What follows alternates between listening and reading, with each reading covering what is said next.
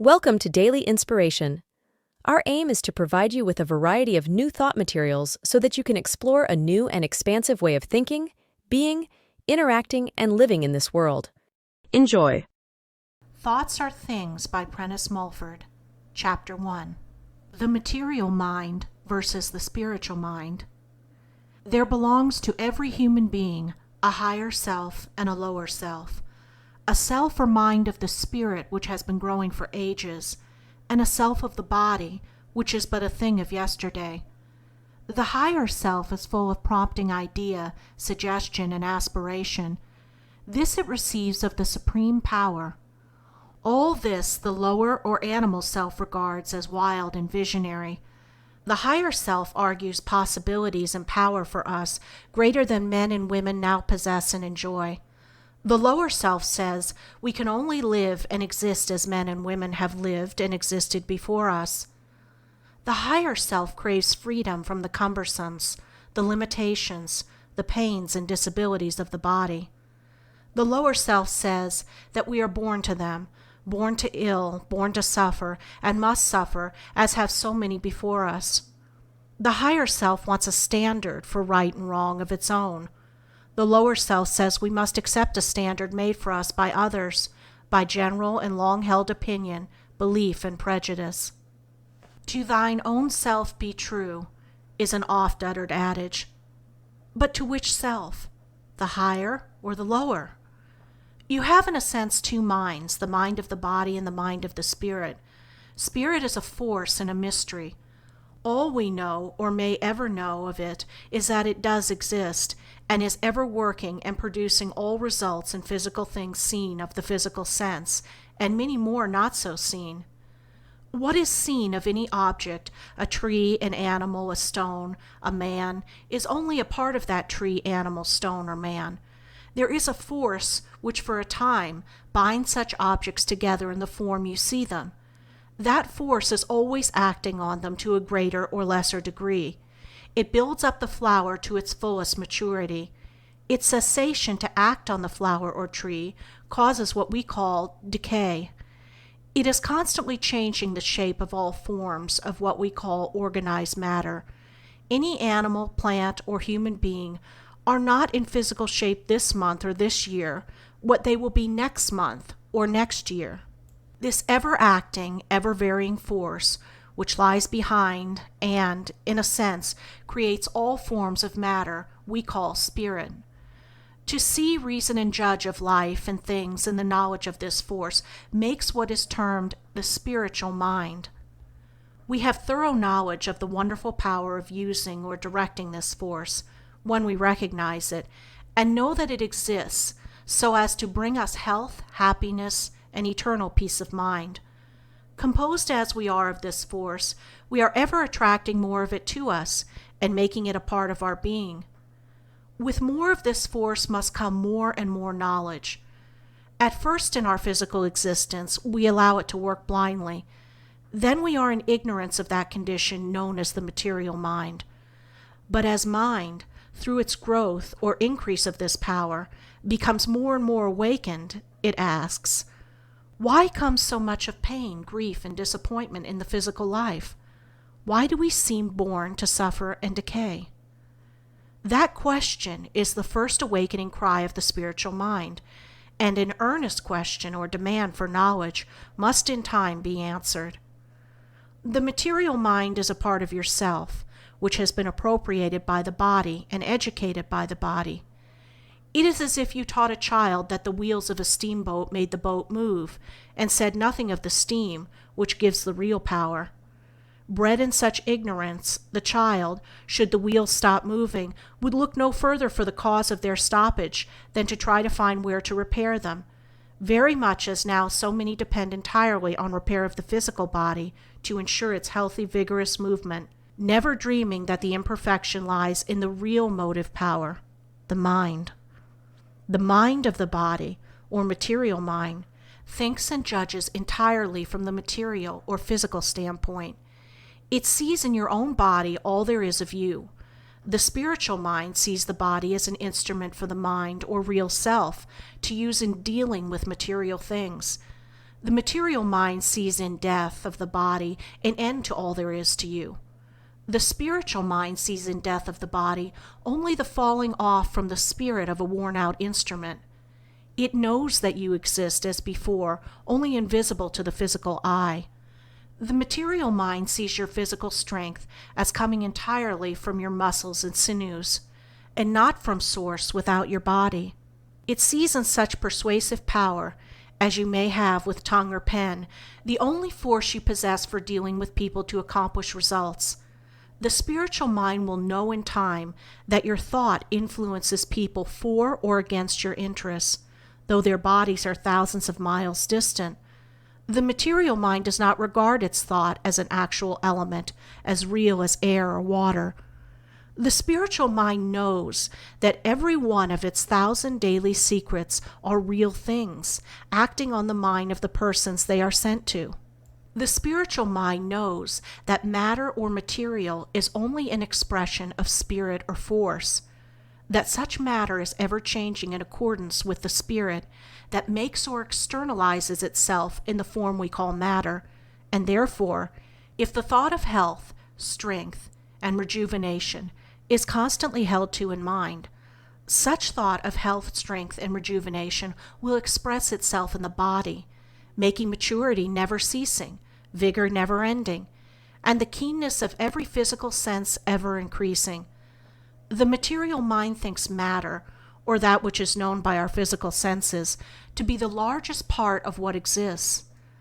The spiritual mind regards matter as the coarser or cruder expression of spirit and the smallest part of what really exists. The material mind is made sad at the contemplation of decay. The spiritual mind attaches little importance to decay, knowing in such decay that spirit, or the moving force in all things, is simply taking the dead body or the rotten tree to pieces, and then will build them up again, as before, temporarily into some other new physical form of life and beauty. The mind of the body thinks that its physical senses of seeing, hearing, and feeling constitute all the senses you possess. The higher mind, or mind of the spirit, knows that it possesses other senses akin to those of physical sight and hearing, but more powerful and far-reaching.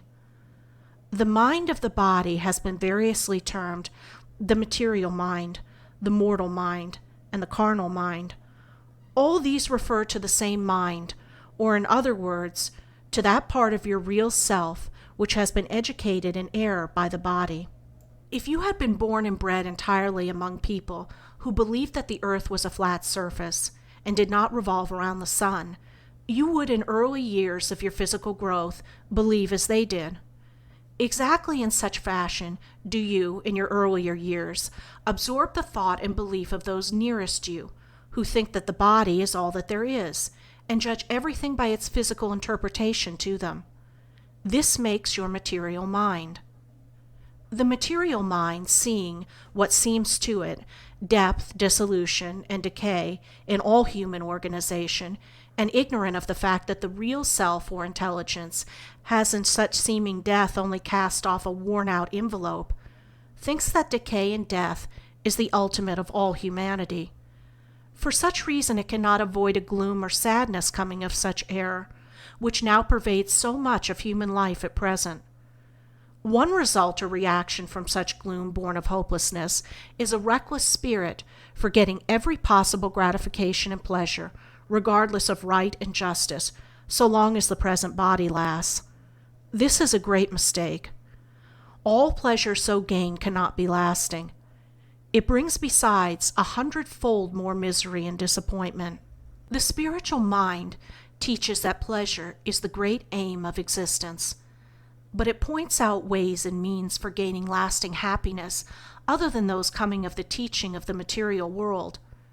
The spiritual mind, or mind open to higher and newer forces of life, teaches that there is a law regulating the exercise of every physical sense. When we learn and follow this law, our gratifications and possessions do not prove sources of greater pain than happiness, as they do to so many. By the spiritual mind is meant a clearer mental sight of things and forces existing both in us and the universe, and of which the race, for the most part, has been in total ignorance. We have now but a glimpse of these forces, those of some being relatively a little clearer than those of others. But enough has been shown to convince a few that the real and existing causes for humanity's sickness, sorrow, and disappointment have not in the past been seen at all. In other words, the race has been as children, fancying that the miller inside was turning the arms of the windmill, because some person has told them, so taught they would remain in total ignorance that the wind was the motive power. This illustration is not at all an overdrawn picture of the existing ignorance which rejects the idea that thought is an element all about us, as plentiful as air, and that is blindly directed by individuals and masses of individuals in the domain of material mind or ignorance. It is turning the windmill's arms, sometimes in one direction, sometimes in another, sometimes with good and sometimes with evil results. A suit of clothes is not the body that wears such suit. Yet the material mind reasons very much in this way. It knows of no such thing as clothing for the spirit, for it does not know that body and spirit are two distinct things. It reasons that the suit of clothing, the body, is all there is of the man or woman. When that man or woman tumbles to pieces through weakness, it only sees the suit of clothes so going to pieces, and all its efforts to make that man or woman stronger are put on the suit instead of making effort to reinforce the power within that has made the suit. There are probably no two individuals precisely alike as regards to the relative condition or action on them of their material and spiritual minds. With some, the spirit seems not all that awakened. With others, it has begun to stretch and rub its eyes as a person does on physical awakening, when everything still appears vague and indistinct. Others are more fully awakened. They feel to a greater or lesser extent that there are forces belonging to them before unthought of. It is with such that the struggle for mastery between the material and spiritual mind is likely to be most severe, and such struggle for a time is likely to be accomplished by physical disturbance, pain, or lack of ease. The material mind is, until won over and convinced of the truths, constantly received by the spiritual mind at war and in opposition to it. The ignorant part of yourself dislikes very much to give up its long accustomed habits of thinking. It costs a struggle in any case, at first, to own that we may have been mistaken and give up views long held to. The material mind wants to move on in a rut of life and idea, as it has always done, and as thousands are now doing. It dislikes change more and more as the crust of the old thought held from year to year grows more thickly over it. It wants to live on in the house it has inhabited for years, dress in the fashion of the past, go to business and return year in and out at precisely the same hour. It rejects and despises, after a certain age, the idea of learning any new accomplishments, such as painting or music, whose greatest use is to divert the mind, to rest it, and to enable you to live in other departments of being. All this being apart from the pleasure it also gives you, as the mind or spirit teaches the body more and more skill and expertise in the art you pursue. The material mind sees as the principal use of any art only a means to bring money, and not in such art a means for giving variety to life, dispelling weariness, resting that portion of the mind devoted to other business, improving health and increasing vigor of mind and body. It holds to the idea of being too old to learn. This is the condition of so many persons who have arrived at or are past middle age. They want to settle down. They accept as inevitable the idea of growing old. Their material mind tells them that their bodies must gradually weaken, shrink from the fullness and proportion of youth, decay, and finally die. Material minds say that this has always been, and therefore always must be. They accept it wholly. They say quite unconsciously, it must be. To say a thing must be is the very power that makes it. The material mind then sees the body ever as gradually decaying. even though it dislikes the picture and puts it out of sight as much as possible, but the idea will reoccur from time to time, as suggested by the death of their contemporaries, and as it does they think must, and in that state of mind indicated by the word must, will inevitably bring material results in decay. The spiritual or more enlightened mind says, if you would help to drive away sickness, turn your thought as much as you can on health, strength, and vigor, and on strong, healthy, vigorous material things, such as moving clouds, fresh breezes, the cascade, the ocean surge, on woodland scenes and growing healthy trees, on birds full of life and motion. For in so doing, you turn on yourself a real current, or this healthy, life-giving thought, which is suggested and brought you by the thought of such vigorous, strong material objects. And above all, try to rely and trust that supreme power which formed all these things and far more, and which is the endless and inexhaustible part of your higher self or spiritual mind. As your faith increases in this power, so will your own power ever increase. Nonsense, says the ultra-material mind. If my body is sick, I must have something done to cure that body with things I can see and feel, and that is the only thing to be done. As for thinking, it makes no difference what I think, sick or well.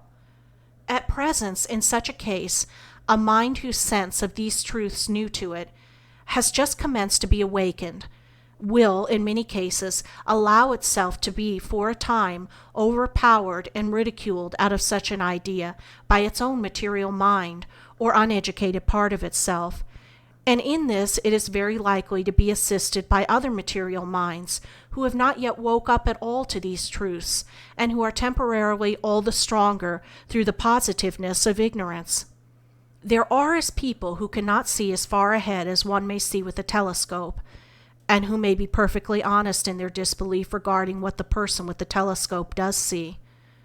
Though such people do not speak a word or argue against the belief of the partly awakened mind, still their thoughts act on such a mind as a bar or blind to these glimpses of the truth. But when the spiritual mind has commenced to awaken, nothing can stop its further awakening, though the material mind for a time may retard it. Your real self may not at times be where your body is, says the spiritual mind. It is where your mind is, in the store, the office, the workshop, or with some person to whom you are strongly attached. And all of these may be in towns or cities far from where your body resides. Your real self moves with inconceivable rapidity as your thought moves. Nonsense, says your material mind. I am whatever my body is and nowhere else. Many a thought or idea that you reject as visionary or as a whim or fancy comes of the prompting of your spiritual mind. It is your material mind that rejects it. No such idea comes but there is a truth in it, but that truth we may not be able to carry out to a relative perfection immediately. 200 years ago, some minds may have seen the use of steam as a motive power, but that motive power could not then have been carried out as it is today. A certain previous growth was necessary, a growth and improvement in the manufacture of iron, in the construction of roads, and in the needs of the people. But the idea was a truth. Held to by various minds, it has brought steam as a motive power to its present relative perfection. It has struggled against and overcome every argument and obstacle placed in its way by dull, material, plodding minds. When you entertain any idea and say to yourself in substance, well, such a thing may be, though I cannot see it, you remove a great barrier to the carrying out and realization by yourself of the new and strange possibilities in store for you. The spiritual mind today sees belonging to itself a power for accomplishing any and all results in the physical world, greater than the masses dream of. It sees that as regards life possibilities, we are still in dense ignorance. It sees, however, a few things, namely, perfect health, freedom from decay, weakness and death of the body, power of transit, travel, and observation independent of the body, and methods for obtaining all needful and desirable things through the action and working of silent mind or thought, either singly or in cooperation with others. The condition of the mind to be desired is the entire dominancy of the spiritual mind, but this does not imply dominancy or control in any sense of tyrannical mastership of the material mind by the spiritual mind.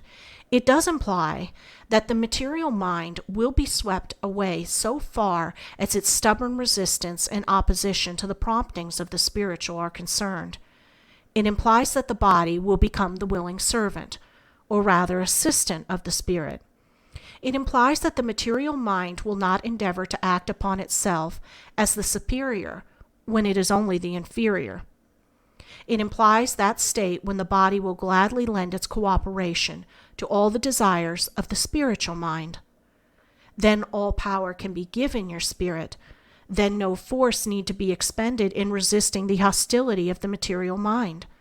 Then all such force will be used to further our undertakings, to bring us material goods, to raise us higher and higher into realms of power, peace, and happiness, to accomplish what now would be called miracles.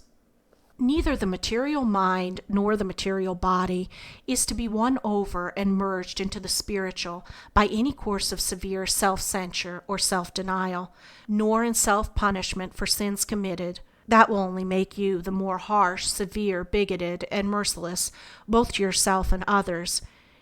It is out of this persuasion of the truth that have arisen such terms as crucifying the body and subjugating the lower or animal mind. It is from this perversion that have come orders and associations of men and women who, going to another extreme, seek holiness and self-denial and penance. Holiness implies wholeness, or whole action of the spirit on the body, or perfect control by your spirit over a body, through knowledge and faith in our capacity to draw ever more and more from the supreme power.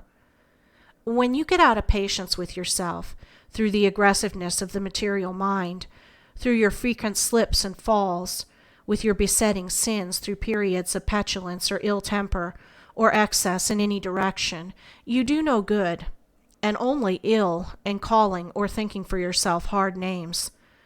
You should not call yourself a vile sinner any more than you would call any other person a vile sinner.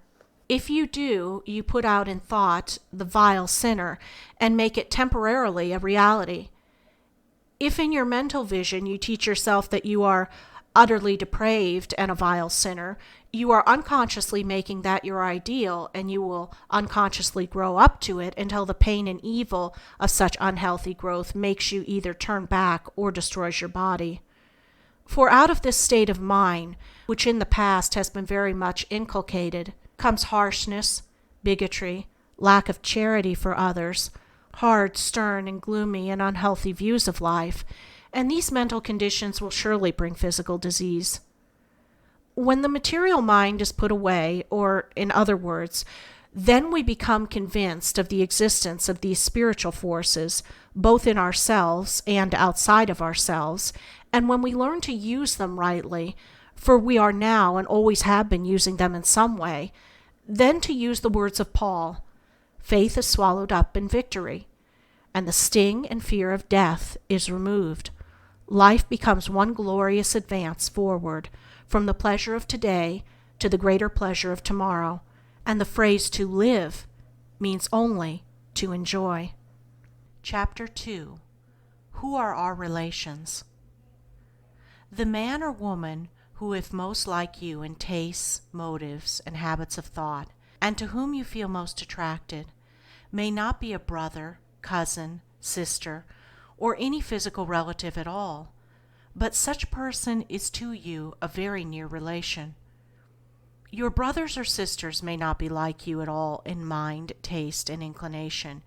You may associate with them because they are members of the family, but were you not to know them as brothers, sisters, or other relatives, or were you to see elsewhere their exact counterparts in character, you might not like such counterparts at all. Physical or blood relationship has very little bearing on the real or mental relationship. It is possible for a brother or sister, a father or mother, to be very closely allied to you in thought and sympathy. Again, it is possible for a father or mother, brother or sister, to be very remote from you in thought and sympathy, and to live in a realm or atmosphere of thought very unlike yours. You can live neither healthfully nor comfortably unless with those whose thought atmosphere, a literal emanation from them, is similar to your own. Physical relationship may or may not furnish such an atmosphere. Compel a laboring man whose thought goes little beyond his eating, drinking, and daily round of work to live exclusively with a company of artists and philosophers, seeing none of his own kind and order of thought, and that man's spirits would in time be depressed, and his health would suffer. The same law works when the superior mind is compelled to constant association with the inferior. Such may be your position among physical relatives. Children live, thrive, and are exhilarated by the thought atmosphere emanating from their playmates. Cut them off entirely from such association, and they droop. As a child, you lived upon this atmosphere of childhood, that is, you lived in a spiritual relationship of childhood, and regarding a certain playful thought nutriment, received it, and also gave it to your playmates. You may wonder now why you cannot arouse the old feeling and exhilaration coming either from the associations of childhood or youth. It is because your spirit requires another thought food or atmosphere, which only another and probably higher order of mind can give. That received, and time would pass as quickly and pleasantly as it did with the associates of your earlier physical existence. Those who can furnish it are your real relations, but such relationship cannot exist unless you furnish them with the same quality of thought in return.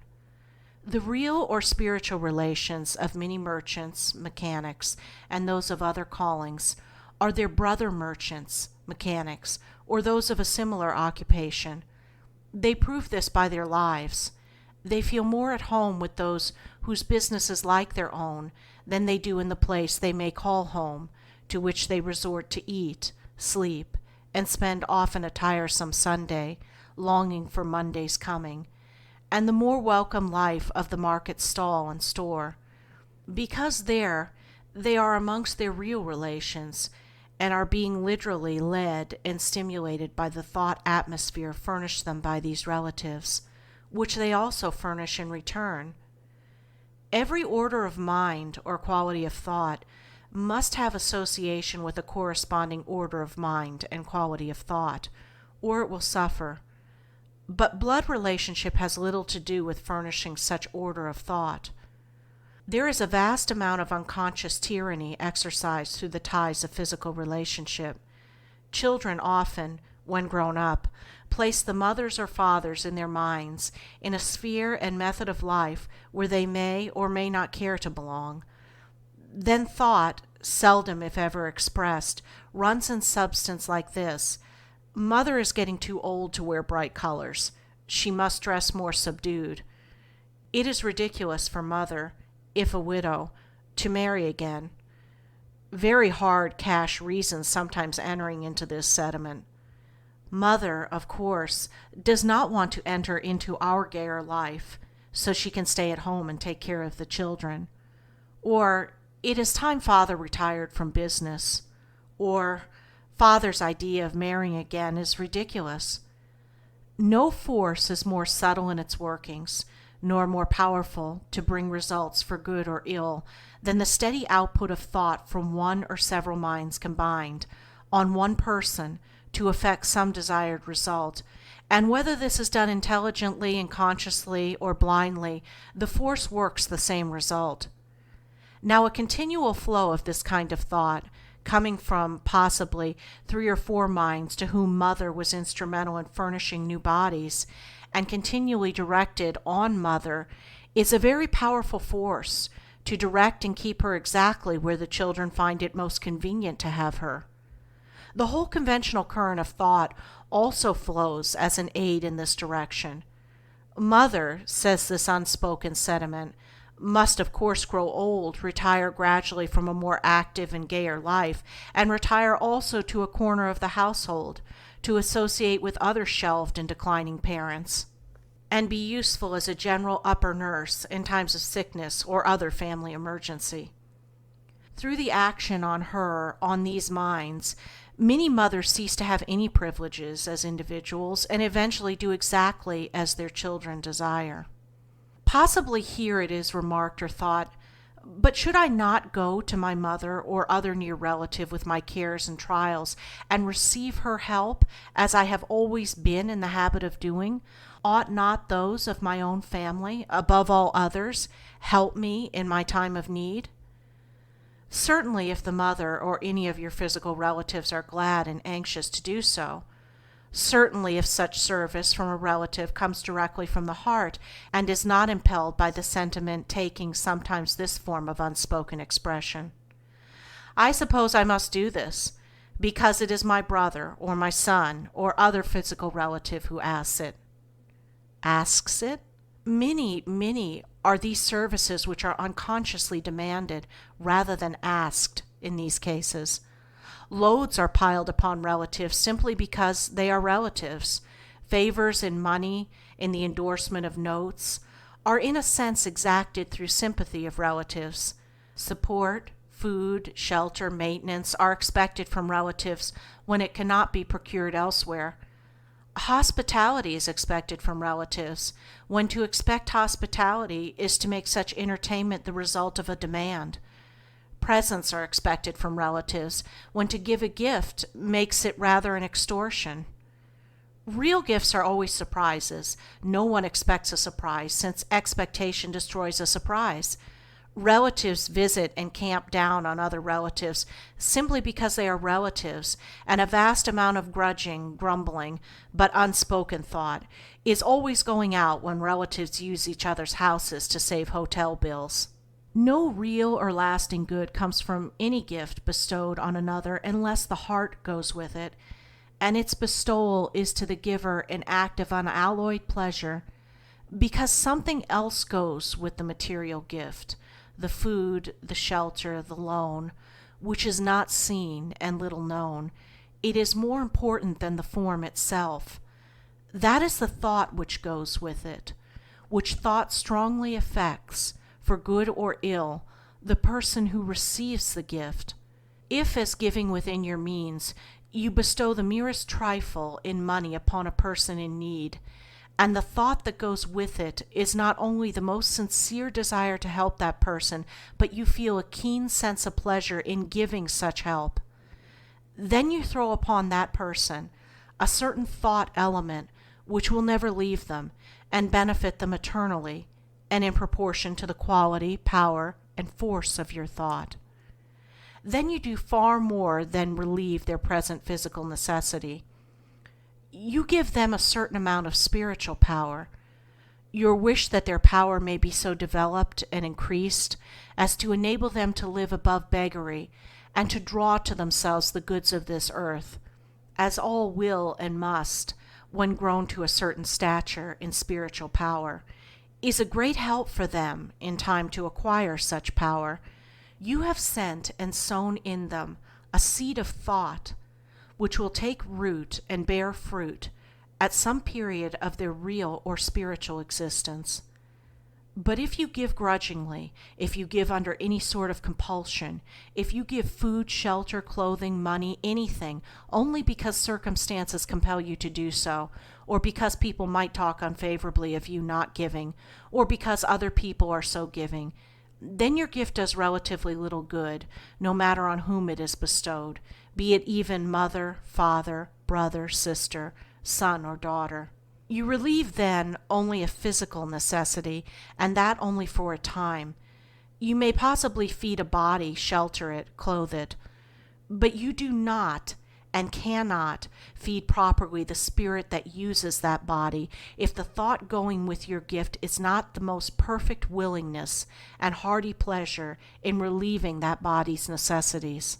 The grudging thought accompanying the gift, the thought so common to that position when the recipient of the gift, no matter how near the relationship, is endured rather than enjoyed, the thought accompanying any gift to any person or relative that is given principally because custom and public opinion require it, or because of the recipient's importunity, is a great damage, both to the giver and taker.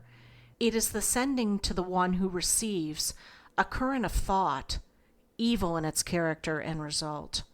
It brings back to the giver from the one who takes a response and thought of like nature, and this also is harmful, because if you receive a gift which you have not in any way extorted your feeling for the giver, is not of warm, glowing gratitude, but something quite different. The Christ of Judea, when commending the widow who cast her mite into the treasury, did so, in our estimation and as seen in this light, not merely because she gave in proportion to her material means, but because he saw that her thought of desire to help in whatever way help was needed, going with that mite, was far more heartfelt and genuine than a lot of richer people who cast in larger sums, but cast in also with them a lower character of thought and motive. He saw also that the woman's thought was actually doing far more to help than that of the others, for it was purer, less mixed with lower motive, and therefore far stronger. Is it not my duty, some may ask, to feed, clothe, shelter, and support a very near relative or parent, if helpless, in their old age? The term doing from a sense of duty does not always imply that the thing done, be it the person helped or the patient nursed through sickness, is done from the impulse of love for that person or love for the doing. It is sometimes done mechanically or with dislike for the doing. It is sometimes a forced and painful performance. For such reason, little good is done. For if physical necessities are temporarily relieved, spiritual necessities are not, and unless the spiritual portion of our natures is fed, there can be no permanent relief or good done the physical. Parents who in old age are supported by their children merely from a sense of duty have sometimes their spirits wounded and starved, wounded because they feel they are endured encumbrances, starved because no real love goes with the gift or service done by these children. Children who come into the world unwelcomed by the parent and are brought up only because custom, conventionality, and public opinion demand their support from that parent are most unfortunate and suffer from the blight and starvation thereby caused their spirits. Genuine heartfelt love is literally life-giving, and if received by the child, is for it a source of cheer, health, strength, and activity. There is a certain trained conscience whose basis of education is fear of public or private opinion.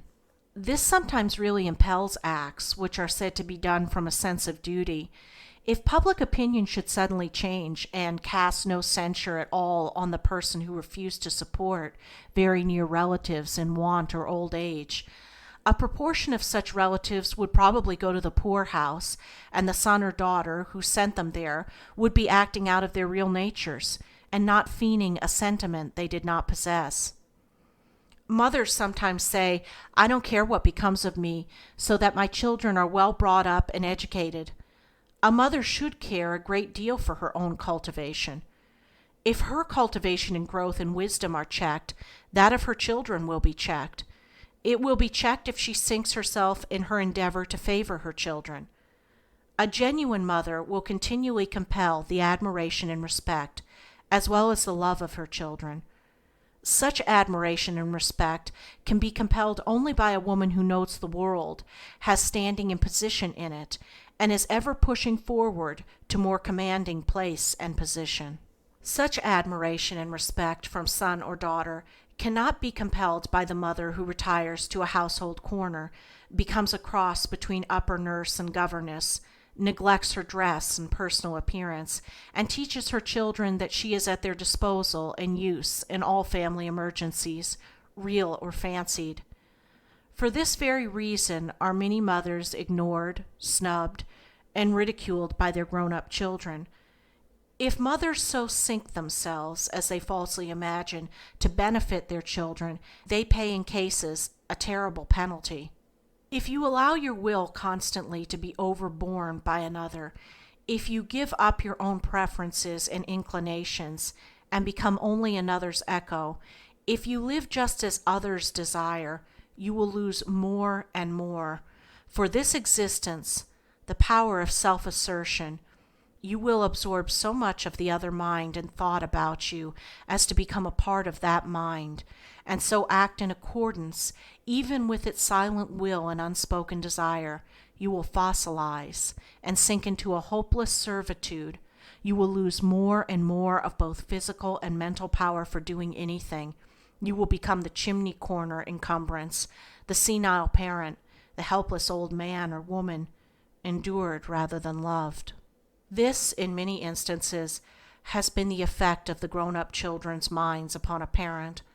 It is the silent force of those minds, continually working on that of the parent, which helps to break the parent down physically, and the decay and mental weakness, commonly charged to advancing years, is due in part to the injurious effect of a mind or a group of minds seeking to usurp and overpower another.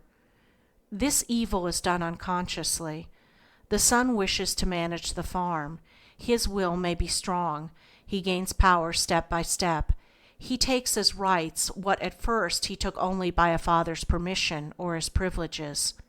He goes on step by step, having his way in all things, great and small, perhaps being aided by others of the children, using their silent force in the same direction. And this may be a combined force, almost impossible for one person to withstand if continually exposed to it. It is a steady, incessant pressure, all in one direction. It works night and day.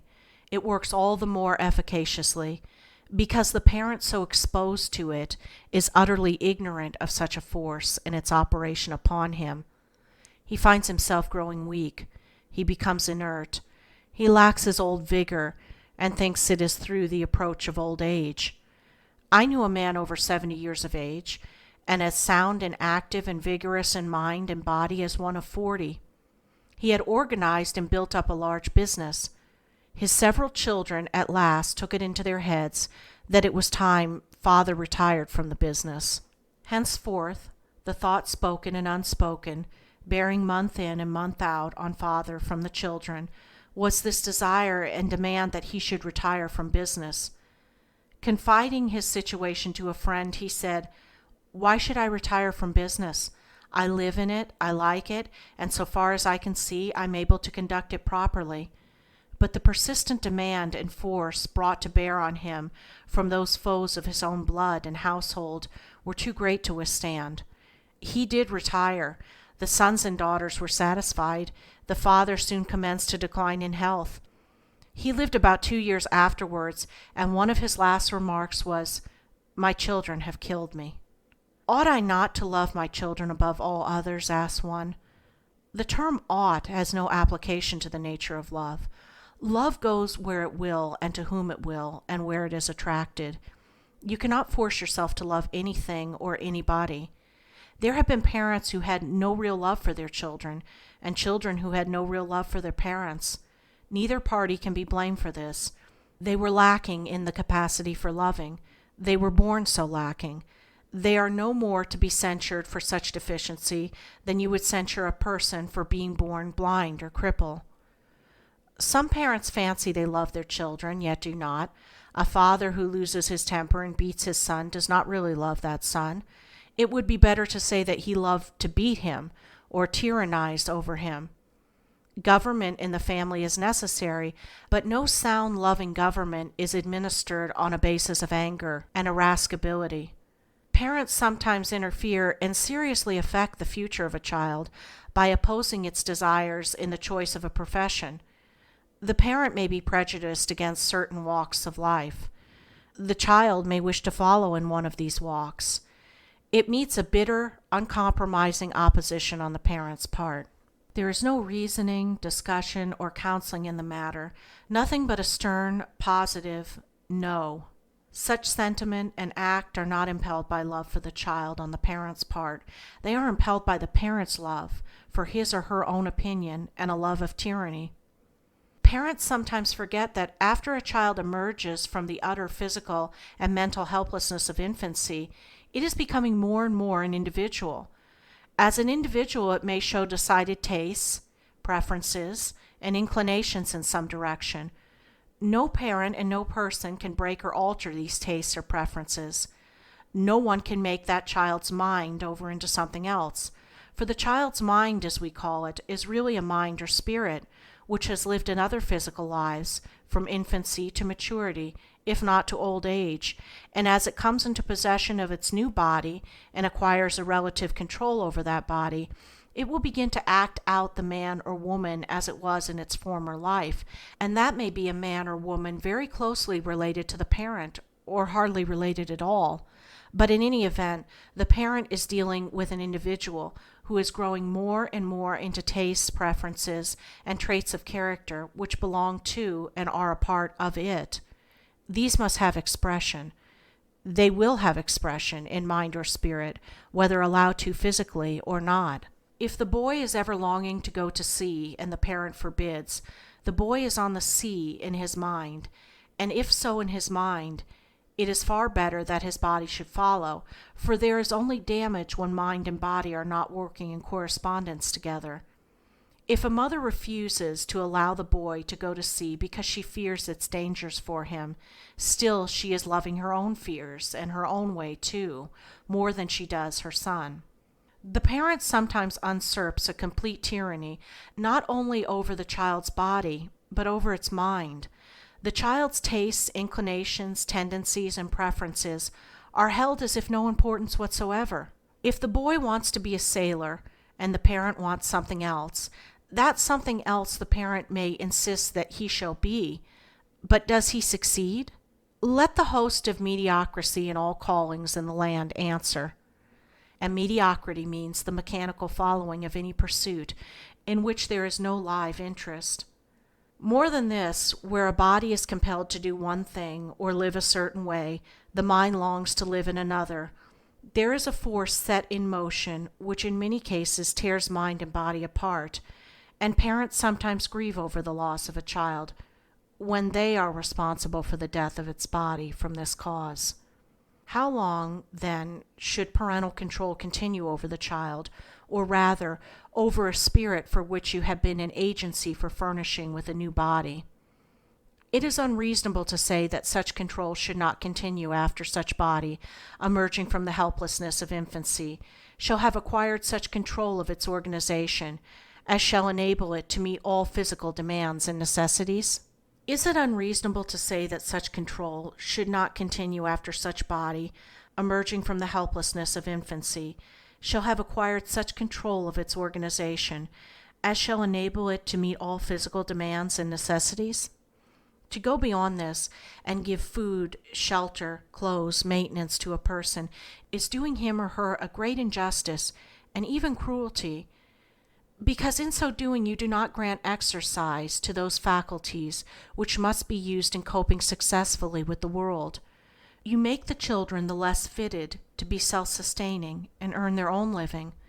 You teach them to lie in a soft, luxurious bed, when they should be out in the world exercising and making more strong and dexterous their powers of mind and body. Parents sometimes make themselves unjustly responsible and inflict needless mental suffering on themselves for the errors and tendencies of their children. A son or daughter takes a wrong course, or rather, let us put it, a course where the evil is more prominent or more opposed to conventional ideas of propriety than other habits more tolerated and deemed reputable, but which may be the subtle, and for the most part unknown, sources of as great ills as those condemned by society. A son takes to drink or reckless associates and commits some crime. The parent condemns herself for not having looked more carefully after her boy. She may accuse herself as having been, through her neglect, the prime agency for her son's misdeeds. Madam, you blame yourself far too much. You did not make that son or daughter's character. It was made long before that spirit had the use of its last new body. What traits, what imperfections, were very prominent in its last existence will appear in its next. If that was a thieving spirit before, it will probably show thieving tendencies now. If it was gross, animal, and gluttonous, then similar tendencies will show themselves now. You, if grown to a more refined place of thought, may do much to modify and lessen those tendencies. But all that you will do in this respect will be done through the silent force and action of your superior thought on your child's mind. It will not be done through a great deal of verbal counsel, or physical punishment, or discipline. Whatever a mind is on entering on a new physical existence, whatever imperfection belongs to it, must appear and be acted out and beget pain and punishment of some kind until that spirit sees clearly for itself how through its errors it brings those punishments on itself. These lessons can only be learned when a person has full freedom, so as far as parental control goes, to live as it pleases. You may for a time control such a life and make it externally live as you please, but such external life is only a veneer, if the mind be full of lower tastes and inclinations. The sooner these are lived out, the sooner that person will learn the real law, which inflicts pain and penalties for breaking its unchangeable rules, and the sooner will it know the happiness which comes of living in accordance with its rules. That every spirit must do for him or herself. A parent may mold a false character for a child. It may teach indirectly, through the effect of its own mental conditioning operating on the child, how to feign what the world would call goodness, how it may seem, as regards outward conduct, to be what it is not at all in secret tendency and inclination, how, in brief, to be a hypocrite. No person is really reformed by another, in the sense such a term is sometimes used. Reform must come from within. It must be self-sustaining. It must not depend wholly on another's person or influence. If it does, it is only a temporary reform. It will fail when the influence of the person on whom it depends is removed. We sometimes hear the assertion, such or such a person's wife has been the making of him, meaning the husband. By the way, why do we never hear of the man's being the making of his wife? A man may be prevented from intemperance, or he may continually be braced up to meet the world through his wife's influence and mental power. But if in such reform he relies entirely upon her, he cannot sustain himself without her continual presence and prompting. His is no lasting reform, and he is also a very heavy and damaged load for her to carry. It is a one-sided piece of business when one person must supply all the sustaining force for two, and if this is persisted in, the wife, or whoever so supplies it, will at last sink under such burden, and there will be two wrecked lives instead of one. No person can make another in the highest sense. But one person, having the superior mind, can, if in very close and long continued association with one weaker, give temporarily to the weaker their very life and force, if their desire is very strong to help the weaker. If it be the husband who so receives of the wife, and is so dependent on the wife, then he does not represent any character of his own. He represents and is clothed temporarily with his wife's character, or as much of it as he can appropriate. If she dies, or if she is removed from him, then he relapses and sinks into his real self, unless he is resolved to be self-sustaining, and evolve force out of himself instead of using another's.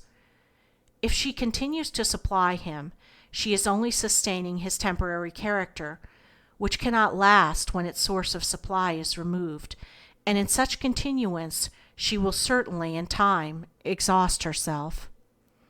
Parents often unconsciously teach their children to lie down upon them, to depend upon them too long for moral support. The result of this error is that then the parent's life is dragged out. Through carrying so heavy a load, the child ceases to have any genuine love for its parent. You may pity what is decrepit, weak, and shattered. Love it you cannot. Love is based on admiration, and admiration is not compelled by decay. The tendency called instinct, which impels the mother bird to turn its young out of the nest so soon as they have sufficient strength to fly, and the animal, in weaning its young, to turn them adrift and leave them to shift for themselves, is founded on the natural and divine laws. We may say it is a custom of the brutes, and therefore is brutal, but would it be a kindness for the bird to encourage the young to stay in the nest, where it could not gain strength, and when in a few weeks will bring the storms and severity of winter which the parent bird cannot withstand? Again, the parent, be it bird, animal, or human mother, needs after these periods of bringing their young into the world and rearing them a season of entire rest and recuperation, and the duration of such resting season should be proportionate to the complexity of the organization and the force expended by such organization. During such periods, the parent should be freed from any and all demands from the child. Birds and animals in their natural or wild life take such periods of rest. But thousands of human mothers are never free from the demands of their children until, worn out, they drop into their graves. They should be as free, so far as their children are concerned, as they were in girlhood and before they became mothers. Motherhood is a most necessary and indispensable phase of existence for ripening and developing qualities, but no one experience should be followed and dwelt in forever. Life in its more perfected state will be full of alterations, not a rut into which if you are once set you must continually travel. If human children remain with the mother's years after attaining what may be termed a reasonable age, if they always look to her for aid, advice, sympathy, and assistance, if the mother allows herself to become the family leaning post, she may also be repeating the one-sided business of supplying too much force to others and getting none back.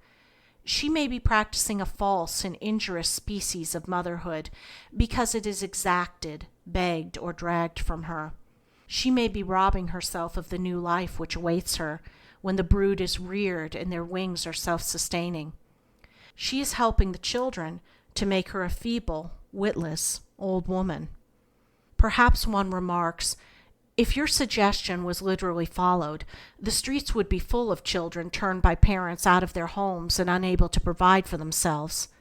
So they would. I argue here no literal following of the example set by bird and beast. It would be a great injustice. No custom, when followed for ages, even if based in error, can be suddenly changed without disturbance, injustice, and wrong. Yet it is worth our while to study this principle that we find in nature, from the tree that casts adrift the ripe acorn to the bird or animal that casts adrift the relatively ripened young. Neither acorn, bird, nor animal, when cast off or weaned, ever returns to the parent for self-sustaining power. Such power, in these cases, is only given by the parent until the new organization is strong enough to absorb and appropriate of the elements about it, absorb of the earth and sunshine, or flesh or grain, the nourishment necessary to its support. Are not our streets today full of grown-up children quite unable to provide for themselves? Do not thousands leave parental homes with no self-sustaining power, who are all through life unable to feed, clothe, and shelter themselves, save by long hours of drudging labor at the lowest wages? Does not this life of drudgery exhaust and cut them off prematurely? Are there not thousands of daughters all over the land who will become old maids, and whose parents will not permit them, were they so disposed, to go out in the world and take their chances? These are the birds cuddled in the nest, until their wings, denied exercise, lose at last all power or prompting for flight, and whose mouths, though they have become grown-up birds, are trained only to open and receive the morsels dropped in them. Chapter 3. Thought Currents. We need to be careful of what we think and talk, because thought runs in currents as real as those of air and water. Of what we think and talk we attract to us like a current of thought. This acts on mind or body for good or ill. If thought was visible to the physical eye, we should see its currents flowing to and from people. We should see that persons similar in temperament, character, and motive are in the same literal current of thought. We should see that a person in a despondent and angry mood was in the same current with others despondent or angry, and that each one in such moods serves as an additional battery or generator of such thought and is strengthening that particular current. We should see that these forces working in similar manner and connecting the hopeful, courageous, and cheerful with all others hopeful, courageous, and cheerful. When you are in low spirits or blue, you have acting on you the thought current coming from all others in low spirits. You are in oneness with the despondent order of thought. The mind is then sick. It can be cured, but a permanent cure cannot always come immediately when one has long been in the habit of opening the mind to this current of thought. In attracting to us the current of any kind of evil, we become for a time one with evil. In the thought current of supreme power for good, we may become more and more as one with that power, or in biblical phrase, one with God. That is the desirable thought current for us to attract. If a group of people talk of any form of disease or suffering, of deathbed scenes and dying agonies, if they cultivate this morbid taste for the unhealthy and ghastly, and it forms their staple topics of conversation, they bring in themselves a like current of thought, full of images of sickness, suffering, and things revolting to a healthy mind. This current will act on them and eventually bring them disease and suffering in some form. If we are talking much of sick people, or are much among them and thinking of them, be our motive what it may, we shall draw on ourselves a current of sickly thought, and its ill results will in time materialize itself in our bodies. We have far more to do to save ourselves than is now realized. When men talk business together, they attract a business current of idea and suggestion. The better they agree, the more of this thought current do they attract, and the more do they receive of idea and suggestion for improving and extending their business. In this way does the conference or discussion among the leading members of the company or corporation create the force that carries their business ahead. Travel in first-class style, put up at first-class hotels, and dress in apparel as costly as your purse can buy, without running into the extreme of floppishness. In these things you find aids to place you in a current of relative power and success. If your purse does not now warrant such expenditure, or you think it does not, you can commence so living in mind. This will make you take the first steps in this direction. Successful people in the domain of finance unconsciously live up to this law. Desire for show influences some to this course. But there is another force and factor which so impels them. That is a wisdom of which their material minds are scarcely conscious. It is the wisdom of the Spirit telling them to get in the thought current of the successful, and by such current be born to success. It is not a rounded out success, but good as far as it goes. If our minds are, from what is falsely called economy, ever set on the cheap lodgings, cheap food, and cheap fares, we get in the thought current of the cheap, the slavish, and the fearful. Our views of life and our plans will be influenced and warped by it. It paralyzes that courage and enterprise implied in the old adage, nothing ventured, nothing gained. Absorbed in this current, and having it ever acting on you, it is felt immediately when you come into the presence of the successful and causes them to avoid you. They feel in you the absence of that element which brings them their relative success. It acts as a barrier, preventing the flow to you of their sympathy. Sympathy is a most important factor in business. Despite opposition and competition, a certain thought current of sympathy binds the most successful together.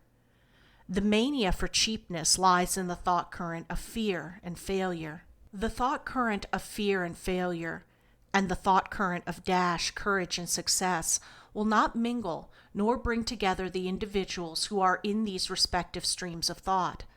They antagonize, And between the two classes of mind is built a barrier more impenetrable than walls of stone. Live altogether in any one idea, any one reform, and you will get into the thought current of all other minds who are carrying that idea to extremes. There is no reform but what can be pushed too far. The harm of such extreme falls on the person who so pushes it. It warps mind, judgment, and reason all on one side. It makes fanatics, bigots, cranks, and lunatics, whether the idea involves an art or study, a science, a reform, or a movement. It connects the extremists of all people in such order and current of mind, no matter what their specialties may be. Such people often end in becoming furious haters of all who differ with them, and in so hating, expend their force in tearing themselves to pieces. The safe side lies in calling daily for the thought current of wisdom from the infinite mind. When that wisdom is more invoked, our reforms and organizations for the good of the whole will not run into internal wrangles almost as soon as they organize. As now conducted, the thought current of hatred of and antagonism to the oppressor and monopolist is admitted at their birth. This very force breeds quarrels and dissensions among the members. It is force used to tear down instead of build up. It is like taking the fire used to generate steam in the boilers and scattering it throughout the building. When people come together and in any way talk out their ill will toward others, they are drawing to themselves with tenfold power an injurious thought current. Because the more minds united on any purpose, the more power do they attract to effect that purpose. The thought current so attracted by those chronic complainers, grumblers, and scandal mongers will injure their bodies, because whatever thought is most held in the mind is most materialized in the body. If we are always thinking and talking of other people's imperfections, we are drawing to us ever of that thought current, and thereby incorporating into ourselves those very imperfections. We have said in previous books that talk creates force, and that the more who talk in sympathy, the greater is the volume and power of the thought current generated and attracted for good or ill. A group of gossips who can never put their heads together without raking over the faults of the absent are unconsciously working a law with terrible results to themselves. There is an exhilaration in scandal, and the raking over of our friends' or neighbors' or enemies' faults is almost equal to that produced by champagne. But in the end we pay dearly for these pleasures. If but two people were to meet at regular intervals and talk of health, strength, and vigor of body and mind, at the same time opening their minds to receive of the Supreme the best idea as to ways and means for securing these blessings, they would attract to them a thought current of such idea. If these two people or more kept up these conversations on these subjects at a regular time and place, and found pleasure in such communings, and they found they were not forced or stilted, if they could carry them on without controversy, and enter into them without preconceived idea, and not allow any shade of tattle or tale-bearing, or censure of others to drift into their talk, they would be astonished at the year's end at the beneficial results to mind and body. Because in so doing, and coming together with a silent demand of the Supreme to get the best idea, they would attract to them a current of life-giving force. Let two or so commence, rather than more, for every two persons in the proper agreement and accord to bring the desired results are not easy to find. The desire for such meetings must be spontaneous, and any other motive will bar out the highest thought current for good. The old-fashioned revival meeting or camp meeting, through the combined action and desire of a number of minds, brought a thought current, causing for the time the ecstasy, fervor, and enthusiasm which characterized those gatherings of the North American Indian, who worked himself into the frenzy of his war dance by a similar law. He brought to him by force of united desire a thought element and current which stimulated and even intoxicated him. His sole desire was to bring on him this mental intoxication. The more minds so working in the same vein, the quicker came the desired result. The real orator in his effort draws to him a current of thought which is sent again from him to his audience, thrills them. So does the inspired actor or actress. They bring a higher and more powerful element of thought to themselves first, and this flowing through them acts on the audience afterwards. If you dwell a great deal on your own faults, you will by the same laws attract more and more of their thought current, and so increase those faults. It is enough that you recognize in yourself those faults. Don't be always saying to yourself, I am weak or cowardly or ill-tempered or imprudent. Draw to yourself rather the thought current of strength, courage, even temper, prudence, and all other good qualities. Keep the image of these qualities in mind, and you will make them a part of yourself. You have sometimes been beset, absorbed, and even annoyed for days in the thought of the suit of clothes you wanted to buy, the cut, color, and fashion of a dress, the selection of a bonnet or cravat, until you were nothing in thought but clothes, bonnet, dress, hat, or some other detail of life. You may not have been able to make up your mind what you should buy, and then have possibly been tossed about mentally on the billows of indecision for days. You have then got into the thought current of thousands of other minds continually in this mood of thought. The surest way for a young woman to become ugly is to be discontented, peevish, cross, complaining, and envious of others, because in these states of mind she is drawing to her the invisible substance of thought which acts on and injures her body. It ruins the complexion, makes lines and creases in the face, sharpens the nose, and transforms the face of youth into that of the shrew in a very quick time.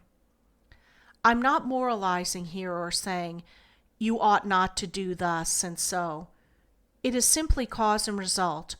Put your face on the fire, and it is scarred and disfigured because of an element acting on it. Put your mind in the fire of ill will, envy, or jealousy, and it is also scarred, seamed, and disfigured because of an element as real as fire, though invisible, acting on it. All things that are evil and imperfect, such as disagreeable traits of character in others, things unpleasant to hear or look upon, should be gotten out of our minds as quickly as possible. Otherwise, if dwelt upon, they attract of their thought current. They will then become permanent spiritual fixtures, and these will in time materialize themselves into corresponding physical fixtures. If we are always keeping in mind the person doing some wrong thing, we are the more apt to do that very thing ourselves.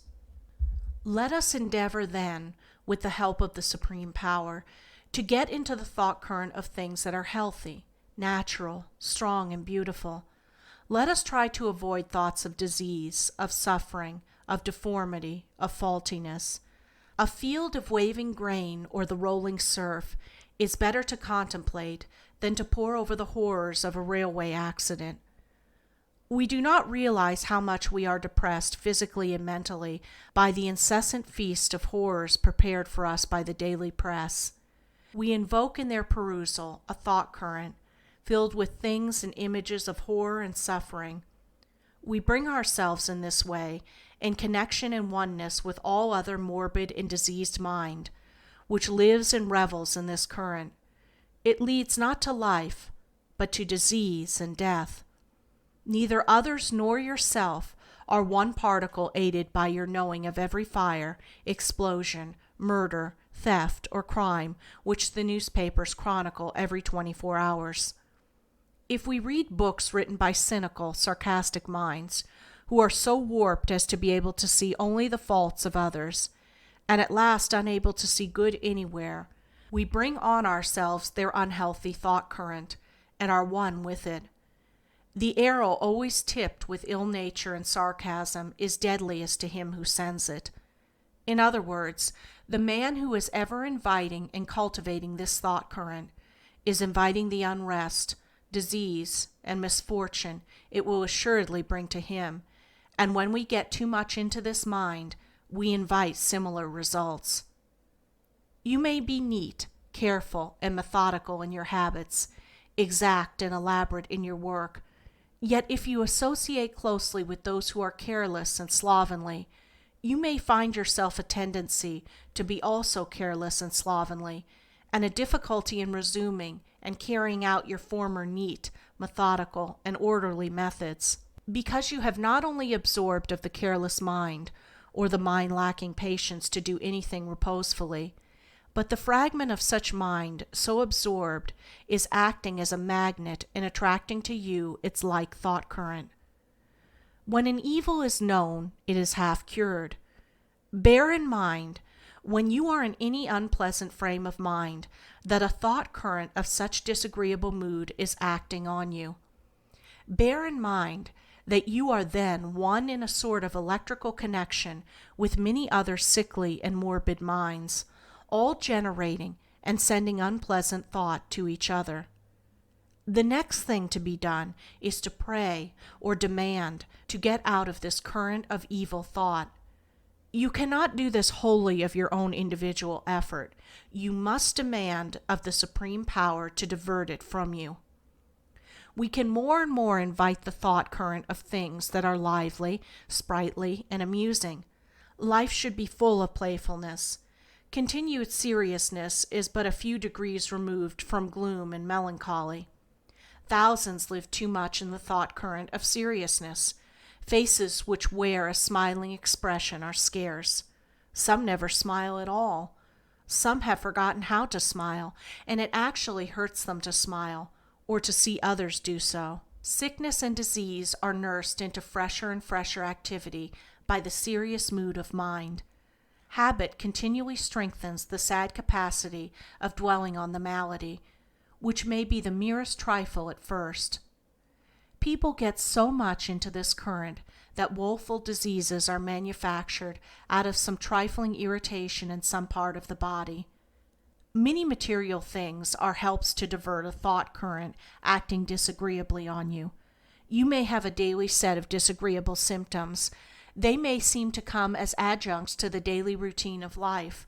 The breakfast table, the furniture, the conversation, and even the persons immediately about you seem to recall them. Travel sometimes banishes them entirely. The sight of different surroundings diverts that particular thought current. Material remedies may temporarily affect the same result. So may any sudden change of life or occupation. But all these are secondary aids to the Supreme Power. The thought current of fear is everywhere. All humanity fears something: disease, death, loss of fortune, loss of friends, loss of something. Everyone has his or her pet fear. It extends to the most trivial details of life. The streets are full of people who, if fearing nothing else, fear they won't catch a train or the next streetcar. The more sensitive you are to the impress of thought, the more liable are you to be affected by this thought current of fear, until your spirit, by constant demand of the Supreme Power, builds up for itself an armor of thought positive to this current, and one which will deny its access. You can commence this building in saying, whenever you are affected in any way above mentioned, or in any disagreeable fashion, I refuse to accept this thought and the mental condition it has brought on me which affects my body. You commence then to turn aside the current thought of evil. Everyone has some pet fear, some disease they may have never had, but always dreading something they are in special fear of losing. Some trifle, even but a word or sentence uttered by another, brings this pet fear to mind. Instantly, through long habit, the mind reverts to this fear. Instantly it opens to it, and the whole thought, volume and current, rushes to and acts on them. It acts and vibrates on that particular chord of your nature, which for years has sounded your pet weakness. Then in some way the body is affected disagreeably. There are myriads of different symptoms. The body may become weak and tremulous. There may be loss of appetite, tremulousness, a dry tongue, a bad taste in the mouth, weakness in the joints, drowsiness, difficulty of concentrating the mind on your business, and many other disagreeable sensations. Such symptoms are often classed as malaria. In a sense, the name is a correct one. Only in very many of these cases it is a bad atmosphere or current of thought which is acting on our minds instead of the fancied bad material atmosphere. Unquestionably, an atmosphere full of vegetable or animal decomposition will affect many people. But some live for years in the midst of stagnant pools and swamps who have never had malaria. Others far removed from such locations on high and dry ground do have it. They have taken on a thought current of fear. Place yourself in a house where there has recently been panic or scare. Though you may know nothing of it, you are well and strong the day before. You arise in the morning, and soon this whole train of disagreeable sensation affects upon you, because the house or place is saturated with the thought current of fear.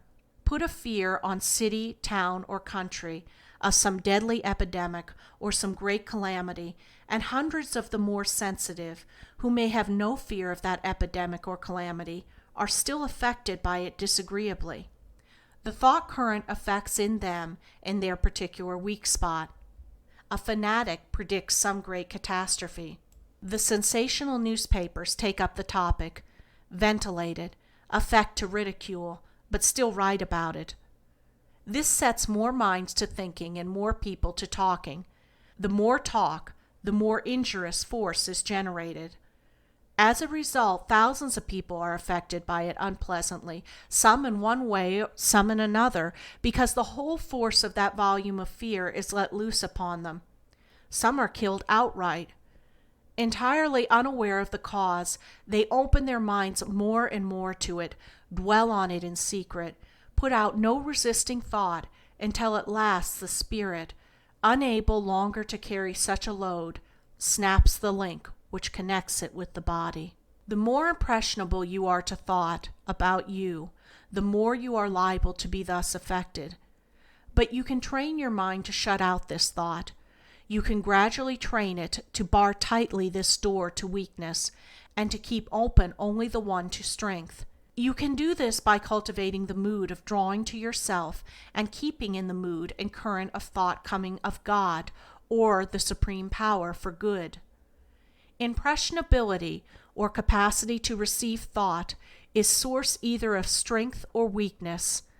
Fine-grained, sensitive, highly developed minds today often carry the weakest bodies, because through ignorance they are always inviting some of these currents of evil without any knowledge of their existence or the means of throwing them off. They are ignorantly either courting or exposing themselves to such current. Improper individual association is one chief source of such exposure. The finer feminine organization is more sensitive to every shade and ray of thought about it, good or bad. Men absorbed in their business generate for a time a certain positiveness which throws off the fear current, but this positiveness cannot always last. Women from this cause often suffer 1,000-fold more in the privacy of their homes than men are aware of. The average man defines it as woman's way, and wonders why she is so full of nervousness, vapors, notions, and ill health. As you place your reliance on the infinite mind to bring you out of all these agencies for ill, the mind in some way will bring many material aids to help you out. That mind will suggest medicines and foods and surroundings and changes, not only to help you temporarily, but permanently, so that when you are cured for all time. A cheerful, buoyant, hopeful mind, and no mind is cheerful, hopeful, and buoyant without being nearer the infinite, than one that is depressed, sour, and gloomy. Be that mind of your doctor or your friend, will help you to get out of the injurious thought current. Regard such mind as a help from the infinite, but don't put your whole trust in that individual. Put the trust in the Supreme Power, which has sent to you the individual as a temporary aid or crutch until your spiritual limbs are strong enough to bear you. The more you get into the thought current coming from the infinite mind, making yourself more and more a part of that mind, exactly as you may become a part of any vein of low, morbid, unhealthy mind, in opening yourself to that current, the quicker you are freshened and renewed physically and mentally. You become continually a newer being. Changes for the better come quicker and quicker. Your power increases to bring results. You lose gradually all fear, as it is proven more and more to you that when you are in the thought current of infinite good, there is nothing to fear. You realize more and more clearly that there is a great power and force which cares for you. You are wonderstruck at the fact that when your mind is set in the right direction, all material things come to you with very little physical or external effort. You wonder then at man's toiling and striving, fagging himself out literally to death, when from such excess of effort he actually drives from him the rounded out good of health, happiness, and material prosperity all combined. You will see in this demand for the highest good that you are growing to power greater than you ever dreamed of. It will dawn on you that real life destined for the awakened few now, and the many in the future, is a dazzling dream, a permanent realization that is happiness to exist, a serenity and contentment without abatement, a transition from pleasure to pleasure, and from the great to the greater pleasure.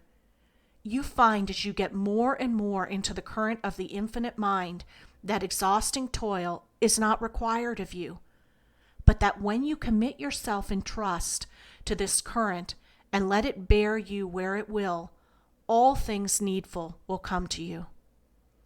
When you are getting into the right thought current,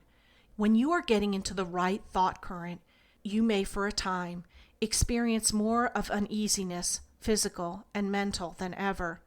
This is because the new element acting on you makes you more sensitive to the presence of evil. The new is driving the old out. The new thought current searches and detects every little error in your mind before unnoticed and repels it. This causes a struggle, and mind and body are for a time unpleasantly affected by it. It is like a house, a cleaning, a process usually involving a good deal of dust and disturbance. The new spirit you call to you is cleaning your spiritual house. There is no limit to the power of the thought current you can attract to you, nor limit to the things that can be done through the individual by it. In the future, some people will draw so much of the higher quality of thought to them that by it they will accomplish what some would call miracles. In this capacity of the human mind for drawing a thought current, ever increasing in fineness of quality and power, lies the secret of what has been called magic. Chapter 4. One way to cultivate courage. Courage and presence of mind mean the same thing. Presence of mind implies command of mind. Cowardice and lack of mental control mean about the same thing. Cowardice is rooted in hurry, the habit of hurry, or lack of repose. All degrees of success are based on courage, mental or physical. All degrees of failure are based on timidity. You can cultivate courage and increase it at every minute and hour of the day. You can have the satisfaction of knowing that in everything you do, you have accomplished two things, namely, the doing of the thing itself, and by the manner of its doing, adding eternally to yourself another atom of the quality of courage. You can do this by the cultivation of deliberation of speech, of walk, of writing, of eating, deliberation in everything. There is always a little bit of fear where there is a bit of hurry. When you hurry to the train, you are in fear that you may be left, and with that comes fear of other possibilities consequent on your being left. When you hurry to a party, to the meeting of a person by appointment, you are in fear of some ill or damage resulting from not being on time.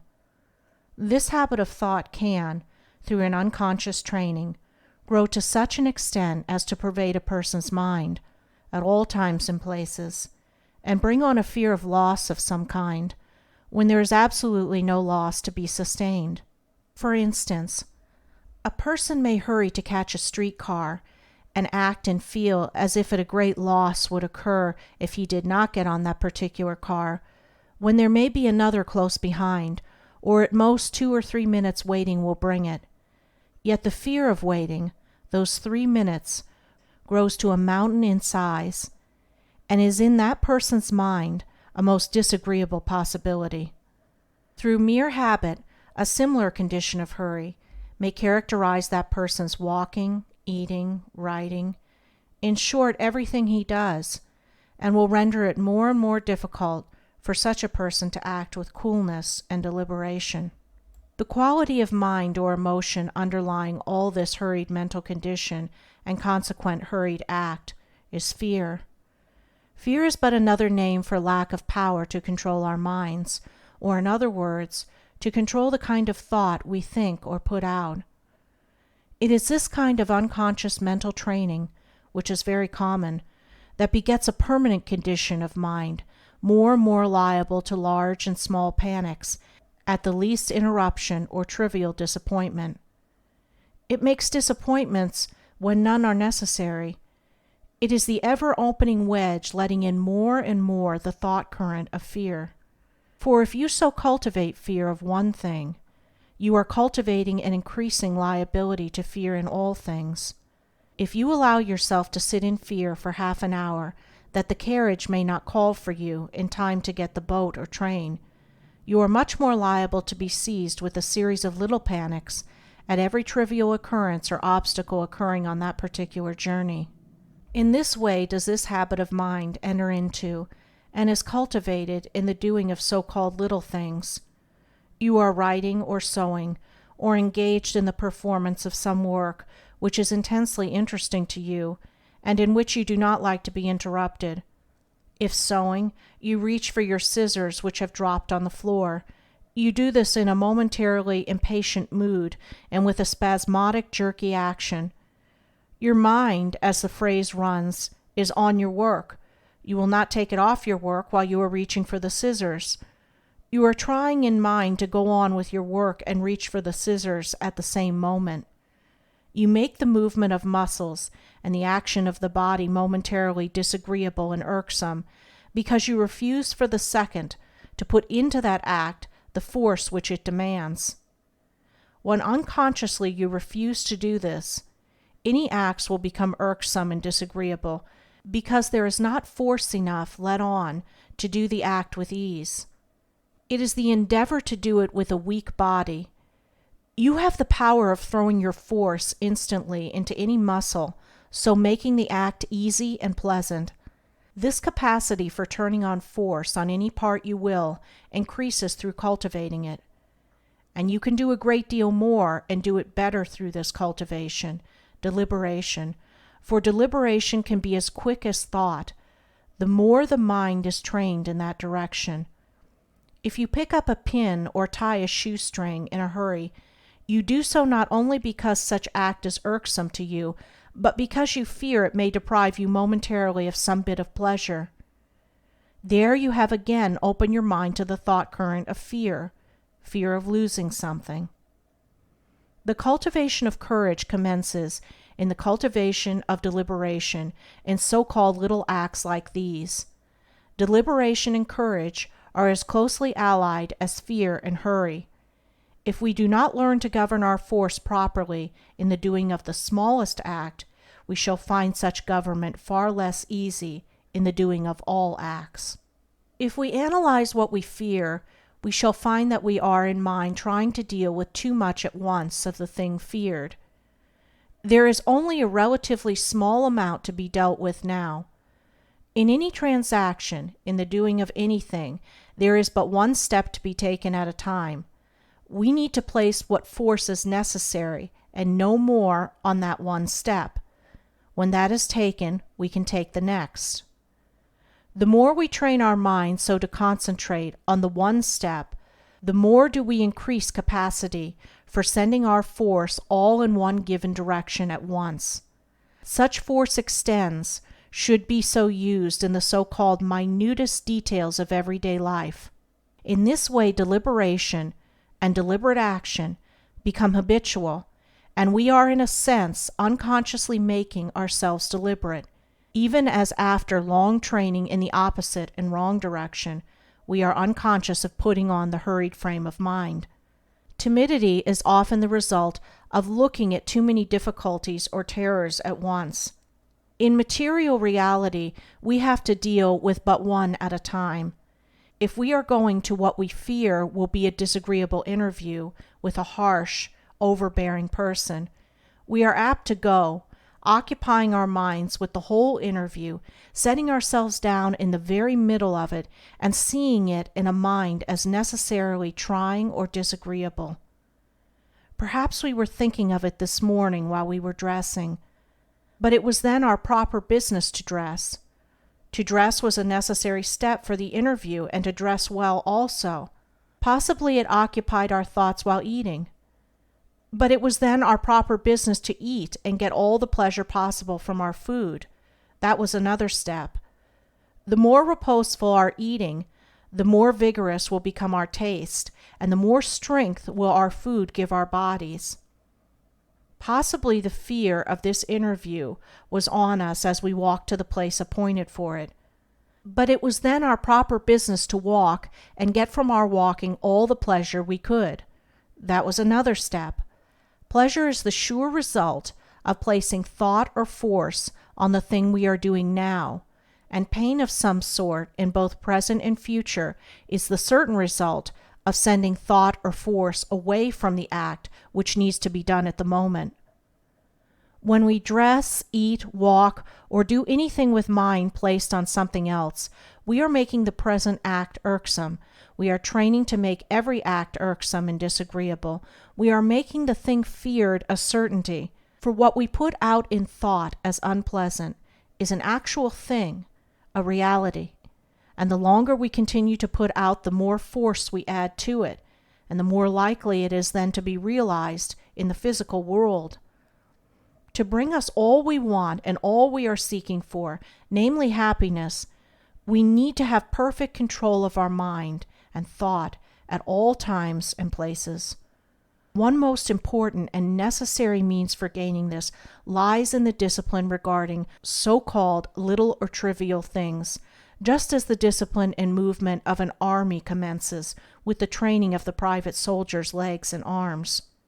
If you hurry and slur over these so-called petty details, you are the easier thrown off your guard or confused at unexpected occurrences, and in life it is the unexpected that is always happening. We need to keep our mind present with us. We want it always to be on spot, ready to use in any direction. Our thought is not on the spot when we tie a shoestring and think a mile from that shoestring, when we mend a pencil and dwell in one of tomorrow's cares. It is then away, and if it has for a lifetime been in the habit of so straying from the act in hand to act afar, it becomes more and more difficult to bring it back to use, and more difficult to use it promptly when it is brought back.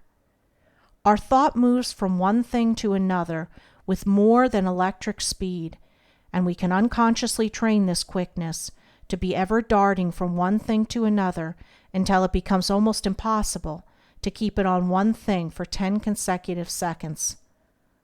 On the contrary, through cultivation of repose and deliberation in all things, we can train ourselves to mass and fasten our thought on anything as long as we please, to throw ourselves into any mood of mind we please, and to throw ourselves at will into sleep or semi-conscious, dreamy state as restful as sleep. These are very small parts of the possibilities for the human mind. There is no limit to its growth or the increase of its power, and no thing coming within the limits of our imagination but can be accomplished by it. The steps to these attainments are very small, very simple, and relatively easy, so simple and easy that some may reject them for that reason. Unquestionably, these powers and many results coming of their exercise were known ages ago to a relative few. But any power or any condition of mind consequent upon it can be made more clear to an English-speaking people through the use of an English word or form of expression than by terms taken from other languages. The North American Indian and the Oriental had in cases the power of so dismissing all thought and making their minds, in a sense, a blank, as to become not only insensible to fear, but this mental condition rendered their bodies almost insensible to physical suffering. It was the power of inducing this mental condition which enabled the Indian, when taken captive, to withstand every device of torture inflicted by his captors, and to sing his death song under the infliction of fire and a slow process of bodily mutilation too horrible for description, and which very few of our race could endure without passing into the frenzy of agony. The Indian is far more reposeful and deliberate than the majority of our race, in both mental and physical movement. Unconsciously cultivating this repose, and living a life less artificial than ours, he increased his spiritual power, one sure result of which is the command of mind over body, which can lessen physical pain, and as an ultimate possibility, banish it altogether. Deliberation of movement, or in plainer English, movement of muscle so slow that our mind has time to follow it, gives one to think in great and small emergencies. But the lack of such training causes unconscious physical action. So confirmed becomes this habit that the body moves without us aware of it. Awkwardness, lack of address, lack of tact, are all due to this lack of command of mind caused by lack of deliberation, or in other words, a trained incapacity for taking time to think or plan the proper thing to do. The terror-stricken person, if the ship seems in sudden danger, runs up and down the deck with no purpose.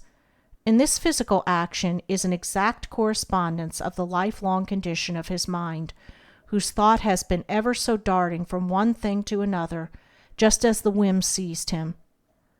The more deliberate person, whose mind is trained to take time to think, and hold or concentrate its thought, holds himself steady, and so gives himself time to see what may be the opportunities for escape.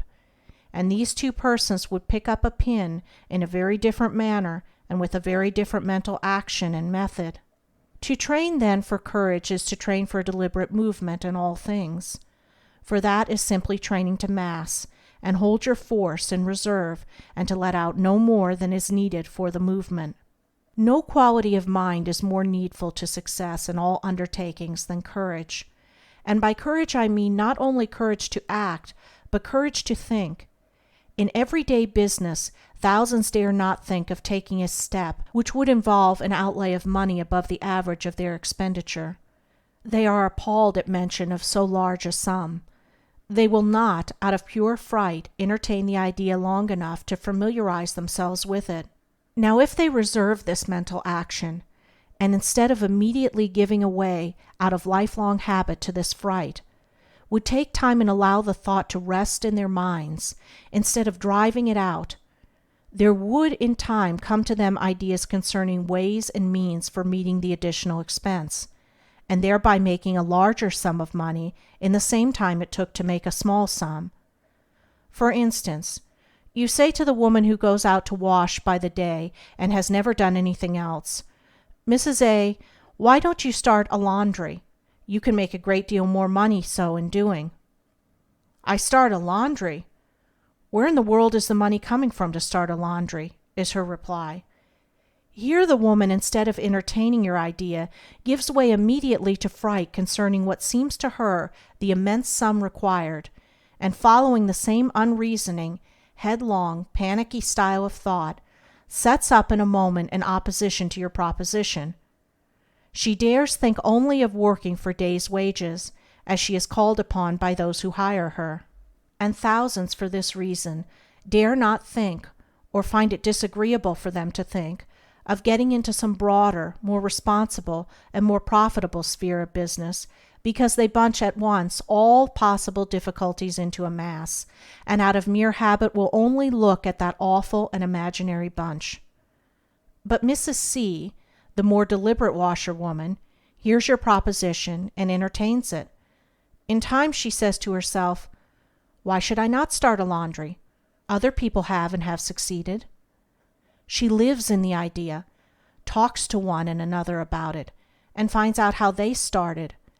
The longer she keeps in this current of thought, the more plainly does she see the ways and means by which other people have set up for themselves.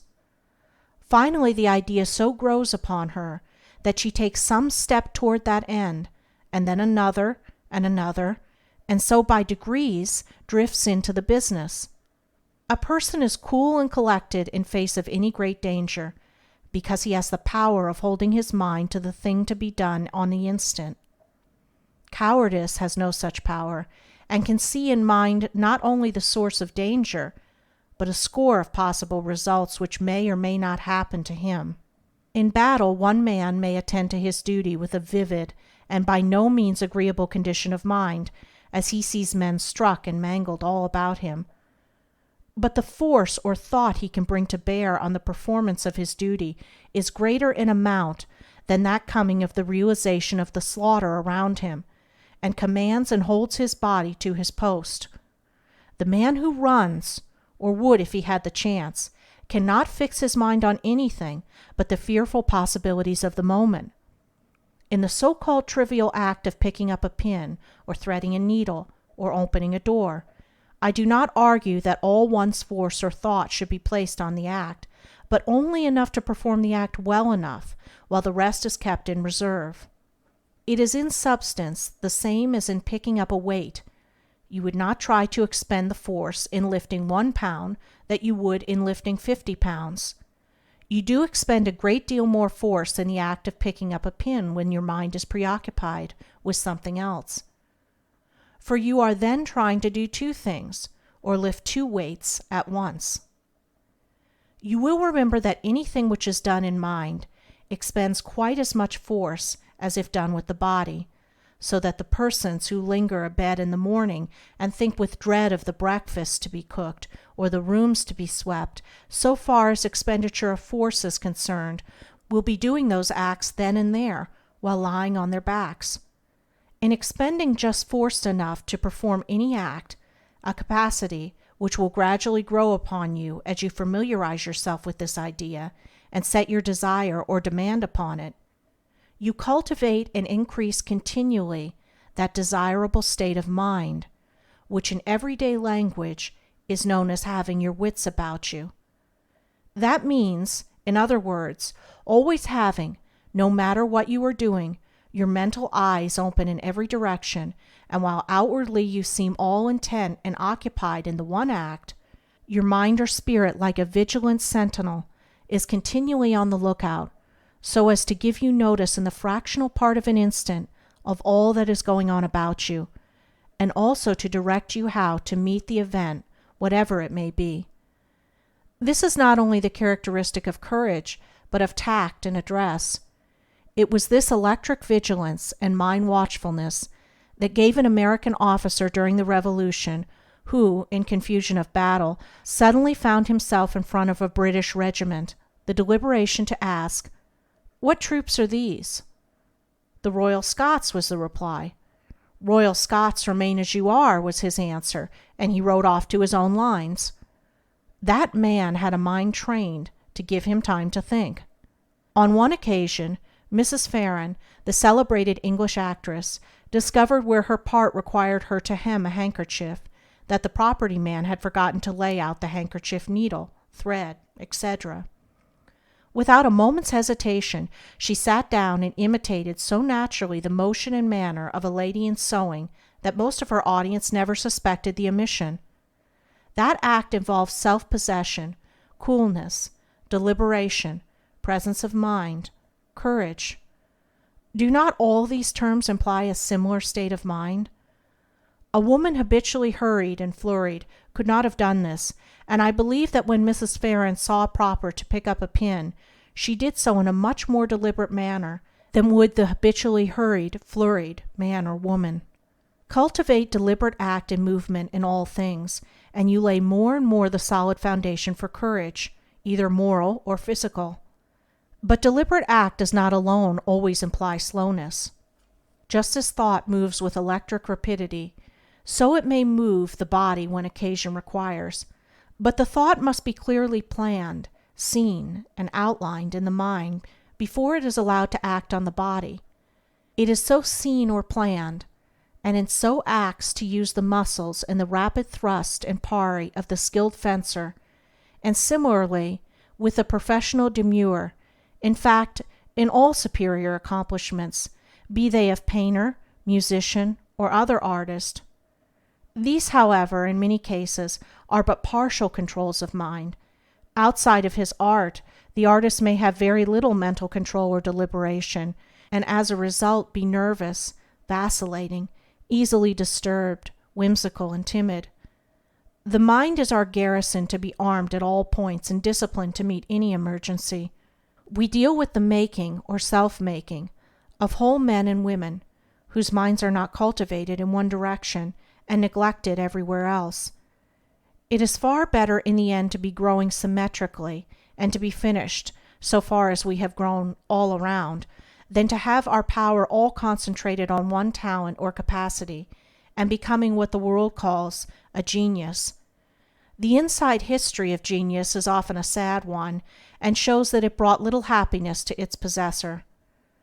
Scores and hundreds of the little acts of everyday life, such as picking dropped articles from the floor, opening and shutting doors, laying or reaching for articles on the toilet table, and attending to minor details of dress, are done unconsciously in this hurried condition of mind, especially when some more important object engages our attention. We snatch, we clutch, we drive recklessly about in the doing of these things, and we weaken our bodies and become tired out, and finally panicky, and easily frightened, through this mental habit, for fear and cowardice slip in far more easily when the body is weak. This habit cannot be changed in a day or a year or when it has pervaded a lifetime, neither can the ills, mental and physical, resulting from such habit, be cured immediately. There can only be gradual growth away from them. If in reading this you feel convinced that there is something in it, and also feel a conviction that some portion of it suits your own case, your cure has then been commenced. Real conviction, the conviction that comes from within, never leaves one or stops working to get us out of the evil way and put us in the good one. It may seem buried and forgotten for seasons, and our erroneous habits may seem growing stronger than ever, but that is not so. But as convictions take root, we are seeing our errors more and more clearly. We forget that at one time we were blind and did not see them at all. If this book brings to you a conviction of a long-established error, it is not I individually who bring or convince. It is only that I put out more or less a truth which takes hold of you, and the cord of truth in you senses it. If I apply the torch to the gaslight and light it, it does not follow that I make either the fire or the gas. I'm only a means or agent for lighting that gas. No man makes or invents a truth. Truth is as general and widely spread and belongs to every individual as much as the air we breathe, and there is pleasure enough in being its torchbearer without presuming to claim the power of its creator. Above all, demand more and more courage of the supreme power. Chapter 5. Look forward. The tendency with many people, after they are a little advanced in years, is to look backward with regret. The looking should be the other way, forward. If you want to go backward in every sense, mental and physical, keep on cultivating the mood of living regretfully in your past life. It is one of the chief characteristics of the material mind to hold tenaciously to the past. It likes to recall the past and mourn over it. The material mind has a never-ending series of solemn amusement in recalling past joys and feeling sad because they were never to come again. But the real self, the spirit, cares relatively little for its past. It courts change. It expects to be a different individual in a year hence from what it is today. It is willing 1,000 years hence to forget who or what it is today, for it knows that this intense desire to remember itself for what it has been retards its advance toward greater power and greater pleasure. What care you for what you were 1,000 or 5,000 years ago? Yet then you were something, and something far less than what you are today. You are curious, you may answer, to know who you were. Yes, but is curiosity worth gratifying? If for such gratification you must pay the price of dragging after you 100 corpses of your dead selves. Those selves, those existences, have done their work for you, and in doing that work, they brought you possibly more pain than pleasure. Do you want to ever bear with you the memory and burden of that pain? Especially when such burden brings more pain and deprives you of pleasure. It is like the bird that should insist on carrying with it always the shell from which it was hatched. If you have a sad remembrance, fling it off. If you can't fling it off, demand of the Supreme Power aid to help you to do so, and such aid will come. If you want to grow old, feeble, gray, and withered, go at once and live in your past, and regret your youth. Go and revisit those places and houses where you lived 20, 30, 40 years ago. Call back the dead, mourn over them, live in remembrance over the joys you had there, and say they are gone and fled and will never come again. In doing so, you are fastening dead selves all over you. If we came into physical life with the memory of the last one, we should come into the world physically as miniature, decrepit, grizzled old men and women. Youth physically is fresh and blooming because it packs no past sad material remembrances with it. A girl is beautiful because her spirit has flung off the past and sad remembrance of its previous life, and has therefore a chance for a period to assert itself. A woman commences to age, then she commences to load up with regrets over a past but 20 years gone. Your spirit demands for the body it uses grace, agility of movement, and personal beauty, for it has been made in the image of God, and the infinite mind and life, beauty and grace, and agility are the characteristics of that mind. In that phase of existence we call childhood and youth, the spirit has the chance to assert its desire for beauty and agility, because it has not yet loaded up with false beliefs and regrets. The liveliness, sprightliness, and untiring playfulness of the boy or girl of 10 or 12 is due to the gladness of spirit relieved of the burden that it is carrying in a past existence. That burden was one of thoughts unprofitable to carry. You would physically have the agility you had at 15 could you fling off the burden of sad remembrance and belief and error that you have been loading up these 20 or 30 years past. You can commence the unloading process now by resolving, with the aid of the Supreme Power, to fling off the remembrance of everything in the past that has annoyed you, everything you regret, and everything you have mourned over. God never mourns or regrets. You as a spirit are made in His image. God is eternal life, joy, and serenity. The more of these characteristics you reflect, the nearer you are to the infinite spirit of good. Have you buried your dearest on earth? You do them no good by your sad thoughts concerning them. You place bar twixt their spirit and yours in thinking of them as lost. You may in so doing not only increase and encourage in them a sad mental condition, but bring their gloomy mental condition on yourself, as many do in grieving. The greatest good we can do them is to think of them as alive, like ourselves, and to fling their graves, tombstones, coffins, shrouds, and ghastliness out of our minds. If we cannot do so of ourselves, let us demand help of the Supreme Power to do it. We often make those who have lost their bodies feel dead when we think of them as such. If we do this, they will throw back their thoughts of deadness on us. Keep out of graveyards. It may seem to some that I am cold and unfeeling to say this, but in truth, as it presents itself to me, says the graveyard where your loved ones do not lie is a spiritually most unhealthy place to visit. They are full of the thought of regret, death, and decay.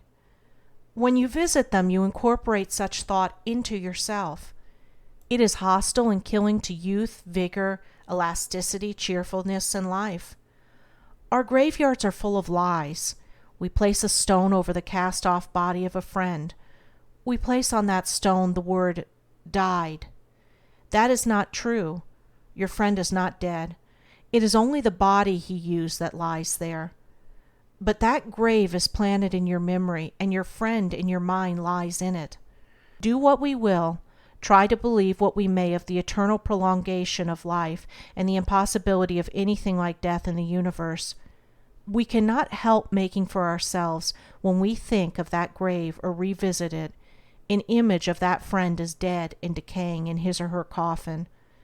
This image we fasten in our minds, and in doing so we fasten on ourselves the thought of gloom, death, and decay. The thoughts of death and decay are things and forces. When we keep them so much in mind, we add elements of decay to our body. We need as much as possible to fasten our thought on life and increasing life, life greater in its activity than we had ever realized. That is not gained by looking backward. Look forward. Every regret, every mournful thought takes so much out of your life. It is a force used to pile on more misery. It is a force used to strengthen the habit of regretting. It is a force used to make the mind color everything with a tinge of sadness. And the longer you use force in this way, the darker will grow the tinge. Also, when we are ever going back in memory to the past and living it in preference to the present, we are bringing back on ourselves the old moods of mind and mental conditionings belonging to that past. This feeling constantly indulged in will bring on some form of physical ailment. The ailment belongs to a condition of mind which we should be done with forever. If we are looking forward, we shall shake it off and be better in health than ever. If the predominant mood in our minds is that of looking backward, the ultimate result will be serious to the body. In the world's business, your active, enterprising, pushing man of affairs spends little time in sad reminiscence. If he did, his business would suffer. His thought is forward. That thought is the real force which pushes his business forward. If he spent it in sad memories of the past, his business would go backward. He works his success, so far as he does really succeed, by this spiritual law, though he may not know it. You may be saying, I have failed in life and shall always be a failure. That is because you are looking back, living in your failure, and thereby bringing to you more failure. Reverse this attitude of mind. Work it the other way and live in future success. Why do you say, I am always sick? Because you are looking back, living in your past ailments, and thereby bringing more on you. I have heard the expression used, when the earth was young, as if this planet was now in its dotage and going to decay. In the sense of freshness, increase of life, refinement and purity in every form of life, be that of animal, vegetable, man, and farther on, this earth never was so young as it is today. Youth is life, growing and increasing in beauty and power. It is not the cruder commencement of life. The so-called barren rock contains elements which will help to form the future tree and flower. Is that part of the rock which enters into tree and flower increasing or decreasing in life? It changes only into a higher and more beautiful expression of life. So do we from age to age. The rock crumbles that it may live in this higher form. The old mind must crumble and pass away to give place to the new and make of us the newer spiritual being. As the old mind crumbles, so will the old body, for the spiritual change must be accompanied by the physical change. But if you live in understanding and spirit of this law, you need not lose a physical body, but have one ever changing for the better. As you live in spiritual belief, As the old life goes out, the new one comes in. Nothing in nature, nothing in the universe is at a standstill. Nothing goes backward. A gigantic, incomprehensible force and wisdom moves all things forward toward greater and higher powers and possibilities. You are included in and are a part of this force. There is of you in embryo the power of preventing the physical body your spirit uses in decaying, and the power also of using it in ways which even the fiction of today would discard as too wild for the pages of the novel. For your spirit youth and ever-growing youth is eternal heritage. If your body has aged, that is no sign that your spirit has aged. The spirit cannot grow old in the material sense any more than the sunlight can grow old. If your body has aged, it is because that body has become the material likeness and expression of a false self or shell which has formed on your spirit. That false self is made up of thoughts prevalent around from an early physical age, and those thoughts are untrue thoughts. A large portion of that thought is regret.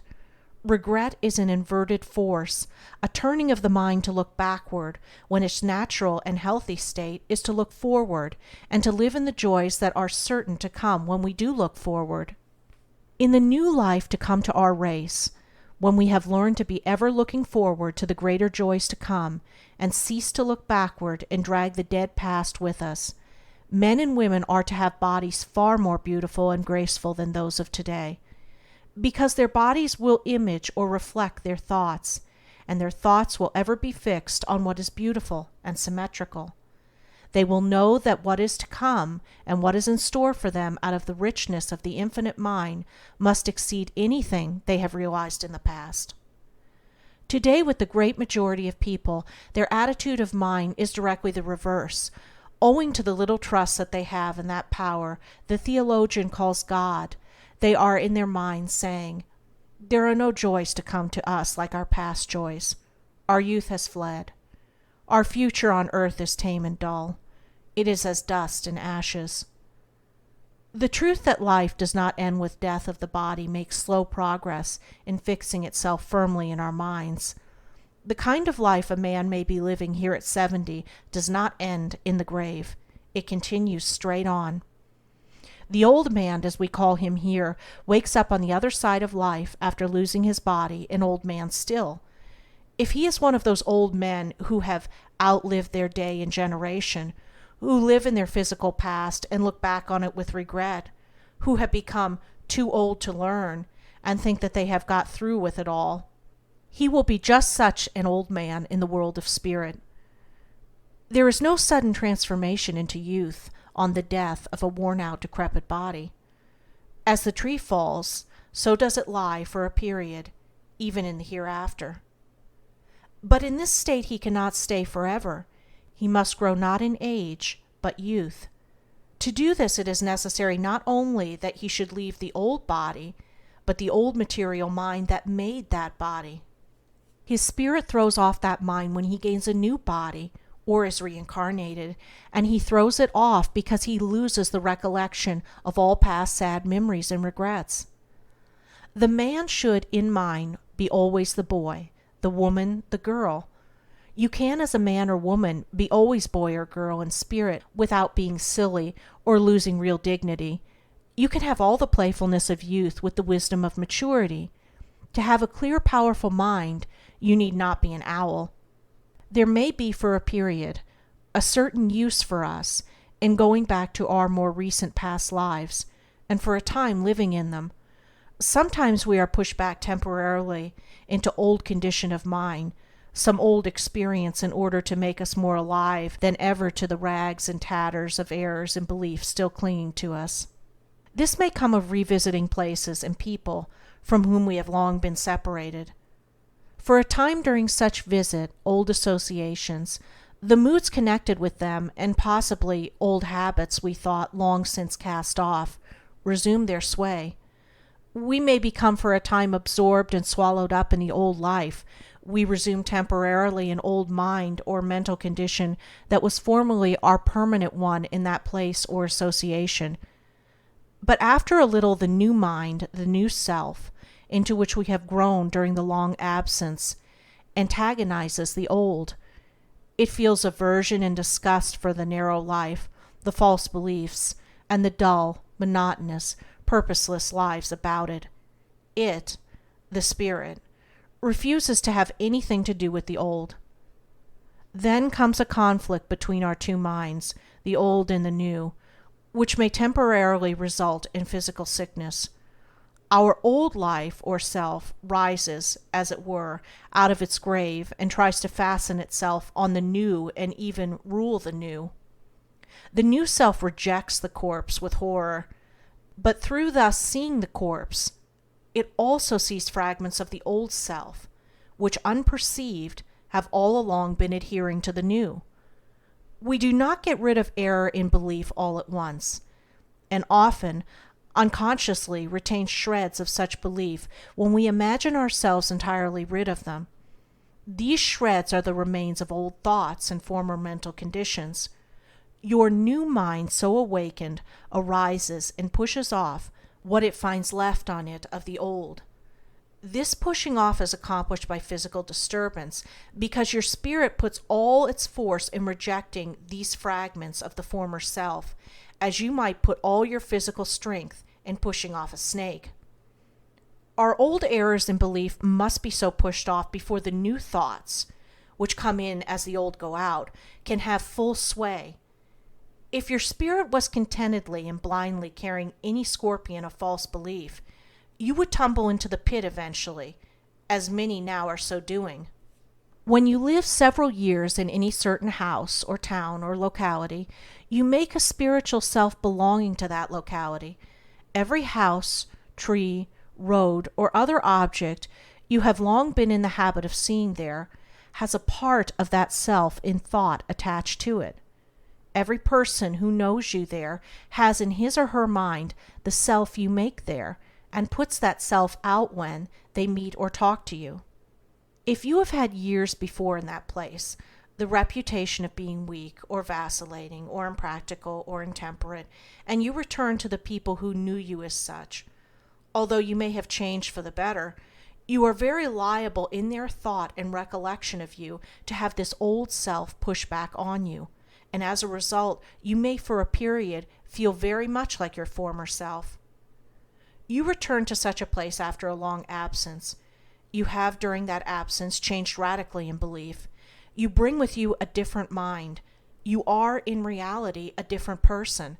But the old you, the old self of former years, will rise from every familiar object to meet you.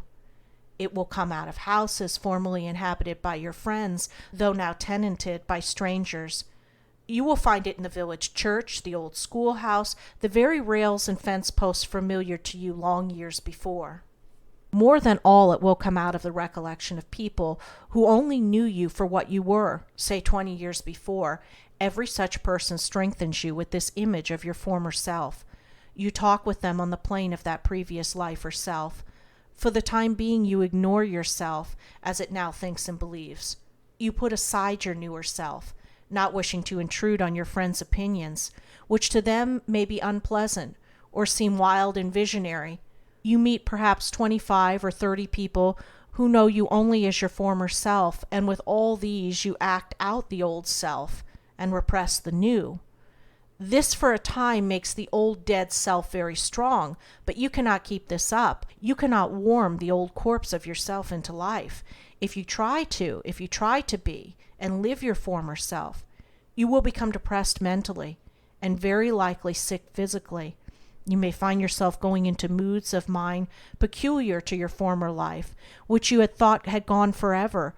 You may find yourself beset with physical ailments, also peculiar from that period in which you had not suffered for years. Such ailments are not real. They are but the thoughts and wrong beliefs which your old you is trying to fasten on you. I recently visited a place from which I had been absent 25 years. I had spent there a portion of my physical youth, and I had lived there with a mind or belief very different from that which I entertain now. I returned to find the place dead in more senses than one. The majority of my old acquaintances had passed away. Their remains lay in the graveyards. But I realized this deadness still more among my contemporaries who were said to be living. They had lost the spur and activity of their youthful ambition. They had resigned themselves to growing old. They lived mostly in the past, talked of the past, good old times, and compared the present and future unfavorably with the past. They were in mind about where I left them 25 years before, and about where I was in mind when I did leave them. Drawn temporarily into their current of thought, for old acquaintance' sake, I talked with them about the past, and for some days lived in it. At every turn I met something inanimate or inanimate to bring back my past life to me. Then I went to the graveyards, and in thought renewed acquaintance with those whose remains lay there. So I lived for days unconscious that in these moods of sad reminiscence I was drawing to me elements of decay, sadness. First becoming very much depressed, I was next taken strangely sick, and I became weak so I could hardly stand. I was continually in a nervous tremor and full of vague fears. Why was this? Because in going back to my past life, I had drawn on me my old mental conditions, my old mind, my old self of that period. But since that time I had grown a new mind, a new self, which thought and believed very differently from the old. The new self, into which I had grown since leaving that locality, would not accept the old. It shook it off. It was the shaking off process that caused me the physical disturbance. There was a conflict between these two forces, one trying to get in, the other trying to keep out. My body was the battleground between the two. No battleground is a serene place to live when there is a battle going on. It was necessary in this case that I should look backward and live backward for a season to show me more clearly the evil of doing so, for no lesson can be really learned without an experience. It was not merely the evil of living backward in that particular locality that I came to see clearly. I also saw for the first time where I had unconsciously been living in the past, and living backward in numberless ways, and thereby unconsciously using up force which would have pushed me forward in every sense. I understood also, after passing through this process, why weeks before visiting the place I had felt depressed, and experienced a return of certain moods of mind I had not felt for years. It was because my spirit was already in that place and working through this change. The culminating point was reached when my material self touched that locality. All changes are wrought out in spirit, and often before our material senses are in the least aware of them. Let no one imagine that because I write of these spiritual laws that I'm able to live fully in accordance with them. I am not above error or mistake. I tumble into pits occasionally, get off the main track, and get on again. Power comes of looking forward with hope of expecting and demanding the better things to come. That is the law of the infinite mind, and when we follow it, we live in that mind. Nature buries her dead as quickly as possible and gets them out of sight. It is better, however, to say that nature changes what it has no further use for into other terms of life. The live tree produces the new leaf with each return of spring. It will have nothing to do with the dead ones. It treasures up no withered rose leaves to bring back sad remembrance. When the tree itself ceases to produce leaf and blossom, it has changed into another form and enters into other forms of vegetation. I do not mean to imply that we should try to banish all past remembrance. Banish only the sad part. Live as much as you please in whatever of your past that has given you healthy enjoyment. There are remembrances of woodland scenes, of fields of waving rain, of blue skies and white-capped curling billows, and many another of nature's expressions, as connected with your individual life, and these can be recalled with pleasure and profit. These are not of the decaying past. These are full of life, freshness, and beauty, and are of today. But if with these any shades of sadness steals in, reject it instantly. Refuse to accept it. It is not a part of the cheerful, life-giving remembrance. It is the cloud which, if you give it the least chance, will overshadow the whole and turn it all to gloom. The science of happiness lies in controlling our thought and getting thought from sources of healthy life. When your mind is diverted from possibly the long habit of thinking and living in the gloomy side of things and admitting gloomy thought, you will find to your surprise that the very place the sight of which gave you pain will give you pleasure, because you have banished a certain unhealthy mental condition into which you allowed yourself to drift. You can then revisit the localities connected with your past, remember and live only in the bright and lively portion of that past, and reject all thought about sad changes and those who have passed away never to return, etc. I have proven this to myself. Is there any use or sense in admitting things to have access to you which only pain or injure you? Does God commend any self-destroying suicidal act? Grief does nothing but destroy the body. Chapter 6. God in the Trees, or the Infinite Mind in Nature. You are fortunate if you love trees, and especially the wild ones, growing where the great creative force placed them, and independent of man's care. For all things we call wild or natural are nearer the infinite mind than those which have been enslaved, artificialized, and hampered by man. Being nearer the infinite, they have in them the more perfect, infinite force and thought. That is why when you are in the midst of what is wild and natural, in the forest or mountains, where every trace of man's works is left behind, you feel an indescribable exhilaration and freedom that you do not realize elsewhere. You breathe an element ever being thrown off by the trees, the rocks, the birds, and the animals, and by every expression of the infinite mind about you. It is healthfully exhilarating. It is something more than air. It is the infinite force and mind, as expressed by all these natural things, which is acting on you. You cannot get this force in the town, nor even in the carefully cultivated garden, for there the plants and trees have too much of man's lesser mind in them, the mind which believes that it can improve the universe. Man is inclined to think that the Infinite made this world in the rough, and then left it altogether for him to improve.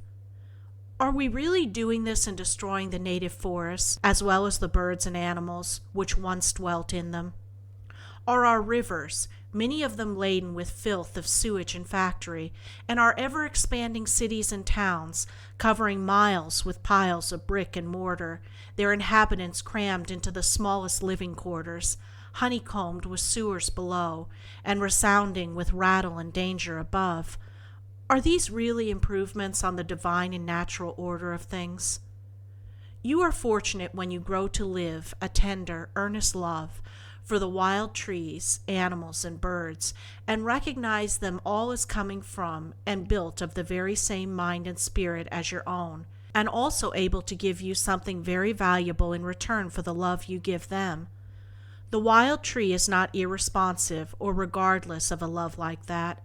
Such love is not a myth or mere sentiment. It is a literal element and force going from you to the tree. It is felt by the spirit of the tree. You represent a part and belonging of the infinite mind. The tree represents another part and belonging of the infinite mind. It has its share of life, thought, and intelligence. You have a far greater share, which is to be greater still, and then still greater. Love is an element which, though physically unseen, is as real as air or water. It is an acting, living, moving force, and in that far greater world of life all around us, of which physical sense is unaware, it moves in waves and currents like those of the ocean. There is a sense in the tree which feels your love and responds to it. It does not respond or show its pleasure in our way or in any way we can now understand. Its way of doing so is the way of the infinite mind, of which it is a part. The ways of God are unsearchable and past finding out. They are not for us to fathom. They are for us only to find out and live out, insofar as they make us happier. There is for all in time a serenity and peace of mind which passeth all understanding. But this peace cannot be put through a chemical analysis or the operation of the dissecting room. As the Great Spirit has made all things, is it not that all-pervading mind and wisdom in all things? When we love the trees, the rocks, and all things as the Infinite made them, shall they not, in response to our love, give us each of their particular thought and wisdom? Shall we not draw nearer to God through a love for these expressions of God in the rocks and trees, birds and animals? Do we expect to find God, realize Him more every day, appreciate the mighty and immeasurable mind more every day, and get more and more of His power in us every day, only by dwelling on the word of these three letters, G-O-D? You laugh perhaps at the idea of a tree having a mind, a tree that thinks. But the tree has an organization like your own in many respects. It has for blood its sap. It has a circulation. It has for skin its bark. It has for lungs its leaves. It must have its food. It draws nourishment from soil, air, and sun. It adapts itself to circumstances. The oak, growing in exposed situations, roots itself more firmly in the soil to withstand the tempest. The pines growing thickly together take little root, for they depend on numbers to break the wind's force. The sensitive plant recoils at the approach of man's hand. Many wild plants, like Indians, will not grow or thrive in artificial conditions. Yet with all of these physical resemblances to your own body, you deny the tree or plant such share of mind as the Infinite gives it? No, not that. The tree is a part of the Infinite Mind, even as you are. It is one of the all-pervading myriads of thought. We see only such part or form of that thought as is expressed in trunk, root, branch, and leaf. Even as with ourselves, we see only our physical bodies. We do not see our spiritual part, nor do we see in the tree its spiritual part. The tree is then literally one of God's thoughts. That thought is worth our study. It contains some wisdom we have not yet got hold of. We want that wisdom. We want to make it a part of ourselves. We want it because real wisdom or truth brings us power. We want power to give us better bodies, sounder bodies, healthier bodies. We want entire freedom from sickness. We want lighter hearts and happier minds. We want a new life and a new pleasure in living for each day. We want our bodies to grow lighter, not heavier with advancing years. We want a religion which will give us certainty instead of hopes and theories. We want a deity. It is simply an impossibility to doubt. We want to feel the infinite mind in every atom of our beings. We want with every day to feel a new pleasure in living, and commencing where we left off yesterday, to find something new in what we might have thought to be old and worn out yesterday. When we come into the domain of the infinite mind, and are ever drawing more of that mind to us and making it a part of us, nothing can seem flat, stale, and unprofitable. We want powers now denied the mortal. We want to be lifted above the cumbersomeness of the mortal body, above the pains of the mortal body, above the death of the mortal body. Can trees give us all this? They can help us very much to do so when we get into their spirit, when we recognize and realize more and more the reality of that part of the infinite which they express, and when we can cease to look on them as inanimate creatures. If you look on trees as fit only for lumber and firewood, you get very little life from them. They feel then towards you as you would feel toward a person who regarded you as a thing, without mind or sense, and fit only to be sawed into lumber or firewood. When we really come to love God, or the infinite spirit of good, we shall love every part of God. A tree is a part of God. When we come to send out our love to it, it will send us love back, and that love, that literal mind and element coming from the tree to us, will enter our beings, add itself to them, and give us knowledge and power. It will tell us that the mind and force it represents of the infinite has far better uses for man than to be turned into fuel or lumber. Their love will tell us that, the forests piercing the air as they do with their billions of branches, twigs, and leaves, are literal conductors for a literal element which they bring to the earth. This element is life-giving to man, in proportion to his capacity for receiving it. The nearer we are to a conception of the infinite mind, the clearer it is seen by us that this mind pervades all things. The closer we feel our relationship to the tree, bird, or animal as a fellow creature, the more we can absorb the vitalizing element given out by all these expressions of mind. A person who looks on trees as fit only for fuel and lumber can get but little of this element, which to the finer mind is an elixir of life. The mind which sees in tree, bird, animal, fish, or insect only a thing lacking intelligence, and fit only to destroy or enslave for amusement, repels from all of these a spirit or element, which if recognized would be received or absorbed, and if absorbed would bring a new life and power to the mind and body. We get the element of love only in the proportion we have it in us. We can only draw this element from the supreme power. We draw it in proportion as we admire every expression of the infinite. Be that expression tree or shrub or insect or bird or other form of the natural, we cannot destroy or mutilate what we really love, and the more of these things we really love, the more of their element of love flows to us. That element is for us life as real as the tree itself. The more of that life we are receiving and absorbing, the more shall we realize a power in life, which only can be expressed as miraculous. Destroy the forests and you lessen temporarily the quality of this element given out by them. Replace the wild tree by exotics or cultivated varieties, and such element is adulterated, and the vigor it can give is lessened.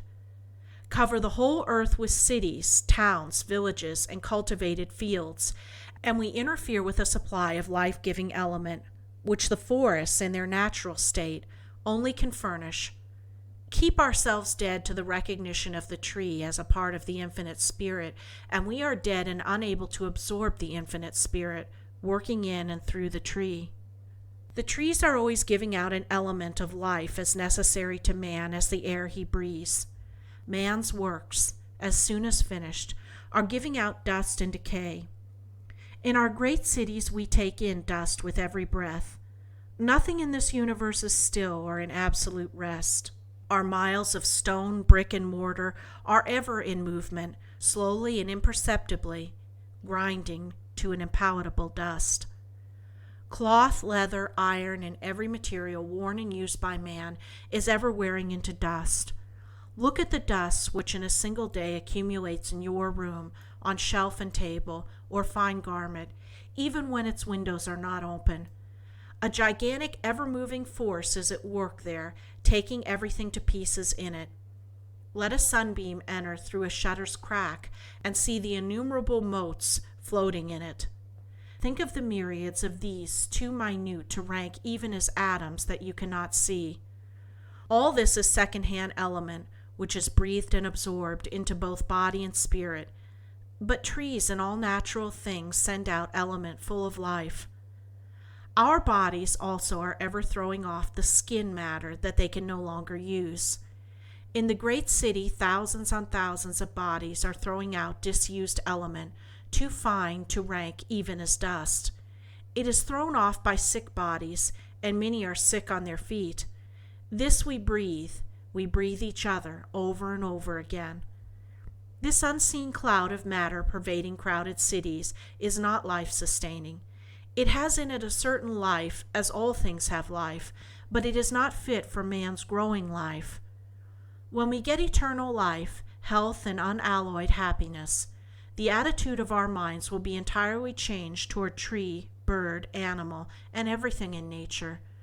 We shall see that when we really love all these expressions of the infinite mind, tree, plant, bird, and animal, and leave them entirely alone, they will send out to us in love their part and quality of the infinite. It will flow to us a new life, and the source of a life of far greater power and happiness than the present one. But how shall we live, one asks, unless we cut down the tree for fuel and lumber, slay bird and beast for food? Do you think there is no other way of life than the one we live now? Do you think in the exalted and refined mental condition we call heaven that there will be killing of animals, mutilation of trees, and destruction of any expression of the supreme wisdom?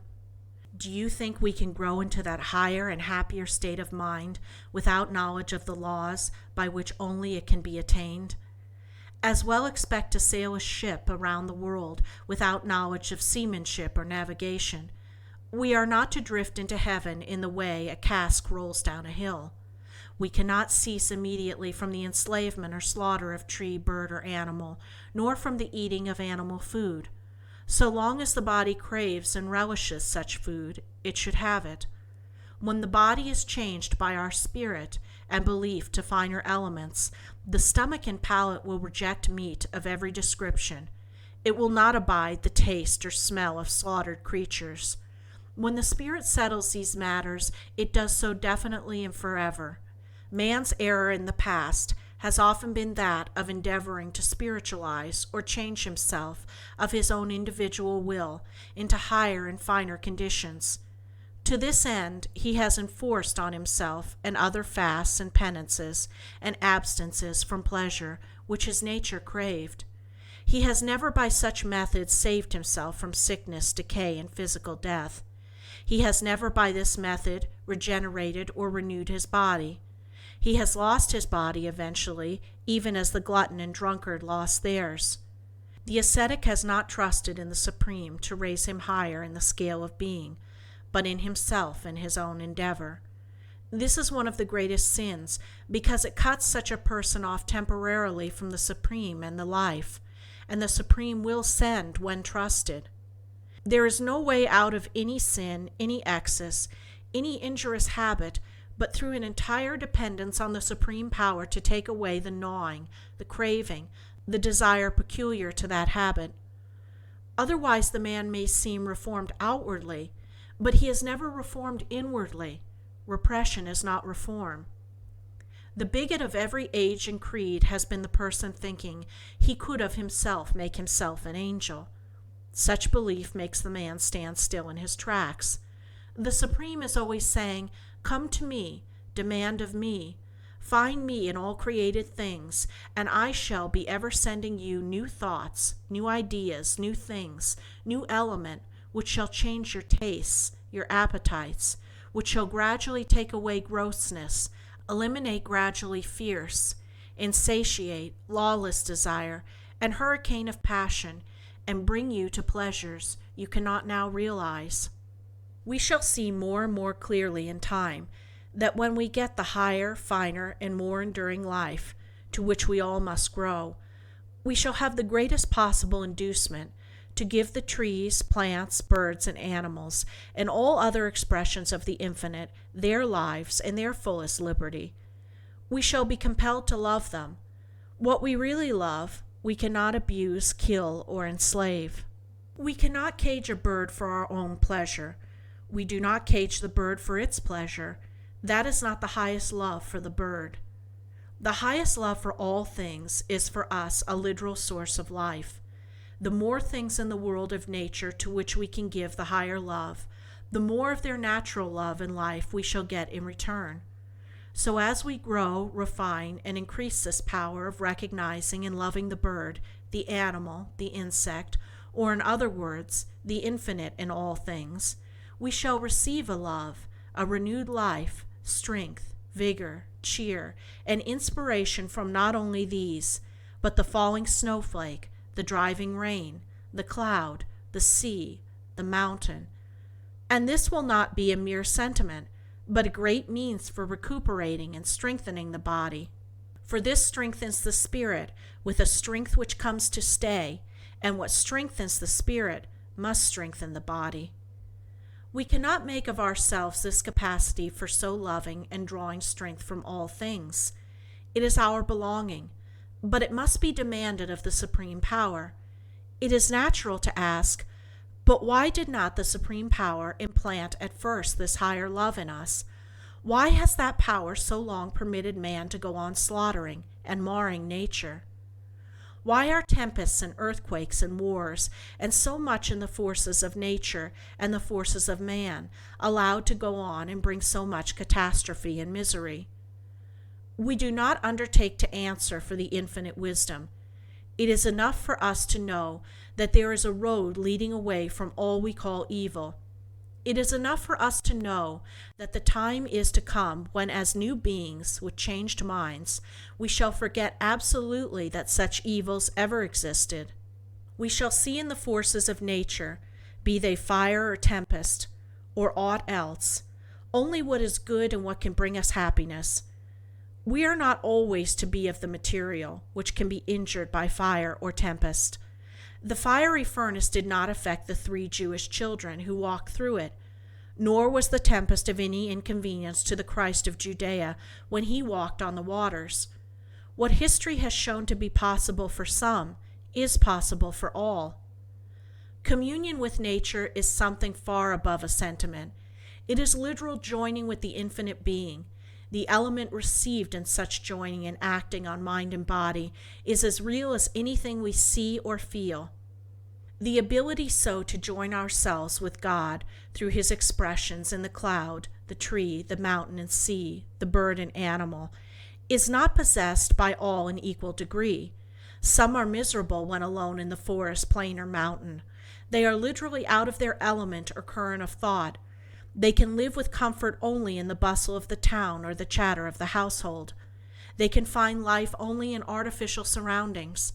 Their spirits are covered with a parasitical growth of artificiality. This cuts them off from any sense of God's expression in the solitude of nature. So cut off, they feel lonesome in the woods. Nature seems wild, savage, and gloomy to them. Whoever can retire for periods to nature's solitudes and enjoy that solitude, feeling no solitude at all, but a joyous sense of exhilaration, will return among men with more power and new power, for he or she has literally walked with God, or the infinite spirit of good. The seer, the prophet, the miracle workers of the biblical history so gained their power. The Christ of Judea retired to the mountains to be reinforced by the infinite. The Oriental and the Indian, through whom supreme powers have been expressed, love nature's solitudes. They could live in them with pleasure. They could muse by rock or the ocean for hours, almost unconscious of immediate surroundings, because their spirits had strayed far from their bodies and were dreamily absorbing new ideas of the infinite. You will rarely find a person who is a ruler, soldier, inventor, discoverer, poet, or writer, left his impress on the race, but loved communion where God is most readily found. Their inspiration is born.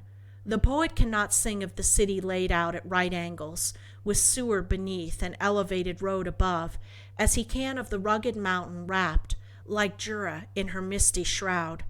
We cannot train ourselves to this capacity for enjoyment of the natural things of earth, or for drawing strength from them. To assume a virtue when we have it not is to be forced, gushy, and sentimentally silly. But when we demand persistently of the infinite the new mind, which can find and feel God in the forest or on the sea, in the storm and tempest, and feel not only safety, but absorb power and strength, when nature's forces seem in their most angry mood, that mind with that capacity will gradually take the place of the old one, and with the new mind, all things will become new. Chapter 7. Some Laws of Health and Beauty. Your thoughts shape your face and give it its particular expression. Your thoughts determine the attitude, carriage, and shape of your whole body. The law for beauty and the law for perfect health is the same. Both depend entirely on the state of your mind, or in other words, on the kind of thoughts you put out and receive. Ugliness of expression comes of unconscious transgressions of a law, be the ugliness in the old or the young. Any form of decay in a human body, any form of weakness, anything in the personal appearance of a man or woman which makes them repulsive to you, is because of their prevailing mood of mind that has made them so. Nature plants in us what some call instinct, what we call the higher reason, because it comes with the exercise of a finer set of senses than our outer or physical senses, to dislike everything that is repulsive or deformed or that shows signs of decay. That is the inborn tendency in human nature to shun the imperfect and seek and like the relatively perfect. Your higher reason is right in disliking wrinkles or decrepitude or any form or sign of the body's decay, for the same reason you are right in disliking a soiled or torn garment. Your body is the actual clothing, as well as the instrument used by your mind or spirit. It is the same instinct, or higher reason-making, you like a well-formed and beautiful body, that makes you like a new and tasteful suit of clothes. You and generations before you, age after age, have been told it was an inevitable necessity, that it was the law and in the order of nature for all times and all ages, that after a certain period in life your body must wither and become unattractive, and that even your minds must fail with increasing years. You have been told that your mind had no power to repair and recuperate your body, to make it over again, and make it newer and fresher continually. It is no more in the inevitable order of nature that human bodies should decay, as people's bodies have decayed in the past, that the man should travel only by stagecoach, as he did 60 years ago, or that messages could be sent only by letter, as they were 50 years ago, before the use of electric telegraph, or that your portraits could only be taken by a painter's brush, as they were a half-century ago, before the discovery that the sun could imprint an image of yourself, an actual part of yourself, on a sensitive surface prepared for it. It is the impertinence of a dense ignorance for any of us to say what is in or what is to be in the order of nature. It is a stupid blunder to look back at the little we know of the past and say that it is the unerring index finger telling us what is to be in the future. If this planet has been what geology teaches it has been, a planet fuller of coarser, cruder, and more violent forces than now, abounding in forms of coarser vegetable, animal, and even human life and organization than now, of which its present condition is a refinement and improvement as regards vegetable, animal, and man. Is not this the suggestion, the hint, the proof, of still greater refinement and improvement for the future, a refinement and improvement going on now? Does not refinement imply greater powers, as the greater power of the crude iron comes out in steel, and are not these greater and as yet almost unrecognized powers to come out of the highest and most complex form of known organization, man, and are all of man's powers yet known? Internally, secretly, among the thinking thousands of this and other lands, is this and many other questions now being asked. Why must we so wither and decay, and lose the best that life is worth living for, just as we have gained that experience and wisdom that best fits us to live?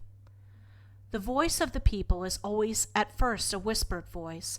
The prayer or demand or desire of the masses is always at first a secret prayer, demand, wish, or desire, which one man at first dare scarcely whisper to his neighbor for fear of ridicule.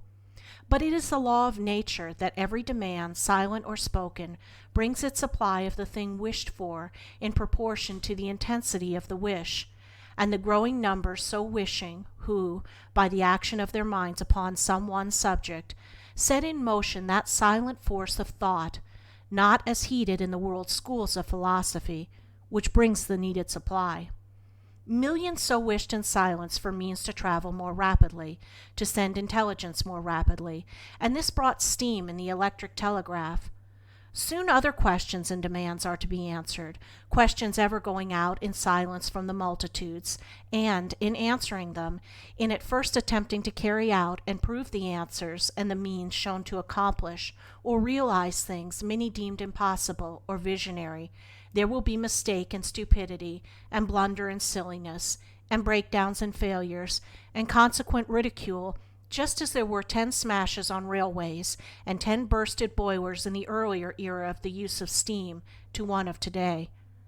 But a truth always goes straight ahead, despite mistake and blunder, and proves itself at last. There are two kinds of age: the age of your body and the age of your mind.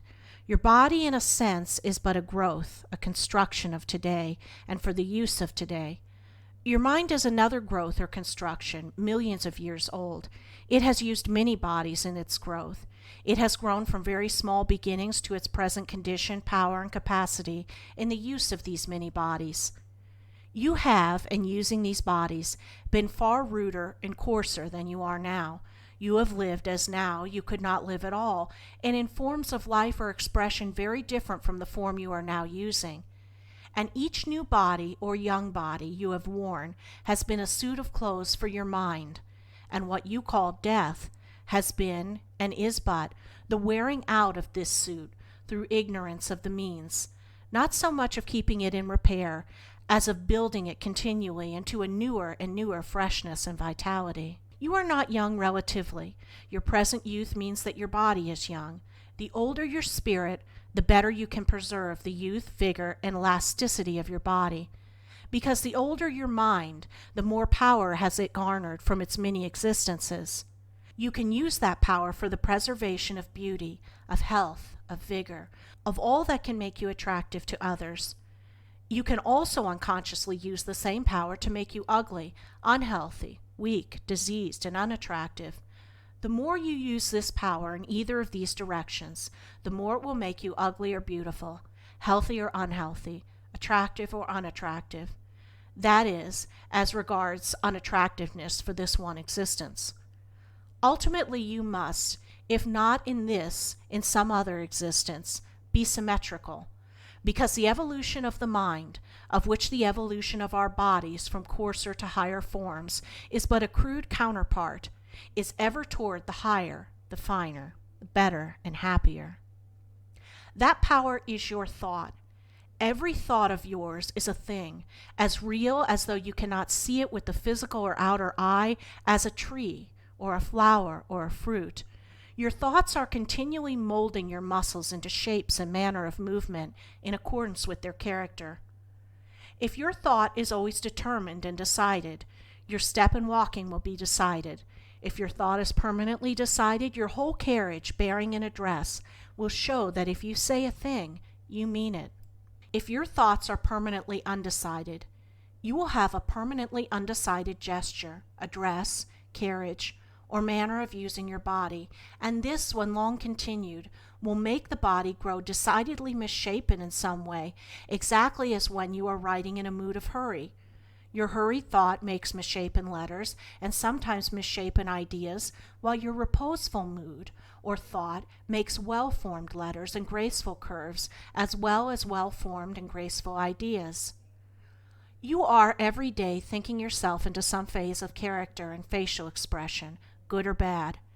If your thoughts are permanently cheerful, your face will look cheerful. If most of the time you are in a complaining, peevish, quarrelsome mood, this kind of thought will put ugly lines on your face.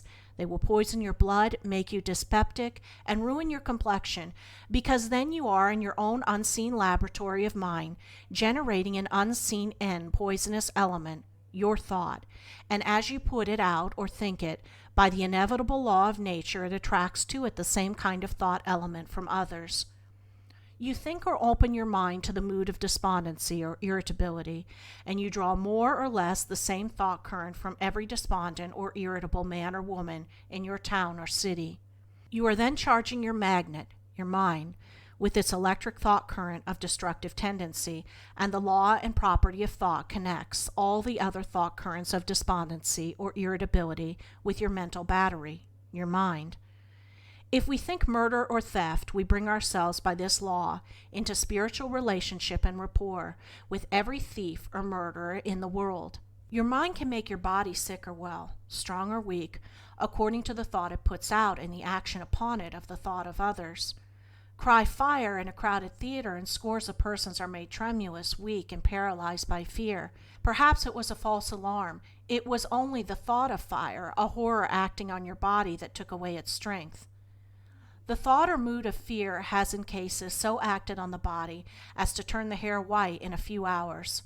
Angered, peevish, worried, or irritable thought affects injuriously the digestion. A sudden mental shock may lose one's whole appetite for a meal or cause the stomach to reject such meal when eaten. The injury so done the body suddenly and in a relatively few cases by fear or other evil state of mind works injury more gradually on millions of bodies all over the planet. Dyspepsia does not come so much of the food we eat as of the thoughts we think while eating it. We may eat the healthiest bread in the world, and if we eat it in a sour temper, we will put sourness in our own blood, and sourness in our stomachs, and sourness on our faces. Or if we eat it in an anxious frame of mind and are worrying all the time about how much we should eat or should not eat and whether it may hurt us after all, we are consuming anxious, worried, fretful thought element with our food, and it will poison us. If we are cheerful and chatty and lively and jolly while eating, we are putting liveliness and cheer into ourselves and making such qualities more and more a part of ourselves. And if our family group eat in silence, or come to the table with a sort of forced and resigned air as if saying each one to him or herself, well, all this must be gone over again, and the head of the family buries himself in his business cares or his newspaper and reads all the murders and suicides and burglaries and scandals for the last 24 hours, and the queen of the household buries herself in sullen resignation of household cares. Then there are being literally consumed at that table, along with the food, the thought element of worry and murder and suicide and the morbid element, which loves to dwell on the horrible and ghastly, and as a result, dyspepsia, in some of its many forms, will be manufactured all the way down the line, from one end of the table to the other. If the habitual expression of a face be a scowl, it is because the thoughts behind that face are mostly scowls. If the corners of a mouth are turned down, it is because most of the time the thoughts which govern the shape of the mouth are gloomy and despondent. If a face does not invite people and make them desire to get acquainted with its wearer, it is because that face is a sign advertising thoughts behind it which the wearer may not dare to speak to others, possibly may not dare to whisper to himself. The continual mood of hurry, that is, being in a mind or spirit in a certain place long before the body is there, will cause the shoulders to stoop forward, because in such mood you do literally send your thought, your spirit, your real though invisible self, to the place toward which your power, your thought, is dragging your body head first, and through such lifelong habit of mind does the body grow as the thought shapes it. A self-contained man is never in a hurry, and a self-contained man keeps or contains his thoughts, his spirit, his power, mostly on the act or use he is making at the present moment with the instrument his spirit uses, his body, and the habitually self-possessed woman will be graceful in every movement for the reason that her spirit has complete possession and command of its tool, the body, and is not a mile or 10 miles away from that body in thought, and fretting or hurrying or dwelling on something at the distance from her body. When we form a plan for any business, any invention, any undertaking, we are making something of that unseen element, our thought, as real, though unseen, as any machine of iron or wood.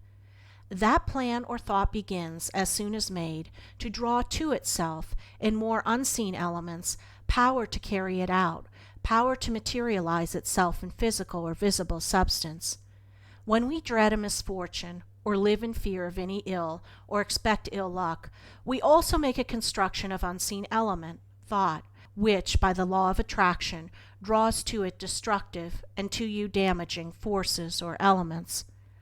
Thus the law for success is also the law for misfortune, according as it is used, even as the force of a man's arm can save another from drowning, or strike a dagger to his heart.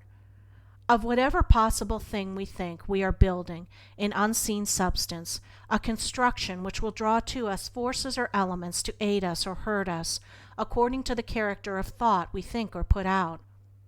If you expect to grow old and keep ever in your mind an image or construction of yourself as old and decrepit, you will assuredly be so. You are then making yourself so. If you make a plan in thought, in unseen element, for yourself, as helpless, as decrepit, such plan will draw to you of unseen thought element that will make you weak, helpless, and decrepit.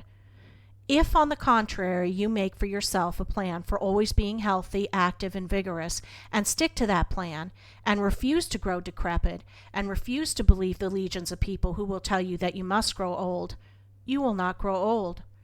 It is because you think it must be so, as people tell you, that makes it so. If you in your mind are ever building an ideal of yourself as strong, healthy, and vigorous, you are building to yourself of invisible element that which is ever drawing to you more of health, strength, and vigor. You can make of your mind a magnet to attract health or weakness. If you love to think of the strong things in nature, of granite mountains and heaving billows and resistless tempests, you attract to you their elements of strength. If you build yourself in health and strength today, and despond and give up such thinking or building tomorrow, you do not destroy what in spirit and as of spirit you have built up. That amount of elements so added to your spirit can never be lost, but you do for a time, in so desponding, that is, thinking weakness, stop the building of your health structure, and although your spirit is so much the stronger for that addition of element, it may not be strong enough to give quickly to the body what you may have taken from it through such despondent thought. Persistency in thinking health, or in imagining or idealizing yourself as healthy, vigorous, and symmetrical, is the cornerstone of health and beauty. Of that which you think most you will be, and that you will have the most of. You say, no, but your bedridden patient is not thinking, I am strong. He or she is thinking, I am so weak. Your dyspeptic man or woman is not thinking, I will have a strong stomach. They are ever saying, I can't digest anything, and they can't for that very reason. We are apt to nurse our maladies rather than nurse ourselves. We want our maladies petted and sympathized with, more than ourselves. When we have a bad cold, our very cough sometimes says to others, unconsciously, I am this morning an object for your sympathy. I am so afflicted. It is the cold, then, that is calling out for sympathy. Were the body treated rightly, your own mind and all the minds about you would say to that weak element in you, get out of that body, and the silent force of a few minds so directed would drive that weakness out. It would leave as Satan did when the man of Nazareth imperiously ordered him. Colds and all other forms of disease are only forms of Satan and thrive also by nursing. Vigor and health are catching, also as well as the measles. What would many grown-up people give for a limb or two limbs that had in them the spring and elasticity of those owned by a boy of 12 years old, or two limbs that could climb trees, walk on rail fences, and run because they loved to run and couldn't help running? If such limbs so full of life could be manufactured and sold, would there not be a demand for them by those stout ladies and gentlemen who get in and out of their carriages as if their bodies weighed a ton? Why is it that humanity resigns itself with scarcely a protest to the growing heaviness, sluggishness, and stiffness that comes even with middle age? I believe, however, we compromise with this inertia and call it dignity. Of course, a man and a father and a citizen and a voter and a pillar of the state of inertia shouldn't run and cut up and kick up like a boy because he can't. Neither should a lady who has grown to the dignity of a waddle run as she did when a girl of 12, because she can't either. Actually, we put on our infirmities as we would a mask, and hobble around in them saying, this is the thing to do because we can't do anything else. Sometimes we are even in a hurry to put them on, like the young gentleman who sticks an eyeglass to his eye, and thereby the sooner ruins the sight of a sound organ in order to look bookish. There are more and more possibilities in nature, in elements, and in man and out of man, and they come as fast as man sees and knows how to use these forces of nature in himself. Possibilities and miracles mean the same thing. The telephone sprung suddenly on our folks of 200 years ago would have been a miracle, and might have consigned the person using it to the prison or the stake. All unusual manifestations of nature's powers being then attributed to the devil, because the people of that period had so much of the devil, or cruder element, in them as to insist that the universe should not continually show and prove higher and higher expressions of the higher mind for man's comfort and pleasure. Chapter 8. Museum and Menagerie Horrors. A menagerie of beasts and birds means a collection of captured walking and flying creatures, taken from their natural modes of life, deprived permanently of such modes, and suffering more or less in consequence. The bird, used to the freedom of forest and air, is imprisoned in the most limited quarters. Its plumage there is never as fresh and glossy as it is in its natural state. It does not live long.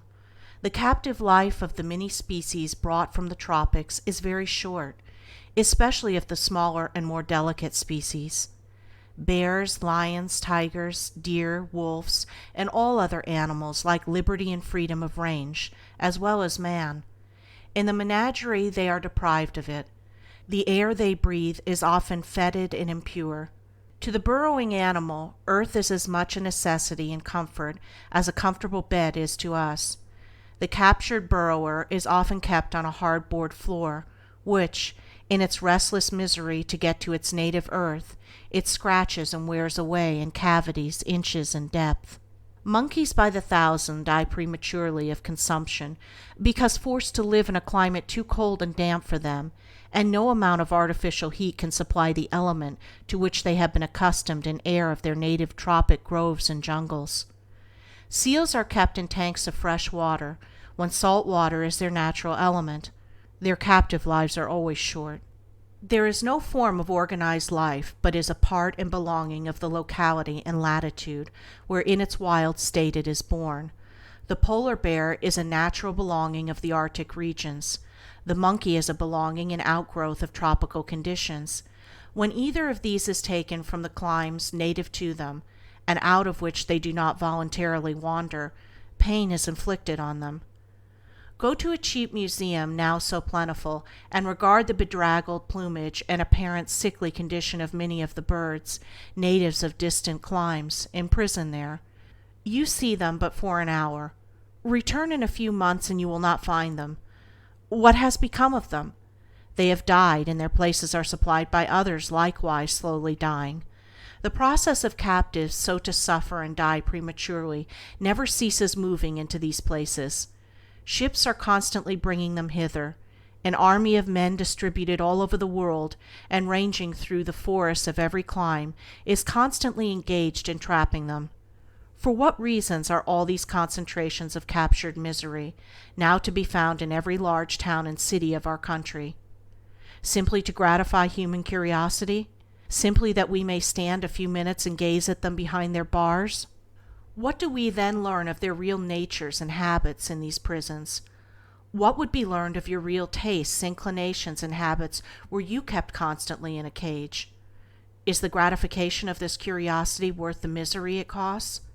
If a bird wooed by your kindness comes and builds its nest in a tree near your window, and there rears its brood, is not the sight it affords from day to day worth 100 times more than that of the same bird, deprived of its mate and shut up in a cage? Is in its freedom you study its real habits and see its real and natural life, feel more and more drawn to it by the tie of a common sympathy, as you would evidenced in that life so much that belongs to your own? Like you, it builds a home. Like you, it has affection and care for its mate. Like you, it provides for its family. Like you, it is alarmed at the approach of danger. Like you, it nestles in the thought of security. Yet so crude and cruel still is the instinct in our race, that the ruin of the wild bird's home, or its slaughter or capture, is the ruling desire with 19 boys out of 20 as they roam the woods, and cultured parents will see their children leave the house equipped with the means for this destruction without even the thought of protest. Chapter 9. The God in Yourself. As a spirit, you are a part of God or the infinite force or spirit of good. As such part, you are an ever-growing power which can never lessen, and must always increase, even as it has in the past through many ages always increased, and built you up, as to intelligence, to your present mental stature. The power of your mind has been growing to its present quality and clearness through many more physical lives than the one you are now living. Through each past life you have unconsciously added to its power. Every struggle of the mind, be it struggle against pain, struggle against appetite, struggle for more skill in the doing of anything, struggle for greater advance in any art or calling, struggle and dissatisfaction at your failings and defects as an actual pushing of the spirit to greater power, and a greater relative completion of yourself, and with such completion, happiness. For the aim of living is happiness. There is today more of you, and more of every desirable mental quality belonging to you, than ever before. The very dissatisfaction and discontent you may feel concerning your feelings is a proof of this. If your mind was not as clear as it is, it could not see those failings. You are not now where you may have been in a mode of self-complacency, when you thought yourself about right in every respect. Only you may, now, in looking at yourself, have swung too far in the opposite direction, and because your eyes have suddenly been opened to certain faults, you may think these faults to be constantly increasing. They are not. The God in yourself, the ever-growing power in yourself, has made you see an incompleteness in your character, yet that incompleteness was never so near a relative completion as now.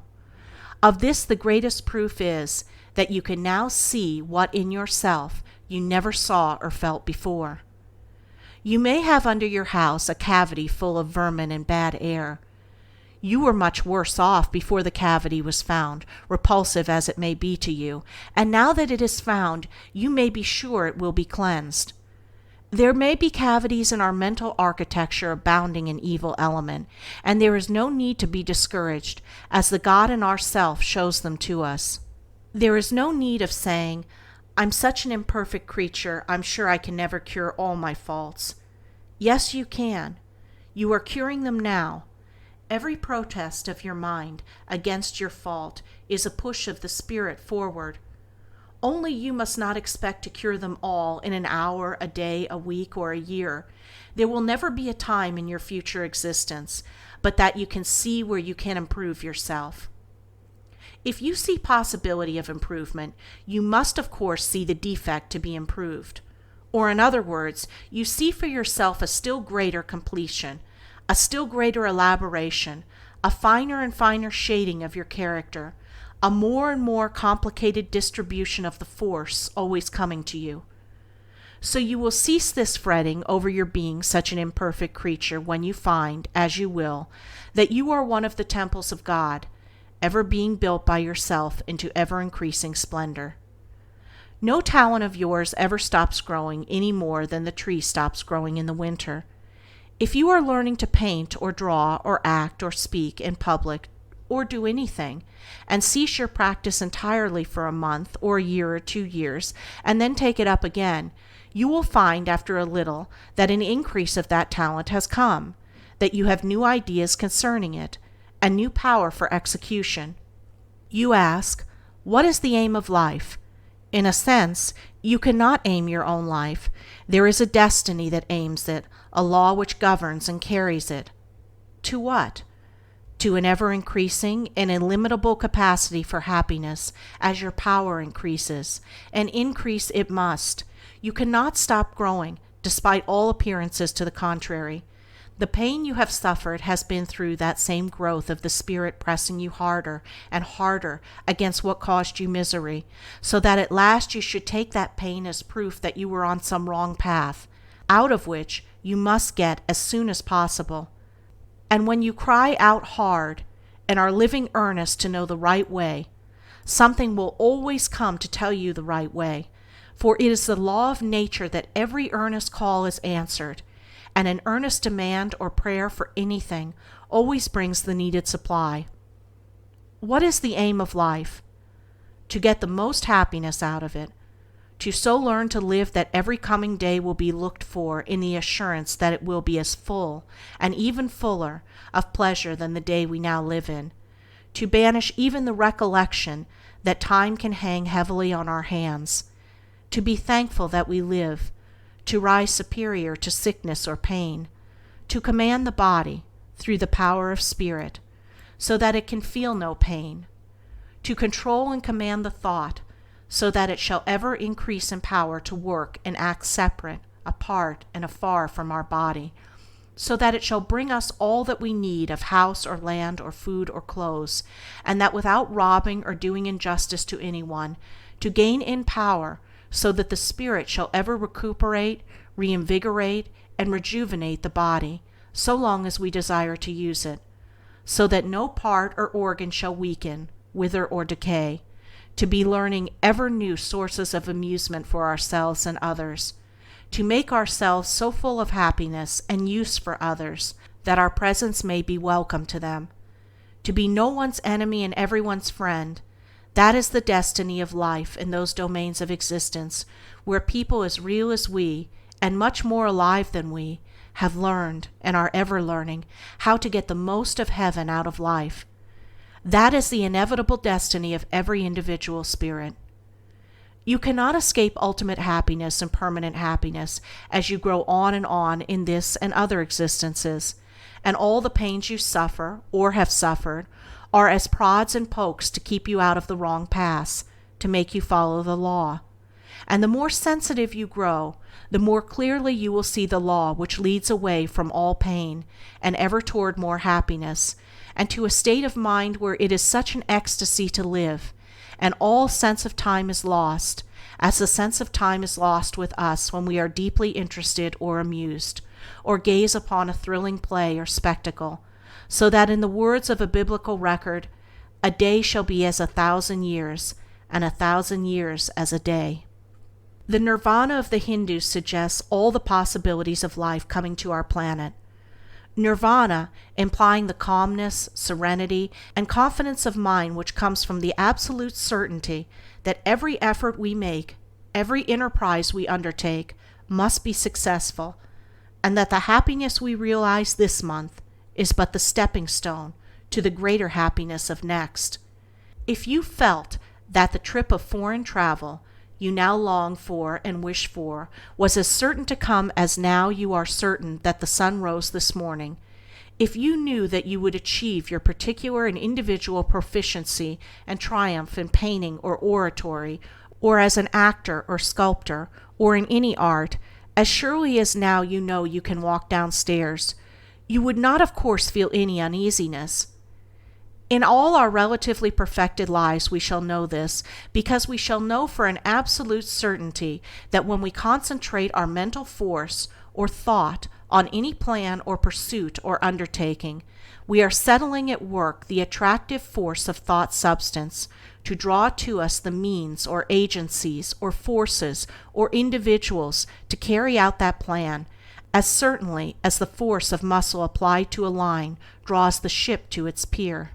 You worry very little now as to your telegram reaching its destination, because, while you know next to nothing as to what electricity is, you do know when it is applied in a certain way it will carry your message, and you will have the same confidence that when your thought is regulated and directed by a certain method, it will do for you what you wish. Before men knew how to use electricity, there was as much of it as today, and with the same power as today. But so far as our convenience was concerned, it was quite useless as a message bearer because of the lack of knowledge to direct it. The tremendous power of human thought is with all of us today very much in a similar condition. It is wasted because we do not know how to concentrate and direct it. It is worse than wasted because, through ignorance and lifelong habit, we work our mental batteries in the wrong direction, and send from us bolt after bolt of ill will toward others, or enviousness, or snarls, or sneers, or some form of ugliness, all this being real element wrongly and ignorantly applied, which may strike and hurt others, and will certainly hurt us. Here is the cornerstone of all successful effort in this existence or any other. Never in thought acknowledge an impossibility. Never in mind reject what to you may seem the wildest idea with scorn, because in so doing you may not know what you are closing the door against. To say anything is impossible because it seems impossible to you is just so much training in the dangerous habit of calling out impossible to every new idea. Your mind is then a prison of doors, barred to all outside, and you the only inmate. All things are possible with God. God works in and through you. To say impossible as to what you may do or become is a sin. It is denying God's power to work through you. It is denying the power of the infinite Spirit to do through you far more than what you wish you are now capable of conceiving in mind. To say impossible is to set up your relatively weak limit of comprehension as the standard of the universe. It is as audacious as to attempt the measurement of an endless space with a yardstick. When you say impossible and I can't, you make a present impossibility for yourself. This thought of yours is the greatest hindrance to the possible. It cannot stop it. You will be pushed on. Hang back as much as you may. There can be no successful resistance to the eternal and constant betterment of all things, including yourself. You should say, "It is possible for me to become anything which I admire." You should say, "It is possible for me to become a writer, an orator, an actor, an artist."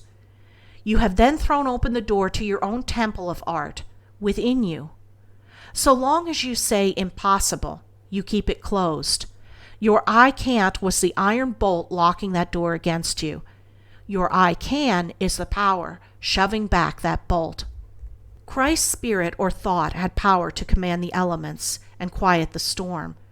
Your spirit, as part of the great whole, has in the germ, and waiting for fruition, the same power. Christ, through power of concentrating the unseen element of his thought, could turn that unseen element into the seen, and materialize food, loaves and fishes. That is a power inherent in every spirit, and every spirit is growing to such power. You see today a healthy baby boy.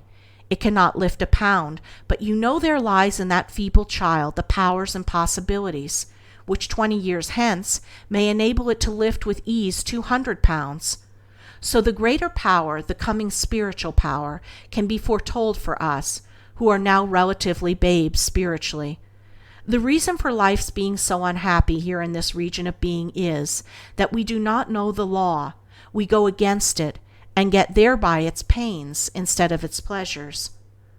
The law cannot be entirely learned by us out of past record or the past experience of anyone, no matter what power they may have attained. Such records or lives may be very useful to us as suggestors, but while there are great principles that apply to all, there are also individual laws that apply to every separate and individualized person. You cannot follow directly in my track in making yourself happier and better, nor can I in yours, because every one of us is made up of a different combination of element, as element has entered into and formed our spirits, our real selves, through the growth and evolution ages. You must study and find out for yourself what your nature requires to bring it permanent happiness. You are a book for yourself. You must open this book page after page and chapter after chapter as they come to you with the experience of each day, each month, each year, and read them. No one else can read them for you as you can for yourself. No one else can think exactly as you think, or feel as you feel, or be affected just as you are affected by outer forces or persons about you. And for this reason, no other person can judge what you really need to make your life more complete, more perfect, more happy, so well as yourself. You must find out for yourself what association is best for you, what food is best for you, and what method in any business, any art, any profession brings you the best results. You can be helped very much by conferring with others who are similarly interested. You can be very much helped by those who may have more knowledge than you of general laws. You can be greatly helped to get force or courage or new ideas to carry out your undertakings by meeting at regular intervals with earnest, sincere, and honest people who have also some definite purpose to accomplish, and talking yourself out to them, and they to you. But when you accept any man or any woman as an infallible guide or authority, and do exactly as they say, you are off the main track, because you are then making the experiments of another person, formed of a certain combination of elements or chemicals, and the result of that person's experiments, the rule of your own individual combination of element, when your combination may be very different and differently acted upon by the elements outside of it. You have iron and copper and magnesium and phosphorus, and more of other minerals and chemicals, and combination and recombination of mineral and chemical in your physical body than earthly science has yet thought of. You have in your spirit or thought the unseen or spiritual correspondences of these minerals, still finer and more subtle, and all these are differently combined and in different proportions from any other physical or spiritual body. How, then, can anyone find out the peculiar action of this your individual combination, save yourself? There are certain general laws, but every individual must apply the general law to him or herself. It is a general law that the wind will propel a ship, but every vessel does not use the air in exactly the same fashion. It is a general law that thought is force, and can affect, and is constantly affecting, results to others far from our bodies, and the quality of our thought and its power to affect results depends very much on our associations. But for that reason, if yours is the superior thought or power, and I see that through its use you are moving ahead in the world, I should not choose your character of associates or your manner of life. I can try your methods as experiments, but I must remember they are only experiments. I must avoid that so common error, the error of slavish copy and idolatry of another. The Christ of Nazareth once bade certain of his followers not to worship him. "Call me not good," said he. "There is none good save God alone." Christ said, "I am the way and the life," meaning, as the text interprets itself to me, that as to certain general laws of which he was aware, and by which he also as a spirit was governed, he knew and could give certain information, but he never did assert that his individual life, with all the human infirmity or defect that he had taken upon him, was to be strictly copied. He did not pray to the infinite Spirit of good for more strength and deliverance from the sin of fear when his spirit quailed at the prospect at his crucifixion, and in so doing he conceded that, as a spirit, powerful as he was, needed help as much as any other spirit, and knowing this, he refused to pose himself before followers of God or the Infinite, but told them that when they desire to bow before the Almighty and never to be comprehended power, out of which comes every good at the prayer or demand of human mind, to worship God alone, God, the eternal and unfathomable moving power of boundless universe, the power that no man has ever seen or ever will see, save as he sees its varying expressions in sun, star, cloud, wind, bird, beast, flower, animal, or in man as the future angel or archangel, and ascending still to grades of mind and grades of power higher and higher still, but ever and ever looking to the source whence comes their power, and never, never worshipping any one form of such expression, and by so doing making the creature greater than the Creator. That power is today working on and in and through every man, woman, and child on this planet. Or to use the biblical expression, it is God working in us and through us.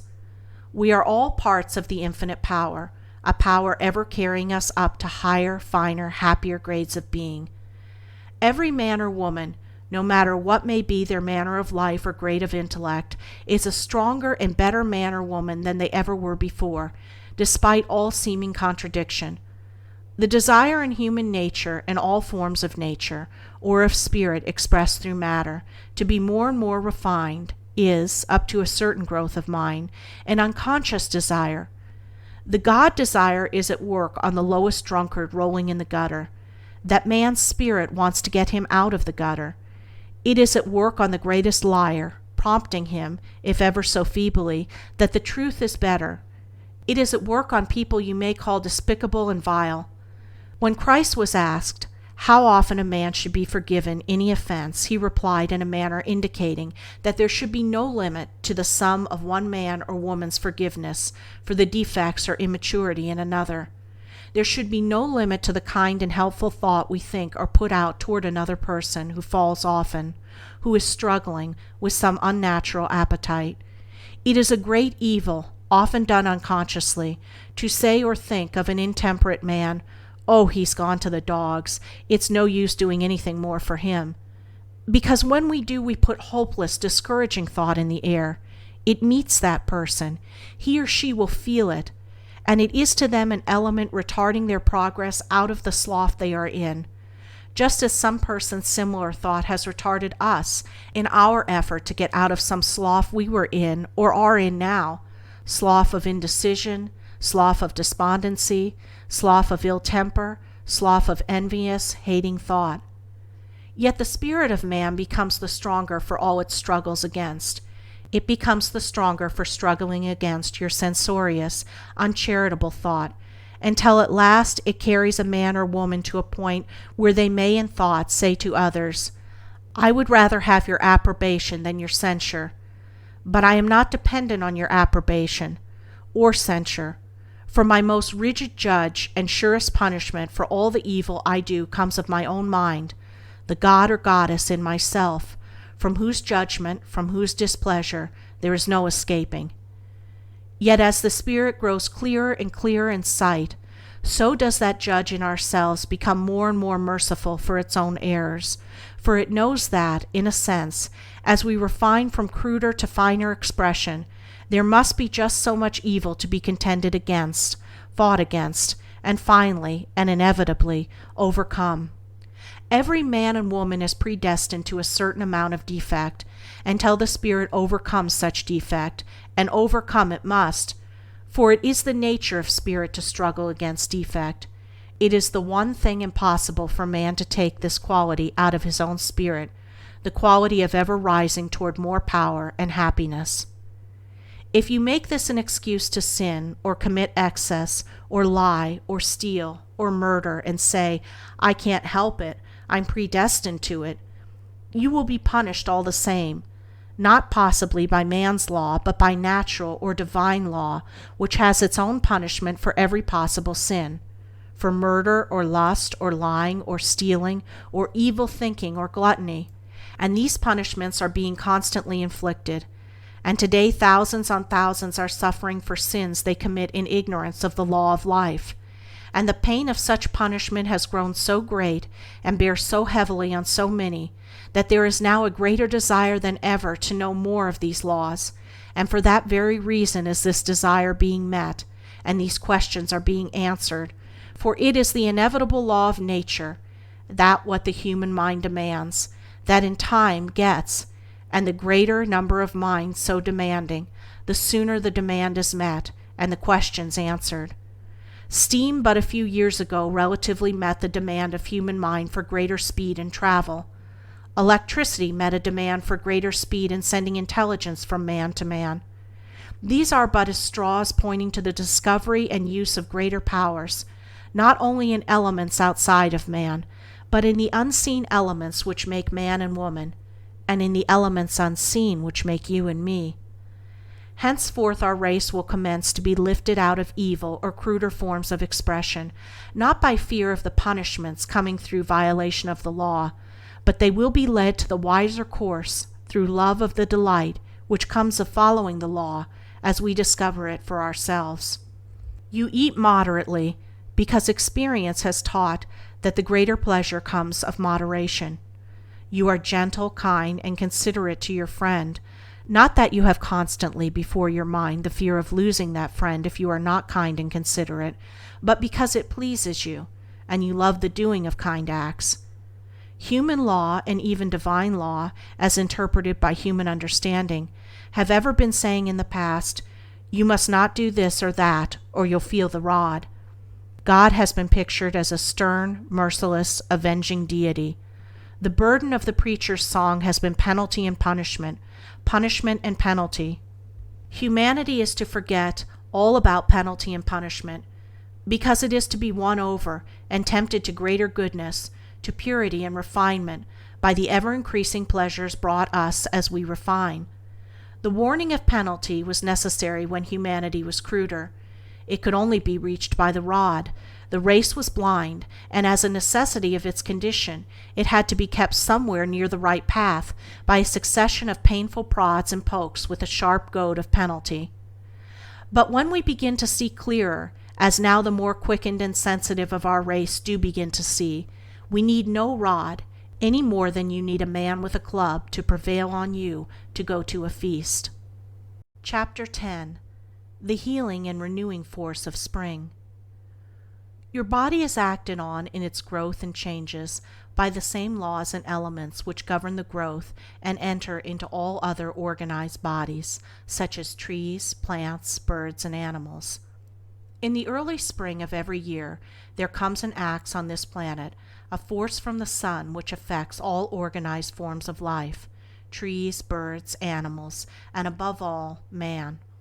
Man's being the highest, most complicated, and most powerful mental organism on the planet, absorbs the most of this power and will absorb far more in the future and to far greater advantage than at present, as he learns to place himself in the best states to receive it. Material science calls this force heat, but the quality known as heat is only its outward or physical manifestation. The quality known as heat, which comes from the sun, is not converted into heat until it reaches our planet and acts on the earth elements. There is little or no heat a few miles above the earth's surface. Were this force in the form of heat on leaving the sun or during its passage, the air on the mountain tops would be as warm as that of the valleys. As we know, on the highest peaks snow and ice are perpetual, for the sun force at such elevation is not sufficiently mingled with earth elements to convert it into that degree of heat felt in valleys and plains. This force causes the increased movement and circulation of sap in the trees, which commences as soon as the sun of the new year acts on them. The sap is a new life to the tree, from which later comes its buds, blossoms, and fruitage. The inflowing of this unseen sun force gives the tree power to draw new supplies of nourishing elements through its roots from the earth. It gives it power also to cast off any dead leaves remaining of the last year's crop, which have hung on during the winter, as you may see in forests of oak or hickory. This force acts also in the later winter and early spring months on animals and birds, especially if in their wild or natural state, causing them to shed last year's coats of fur or feathers. But this casting off of old visible matter is but a relatively small part of the change going on within them. There is also a casting out or shedding of old invisible matter throughout the bird or animal's entire body. It goes off through the pores or other passages in various forms, some visible, some invisible, and is succeeded by new elements within, as the new fur, hair, or feather is grown without. Your body is governed by the same law. During the late winter and early spring months you are molting. You are casting off old, dead matter and taking in new, providing you give this force opportunity to act on you to the best advantage, by ceasing to be active either with mind or body when they call for rest, as do birds and animals during their molting period, or process of casting off the old elements and receiving the new. This element or force received at this time by you and them is invisible to the physical eye, as all force is invisible. The new fur, the new plumage of the bird, the new skin and tissues without and within your body, if received, the new buds, leaves, and twigs, are all materialized expressions of this force. They are new crystallizations coming of a new solution of invisible chemicals, in which bird, animal, tree, and your body are bathed. All of last year's solution or elements so absorbed have been used up. The tree or other visible organization of bird, animal, or your body stands in the same relation to this reclothing solution as does the slip of metal in the solution of mineral, which attracts out of such solution the crystallizations which form on it. There is no great dividing line betwixt what we call matter and spirit. Matter is but a form of spirit, or thought seen of the physical eye. Matter is force temporarily materialized, as in the lump of coal, which when set on fire, sends off the force bound up in it to move the engine. The lump passes then mostly into elements invisible. So all about us we find force ever passing from physical visibility into invisibility, and vice versa. Millions on millions of tons of invisible matter may be on a clear day suspended over our heads 1 hour, the next to fall in the visible form of rain or snow, which a few hours after may be drawn upward again, but invisible. The Indian called February and March the weak months, recognizing, as he did, being a closer observer of nature than we, the tendency to sluggishness and inactivity in animal and man, which always prevails when this power is recuperating and renewing any organized body. The most perfect crystallizations out of mineral element come of the solution kept most free from agitation. Your body is governed by the same law in this spring, renewing and recrystallizing of its elements.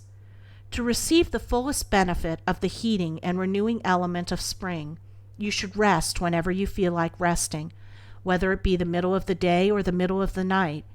If you keep the body or mind at work against their inclination, if you force your muscles to exertion through mere strength of will, if you work with either mind or body to the verge of utter exhaustion, not knowing how depleted you are of strength until your work is over, as thousands on thousands are compelled to do, through our unnatural system of life and the arbitrary demands of business, you prevent this healing and recuperative power from acting to its fullest extent on the body. You prevent the new element, which is renewing the tree and causing the buds to swell, from assimilating with your body. You hold on to worn-out element which should be cast off, as the oak has cast all its dead leaves before the winter is over. You carry, then, this dead element, a dead weight, about you, instead of the new and upward rising life. It is this, among other causes, which stoops the shoulders, bleaches the hair, and furrows the face with wrinkles, through shrinkage of tissues. The decay of the physical body, which we call old age, is owing entirely to man's neither believing nor knowing that he can place himself in the proper conditions to receive a never-ceasing supply of force, which would reclothe the spirit constantly with new material. Mere muscular strength and constant activity of body are not always signs of the most perfect health. In the delirium of fever, a relatively weak man may require 2 or 3 others to hold him. When this delirium has passed away, he is as weak as an infant, yet often, the crisis being past, is pronounced out of danger. In a manner somewhat similar in the walks of business, in the keen, almost fierce competition of trade, thousands of people lead a feverish, excited life. They are always on attention. They demand to be in this state. They cannot work unless strung up to a certain pitch. If, at times, through nature's own demand for rest, their nerves are relaxed, they mistake this friendly signal for some form of disease, and treat it accordingly. Even in these cases, when laid for weeks or months on sick beds, and nursed through what is called a dangerous illness, and believing it to be one, they sometimes come out at last better and stronger than they had been for a long period previous. Why?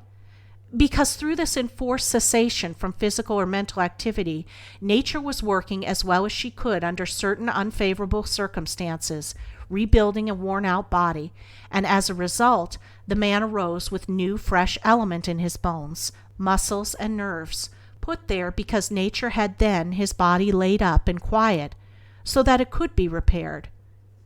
If you will but entertain this idea of spring's renewing force respectfully, though you cannot believe it thoroughly at first, you will receive much help by such respectful entertainment, for if you do not kick a live truth out of your mind when it first presents itself, it will take root and live there, and prove itself by doing you good. Men, through incessant physical toil, wear out far sooner than is generally realized. The sailor's hardiness often lasts but a few years. He is often an old man at 45. The toiling farmer who works the year round from early dawn till dark and thinks work to be the greatest virtue in the world is often a mass of bony knobs and rheumatism at 50. The average duration of lives of hard labor is much less than those given to occupations requiring less physical lugging, straining, and fagging, hour after hour, when the body is really exhausted. In the mines of California, where I swung a pick for years and worked with gangs of men, lifting, wheeling, and shoveling, I noted that the last 3 hours of a day's work of 10, sometimes 12 hours in length, was done by the men, strong as they might be, with far less spirit than the earlier day's labor. In fact, it was often a mere pretense of work, unless the watchful eye of the boss was constantly on his men. Why? Because physically they were no longer fit to work. It was only will that was urging muscle to exertion. And of the stout, hardy miners, aged 25 or thereabout, who were so working in, and who so persisted in such drudgery, a large majority are dead, and of those who are alive today, 4/5 are broken-down men. In the kingdom of nature we find periods of rest, constantly alternating with periods of activity. Trees rest during the winter. The circulation of sap is sluggish. There is no creation of leaf, blossom, or fruit. Wild birds and animals after the summer breeding season do little save eat and sleep. Some animals and reptiles sleep during the entire winter. Even soil must rest to bring the best crop. When it is forced, through constant artificial fertilization, the product is inferior in flavor and nourishing quality to that raised on virgin soil. Disease, blight, and destructive insects some unknown to vegetation in its natural state. When man recognizes the fact that he cannot use his body year after year, from the budding strength of youth to the age of 40 or 50, under such a full, unceasing pressure of nerve or willpower, without great injury, and when he does recognize the fact that through placing himself oftener in restful and receptive states, as do tree, bird, and animal in their natural state, he will then, through receiving far more of this element, enjoy a far greater health of body, elasticity of muscle, vigor and brilliancy of mind. He would also have other senses and powers awakened within him, whose existence is still doubted by most people. Some Oriental and Indian races have, to an extent, the use of these senses and powers, partly by reason of their more restful lives, and their living like tree and animal, more in conformity to the influence on them of the seasons. They have not our domineering aggressive force, which invades and conquers for a time, as England has conquered India, and our own people have subdued and almost exterminated the Indian. But mark, this force does not conquer in the end. The thought power, which works most while the body is relatively inactive, is really the strongest and ultimately prevails. It is subtle, noiseless, unseen. Working with the highest motive, it refines and polishes the rude, warlike, conquering races by grafting on them the civilization of the conquered. In such manner was the art and civilization of conquered Egypt transferred to the Assyrian. Centuries afterward, the conquered Assyrian transformed his power to conquering Greece. Greece fell before Rome, yet Greece civilization held sway in Rome. Rome fell physically before the Goths and the Vandals, and then savage races of northern Europe, but in the kingdom of mind it is the influence of ancient Italy which has been the great factor in refining the Goth, Hun, and Vandal ages long ago into the modern German, Frenchman, Spaniard, and Italian. Every convulsion, agitation, and conquest has made this power take root on a wider field. Today, the best English mind is seriously studying the laws which at last it has recognized in India, and that force is in a sense to subdue England, for she is already sitting at the feet of India, receiving her first lessons in the alphabet of laws and force, hitherto quite unrecognized by her learned men. What power is this, you ask? How gained? How developed? It is the power coming of minds united on one purpose, in perfect concord, and who do not use it at all in physical activity. For if you put all your thought or force into working of the members of your body, in working with your hands at any calling, day in and day out, year in and year out, with no regard to the impulses and instincts of time or seasons, you keep all that force working merely in the instrument, the body, and wearing it out.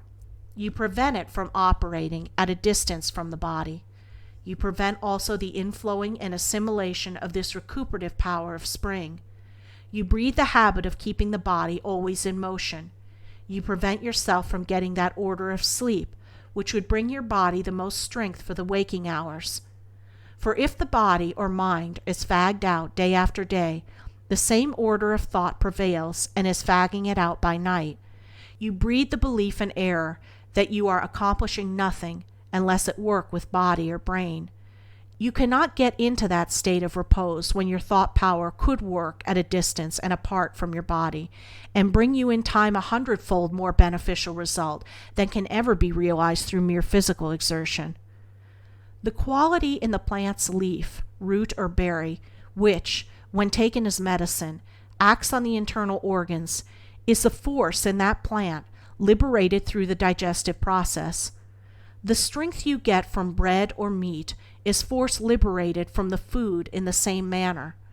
Digestion is a slow burning up of the material taken in the body, as coal is burned up in the boiler, and the force freed by such burning you use to work the body as the engineer uses heat to run the engine. The newer the bud, the more tender is its outward material formation, yet that bud contains the most active force, principle, and quality of the plant. The choicest and strongest tea is made of the topmost and tenderest buds of the plant. In California, the bud of the poison oak affects some people, though they only stand near it. So great is its injurious force it sends out in the air. The tender buds of spring contain that force, which later on will make the more solid leaf or branch. In your own organization in the spring are the same tender budding elements. So if your body is weak in the spring, it is a sign that the new buds, so to speak, within you are forming. They are in full force, but that force has not had time to act on your material organization and form the new bone, muscle, and sinew, which will come at a later period, providing such budding or new crystallization not be agitated, disturbed, and possibly destroyed by undue exertion of the mind or body, where the same relative damage is done your body as would be done the budding tree by a hurricane. Possibly you say, but how can I carry on my business and earn my bread if I so lay my body up for nature's repairs? We answer, the laws of man's business are not the laws of nature. If nature says rest and man says work, and will work or must work, man always gets the worst of it. What society calls vicious practices or habits are not the only agencies which bring disease, pain, and death. Thousands perish annually in lingering agony on respectable beds and in the best society. Consumption, cancer, insanity, dropsy, rheumatism, fevers, rage are ever raging among the most correct people from the conventional standpoint. Why is this? If you are in conditions of life where at present it is impossible to give yourself needed rest, and you feel thoroughly the need of such rest, you may rely upon it that your persistent desire, your prayer, your imperious demand that you shall have opportunity to receive and profit by nature's restoring forces, will bring you in some way the opportunity to so profit by them. When any need is thoroughly felt, the thought and desire coming of such feeling is itself a prayer, a force that will bring you helps and take you out of injurious surrounding and modes of life. We repeat this assertion often. It needs frequent repetition. It is the mainspring of all growth and advance into a happier and more healthful life. The Christ of Judea embodied this great law in the words, "Ask and ye shall receive, seek and ye shall find, knock and it shall be opened unto you." He wisely made no attempt to explain this mystery, whereby earnest human thought, desire, or aspiration always in time brings the thing or result desired. For this and other mysteries are inexplicable, and so fast as any alleged cause is given for any certain result in nature's workings, do we find a deeper mystery in the very cause. We say, wind is air in motion. What sets it in motion and keeps it in motion? Once we explained the tides on the theory of the moon's attraction, but apart from the tides, what power keeps in motion the gigantic system of currents ever traversing the oceans, revealed more fully during the last 40 years? What power keeps our lungs breathing day and night, or the blood running to every part of our body? Are not all of these the power of God, or the infinite spirit or force of good, working within you as it works in everything that lives and grows? Only to us is at last given the knowledge to work this power intelligently. The body of tree, animal, and bird decays at last, through lack of such intelligence. So in the past, has man's material part decayed? But this is not always to be.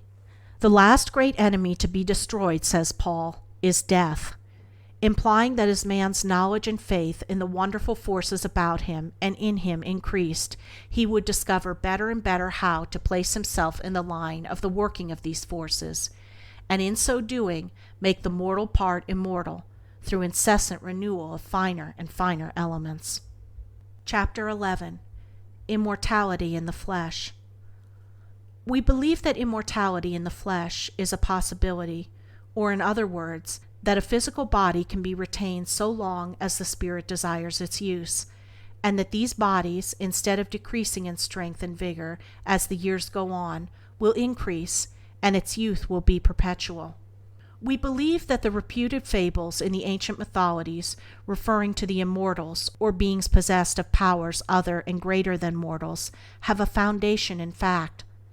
This possibility must come in accordance with the law that every demand or prayer of humanity must bring supply. There is now a more earnest demand than ever for longer and more perfect physical life, because now more minds see the greater possibilities of life. They appreciate more and more the value of living in the physical. Such demand often takes the form of expression, "I have just learned how to live, and it is nearly time for me to die." The body will grow to these results through the gradual series of spiritual processes, operating on and ever changing, spiritualizing and refining the material. These processes do not retain the body a person may have now. They retain a body, an ever-changing and refining body. All disease, lack of physical ease, or sickness comes of a spiritual process, the aim of which is reconstruction of the physical body, first in the receiving of new elements, and second in the casting out of old ones. Back of this physical reconstruction, however, there is going on the far more important reconstruction of the spirit, out of which is built the body. These processes are continually going on with the body, operating through the skin, the stomach, and other organs, as well as in the periods of physical prostration or indisposition above referred to. All sickness is an effort of the spirit, renewed by fresh influx of force, to cast off old and relatively dead matter. But as this intent has not been recognized by the race, the spiritual process or effort with its accompanying pain and discomfort has been held and feared as a signal or approach of death.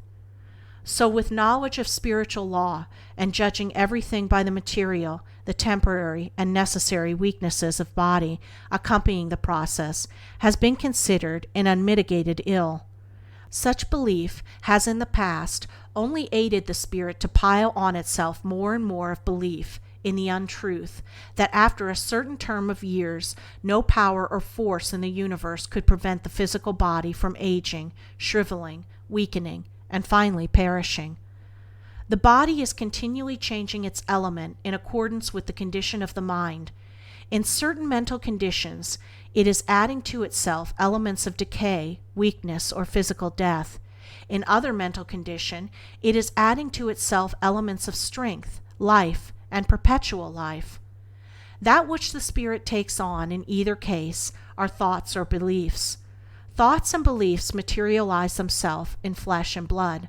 Belief in inevitable decay and death brings from the spirit to the body the elements of decay and death.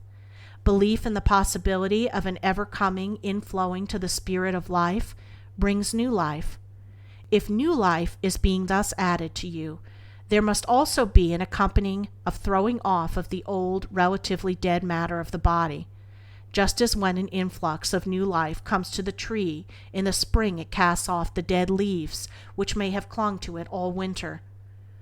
Through similar inflowing of new life or force does the animal and bird shed the old fur or feathers and take on the new and correspondent changes that take place throughout the whole organization of bird, animal, and man.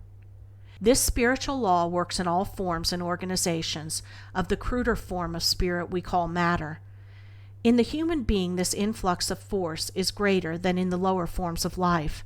It does not flow equally to all human beings. Some receive it more than others. But in the course of advancement, men and women are to come who will receive so much of this influx as to be obliged to see these further possibilities of existence, and also to realize them. When new ideas and thoughts are received by our higher mind or self, they are warred against by our lower or material mind. The body is the battleground between these two forces, and therefore suffers. As minds come to trust even to a small extent in the supreme power and entertain the idea that physical disease and physical death are not absolute necessities, the higher power must prevail. Some old error will be cast out, some new idea will come to stay, the body will be better and stronger after each succeeding struggle, and these struggles will gradually become less and less severe until they cease altogether. People have in the past lost their physical bodies because, being in ignorance of the fact that sickness is a process for the spirit to throw off the old material thought and take on new, they have used their forces in the wrong way to retain such thought. They retain it by their belief. Your belief will make your sickness a benefit or an evil to you. If you can but entertain the belief that it is a spiritual process of getting rid of old worn-out elements, you assist greatly the mind in the performance of this process. If, however, you believe that sickness is entirely a physical condition, and that no benefit and only evil can come of it, you are using force only to load down the spirit with more and more error, of which your flesh and blood will be in quality and expression, until at last your spirit rejects the body it has been trying to carry and drops its burden. It rejects at last the whole body through the same laws by which it rejects a part of it when that part is spiritually dead. If you receive with scorn the thought that your physical body, through fresher and fresher renewal of its substance, can be made perpetual, you close yourself an entrance for life, and open another for decay and death. We do not argue you ought to believe this. You may be so mentally constituted that you cannot now believe it. There are many things to be in the future, which none of us now have the power to believe. But we can, if the thing deemed impossible be desirable, pray or demand a faith which shall give us a reason for believing, and such faith will come in response to demand. Faith means power to believe in the true, or the capacity for the mind to receive true thoughts. The faith of Columbus in the existence of a new continent was a power in him to entertain such idea greater than others of his time. People who use the common expression, have faith in themselves, have also an actual power for carrying out their undertakings greater than those who have no faith in themselves. When you demand faith in possibilities for yourself that now seem new and strange, you demand, also, the power and ability to draw to you the capacity to see or feel reasons for truths new to you. If you demand persistently the truth and only the truth, you will get it, and the whole truth means power to accomplish seeming impossibilities. Thy faith hath made thee whole, said the Christ of Judea to a man who was healed. To us this passage interprets itself as meaning that the person healed had an innate power of believing that he could not be healed. This power, which was of his own spirit, and not of Christ's, so acted on his body as instantly to cure his infirmities. Christ was a means of awakening this power in that man's spirit, but Christ himself did not give the person that power. It was latent in the person healed. Christ woke it into life, and probably only temporary life and activity, for we do not hear that any of the recorded cases of sudden healing in those times were permanent. They fell sick again and finally lost their bodies. Why? Because the faith or power they drew to themselves for a brief time did not come to stay. They had not learned to increase it continually through the silent demand of the supreme power. Their spirits went back into the domain of material belief. When that belief again materialized, a load on the spirit hard to carry, and they were sick, Not one was at hand like the Christ to awaken it into a temporary faith or power. No person can become permanently whole, which implies, among other powers, immortality in the flesh, and have entire and permanent freedom from disease, who is ever trusting or leaning on any other save the Supreme to gain the power of faith. In this respect, every mind must stand entirely alone. You cannot draw the highest power if you depend always for help from another or others. If you do, you are only borrowing or absorbing their faith. Such borrowed faith may work wonders for a time, but it does not come to stay. When that of which you borrow is cut off, you will fall into the slough of despond and disease again. You had never really drawn from the right source, the Supreme. Our most profitable demand or prayer, made consciously or unconsciously, is, "Let my faith be ever increased."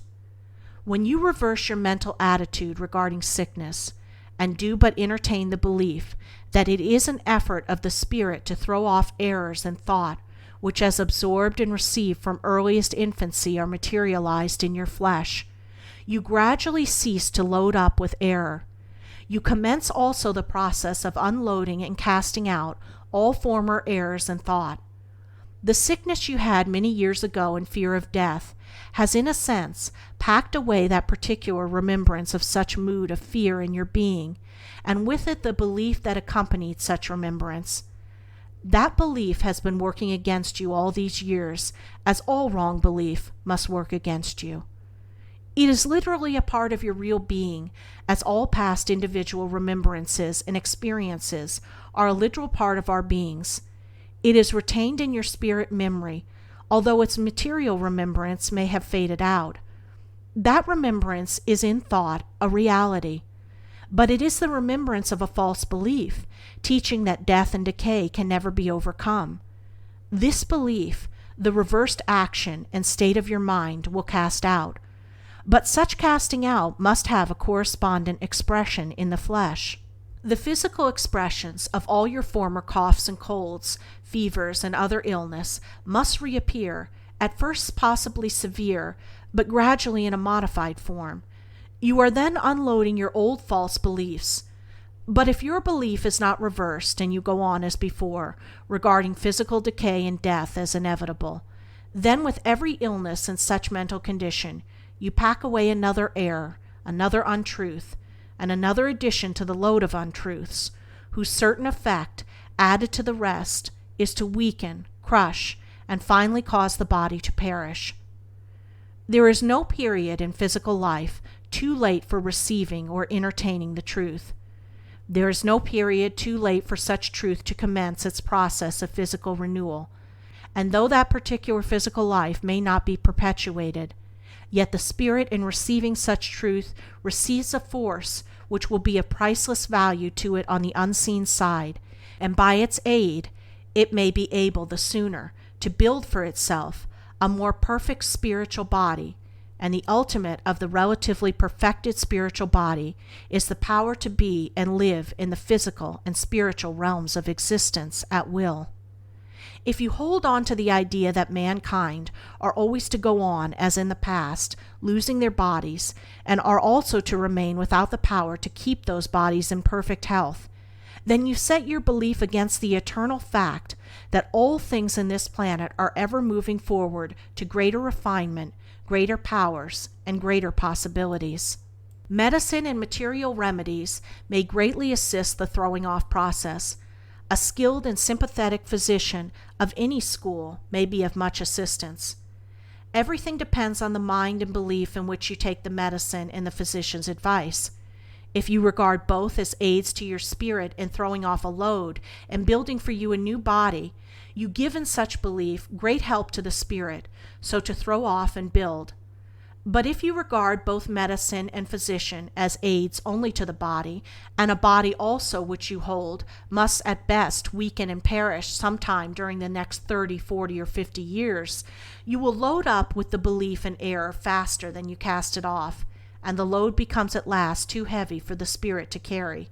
What causes the man or woman to be bowed down by age? What causes the stooping shoulders, the weakened knees, and the tottering gait? Because they believe only in the earthly and perishable.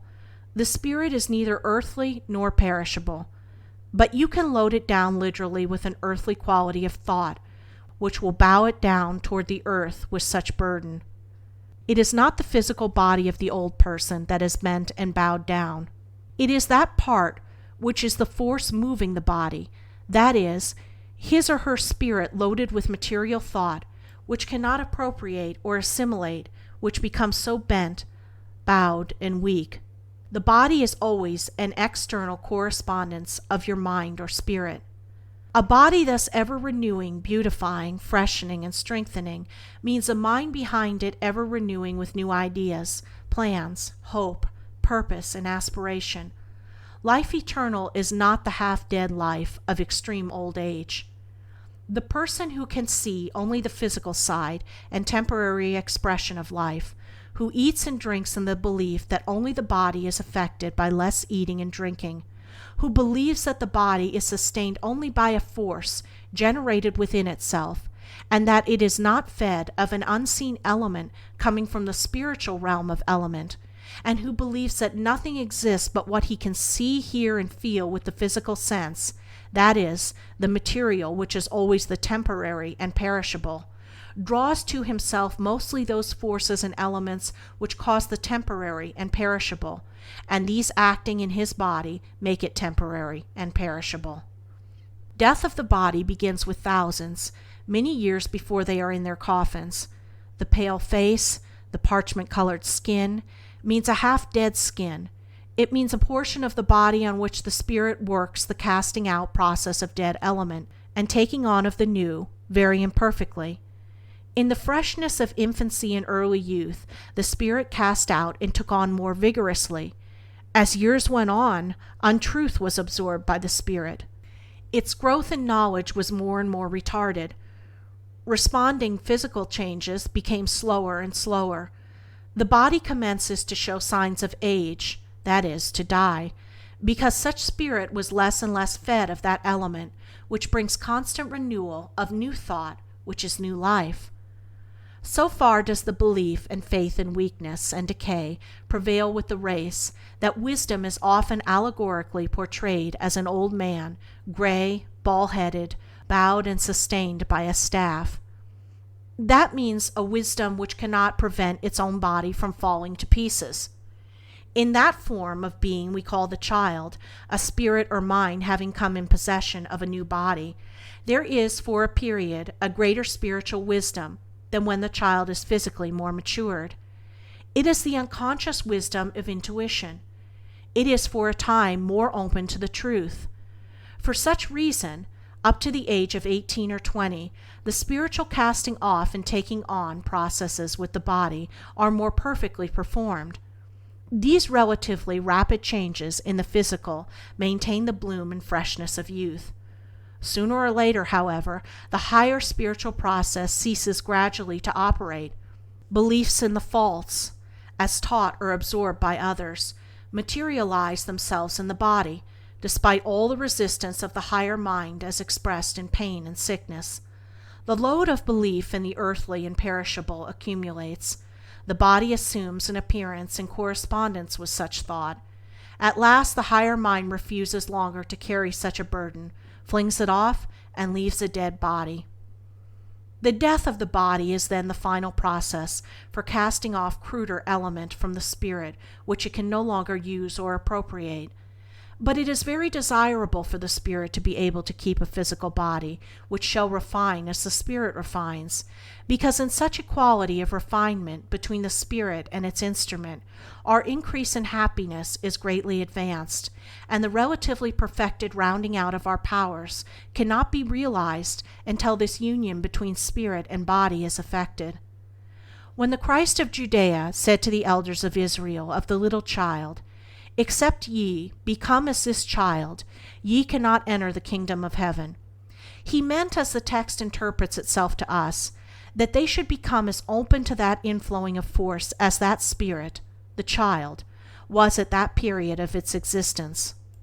Were such influx maintained, the youth of the body would be perpetual. The child is more led of the spirit than the grown-up person. It is more natural. It discards policy. It shows openly whom it likes and whom it does not. It has more intuition. It will dislike a bad man or a bad woman when its parents see no evil in that person.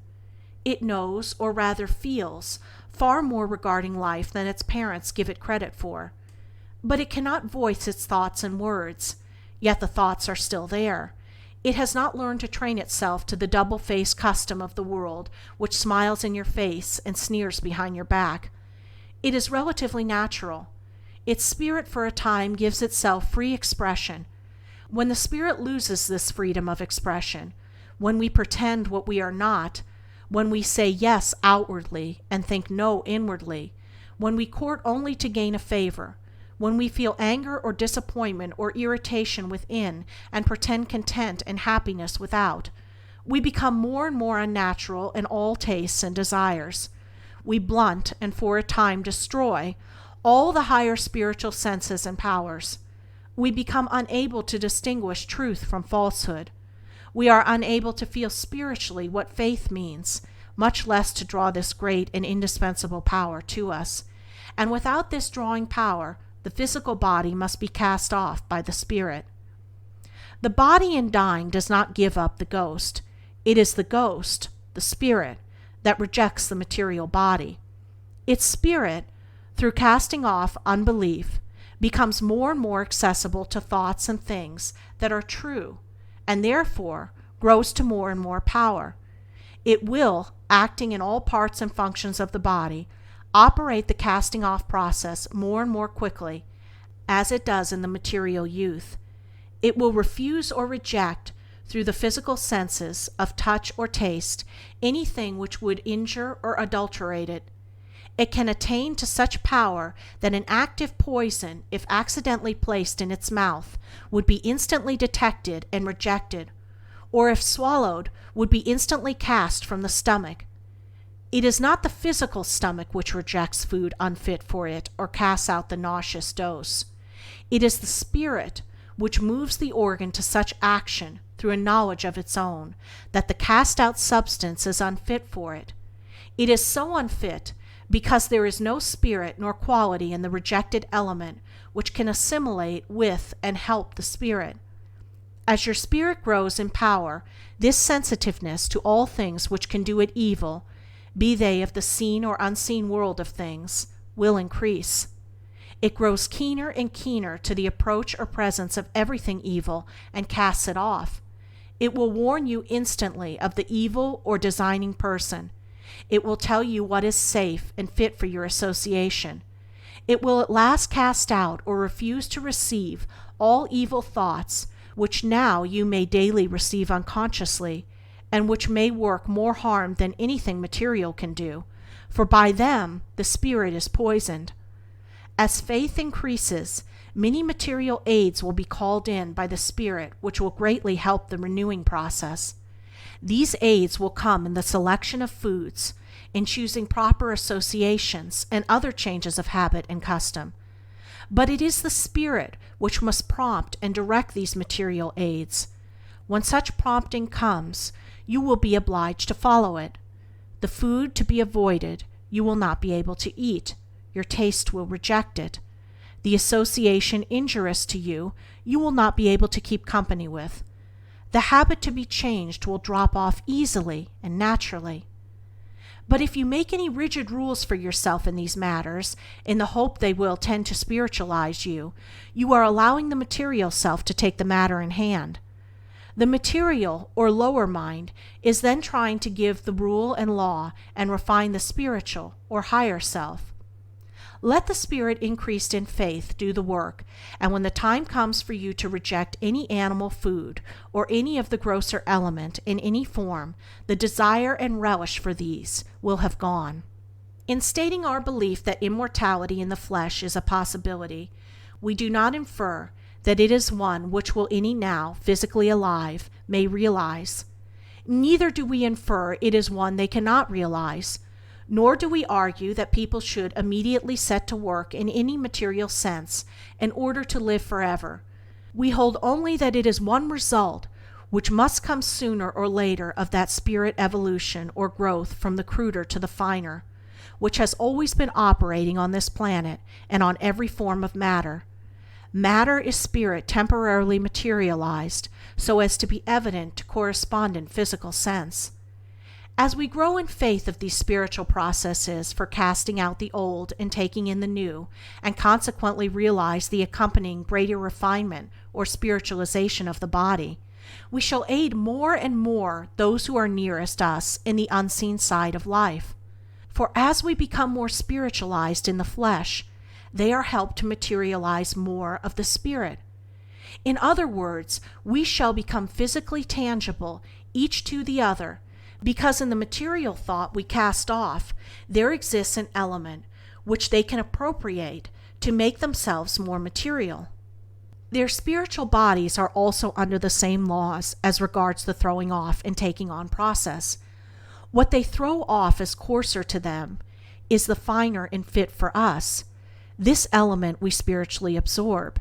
It is for the time and condition, a certain spiritual food and life for us. Through what they throw off we are aided to spiritualize the body.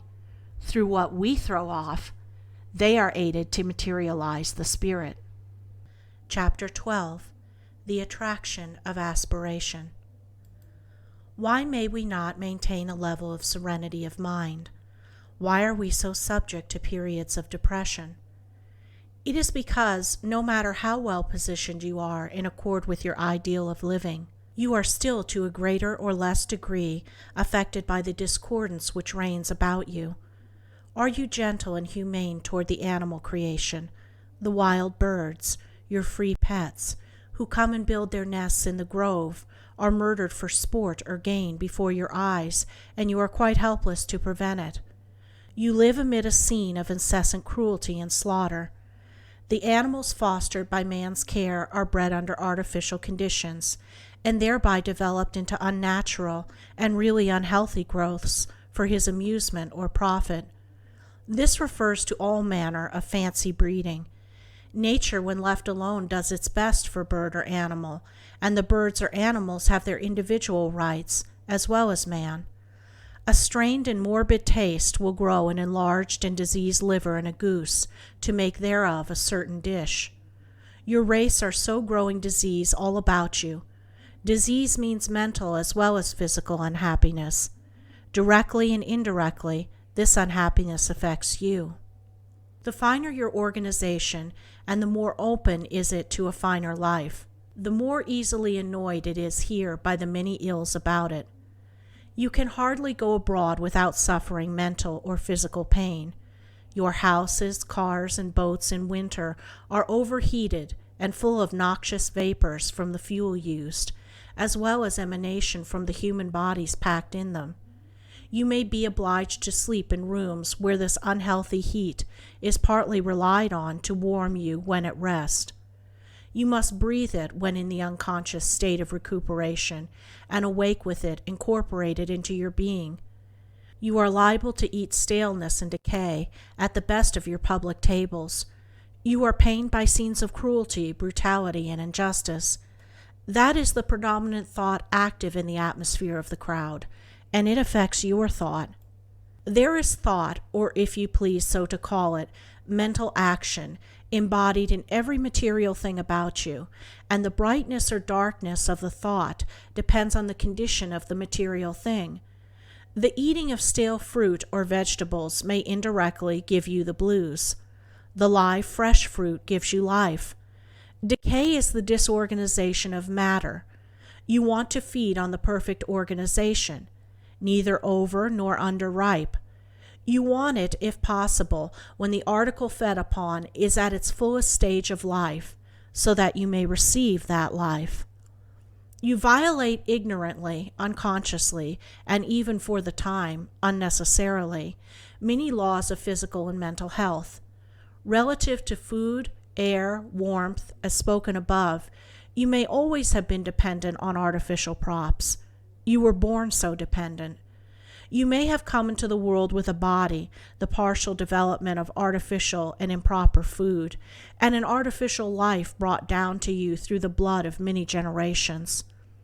This artificial life must in some way bring pain. Your alcoholic stimulant brightens for the moment, but leaves a much longer period of pain behind it. But the evil of alcohol is really small as compared with scores of causes for human ills in daily active operation about you in places crowded with people, and all the more dangerous from becoming quite unknown.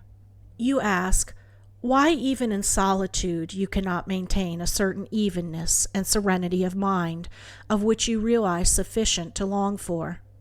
Assuming that in the past you have been diseased physically, and of course mentally, do you expect to be instantly cured of such a long illness? Certain habits of thought cannot be otherwise than gradually removed. So with certain habits of body, consequent on such habits of thought, such as the habit of hurry, the habit of worry, the habit of laying undue stress on things not the most needful for the hour, the habit of trouble borrowing, and many others which permeate and influence every act of life. Their combined effect is exhaustion, and exhaustion is the real mother of most of the ills flesh is heir to. Whatever exhausts the body, be the motive for effort of good or ill, benevolence or selfishness, lessens the power to resist these many causes for pain and consequent depression of spirits. So long as earthiness or grosser spirit has the ascendancy, we see mostly on the earthly side. We sense mostly the repulsive in the individual. We are slow to see the good. We can like but few. We dislike many. But when spirit gains the ascendancy, this is reversed. We see then clearly the good in all. We are thereby attracted more or less to all. And as we find the good in all, we get good from all. We cease then to be so strongly repelled by individual prejudices. We love more than we hate. While earthiness prevails, we hate more than we love. We see more to loathe and detest than to admire. We are blinded to the good and too sensitive to the evil. Seeing and feeling then more of evil than good, we are injured by it. To hate, to be strongly prejudiced, to be unable to hear mention of the loathed person's name without the thrill of indignation or disgust, is to be continually inflicting wounds on self. To be able to admire, to have the clear sight to detect the good in the lowest nature and to keep the evil out of sight, is a source to us of strength, of health, of continual increase of power. Love is power. You are always the stronger when in a condition of admiration. Attraction is the law of heaven. Repulsion is that of earth. Spirituality is attracted to what it finds of itself anywhere. It sees the diamond in the rough, though embedded in the coarsest mold. It sees the germ of superior quality in the coarsest nature. It can fix its eye on that germ and hide from itself the coarser elements. In so doing, it throws its power on that germ and warms it into life. The basest nature mounts to its highest level in the presence and under the influence of the higher. There is little need for the true missionary to preach in words. He or she exhales an atmosphere of divinity which is felt by all. Precepts need to be felt more than heard. The prejudice against the sinner is only a spiritual porcupine. He stings all he touches. So long as we feel that strong repulsion, through seeing only the defects in another, so long are we ruled by such sentiment. We are in fetters. We are in his or her presence so full of hatred as to be unable to assert the better part of ourselves. All our own evil is called out and comes to the front. There is only the clashing of opposing wills. In such case, we, though in reality the more powerful party, become the weaker for the time being. We are obliged to allow the pupil, whom we should teach by example, to domineer over us. Cynicism is born of repulsion, and personal prejudice carried to extreme. The cynic ends by finding everybody unbearable, and at last hates himself. No cynic was ever in good health. Cynicism is blood poisoning. The cynic is ever hunting for the ideal without. He should find it within. This once found would be ever creating ideals from all without. His own loving spirit would graft and build itself, or all with whom he came in contact. Divinity is also contagious. That would be a poor divine plan which allowed only evil to be infectious. Goodness is catching. In good time the world will learn that health is also. But hitherto mankind have so much feared and even admired the devil as to have accredited evil only with inoculating quality, while all manner of good is supposed to be drilled into poor human nature by painful and laborious processes. There cannot be the highest health and vigor without aspiration and purity of thought. Pure thought brings the purest blood. Impure thought, despondent, hopeless, repining, fault-finding, fretful, slanderless thought, is certain to make the blood impure and fill the system with disease. Without aspiration, your best care for the body will be relatively of little help.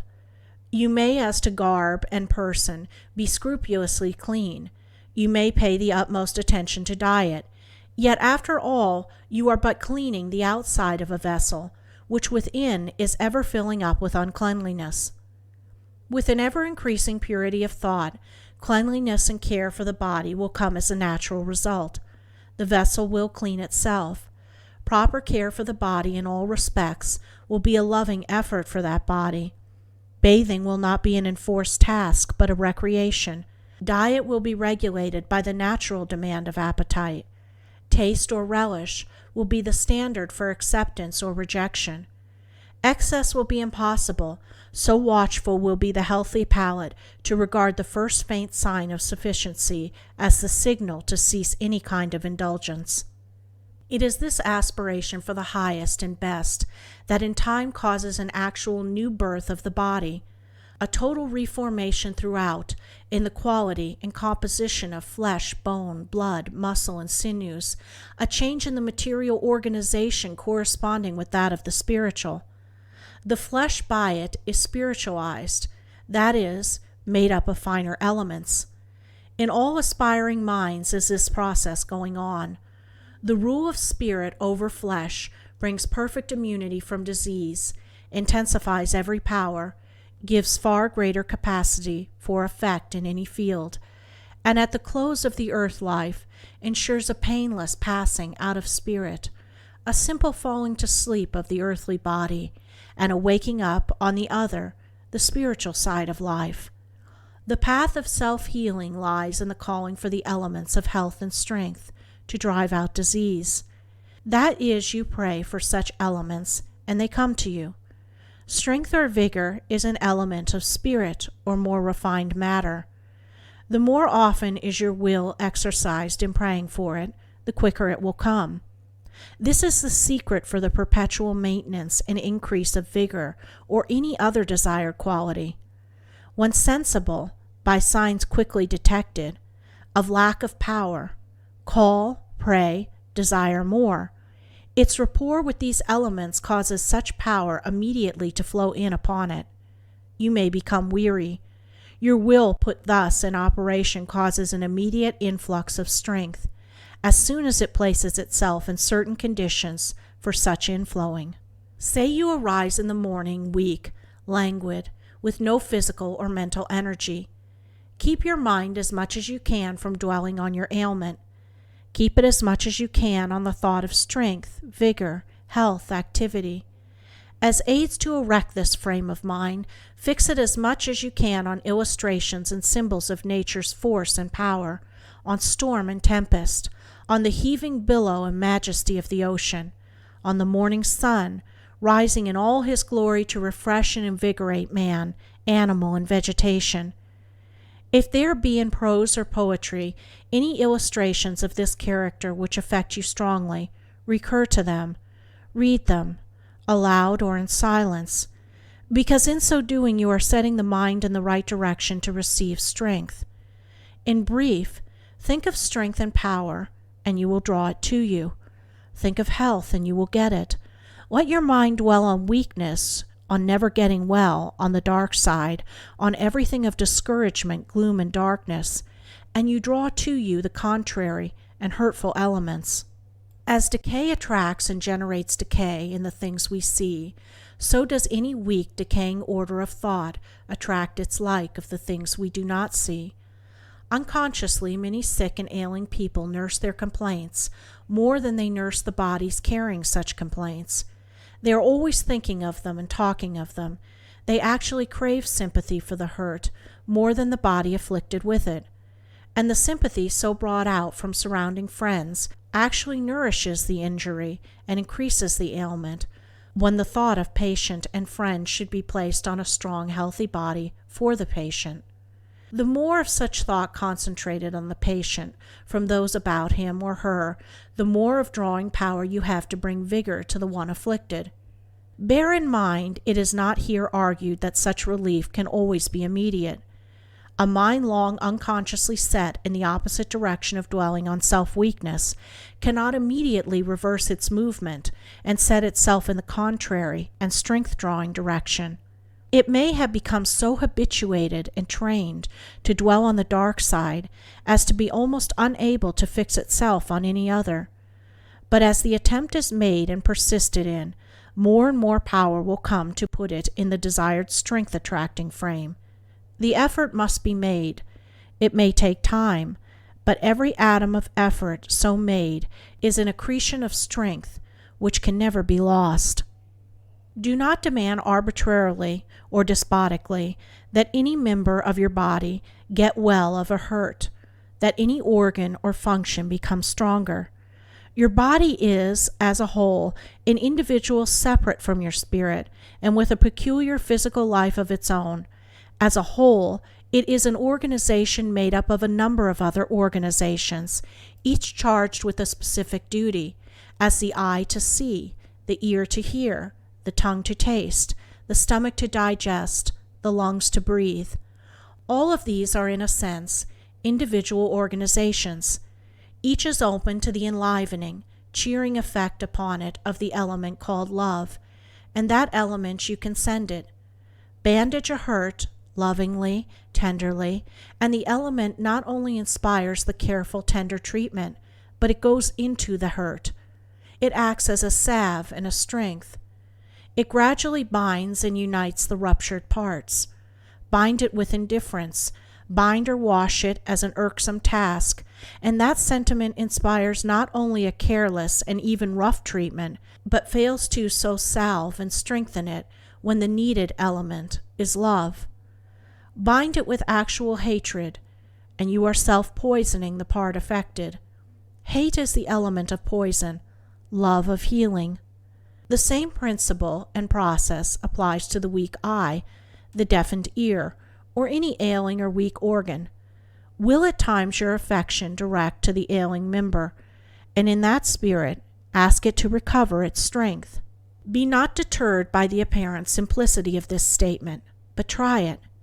If you are impatient or angry at eye or ear for not being perfect in their office, you do but throw that element of impatience on those organs. You fret and annoy them in their efforts to do their best.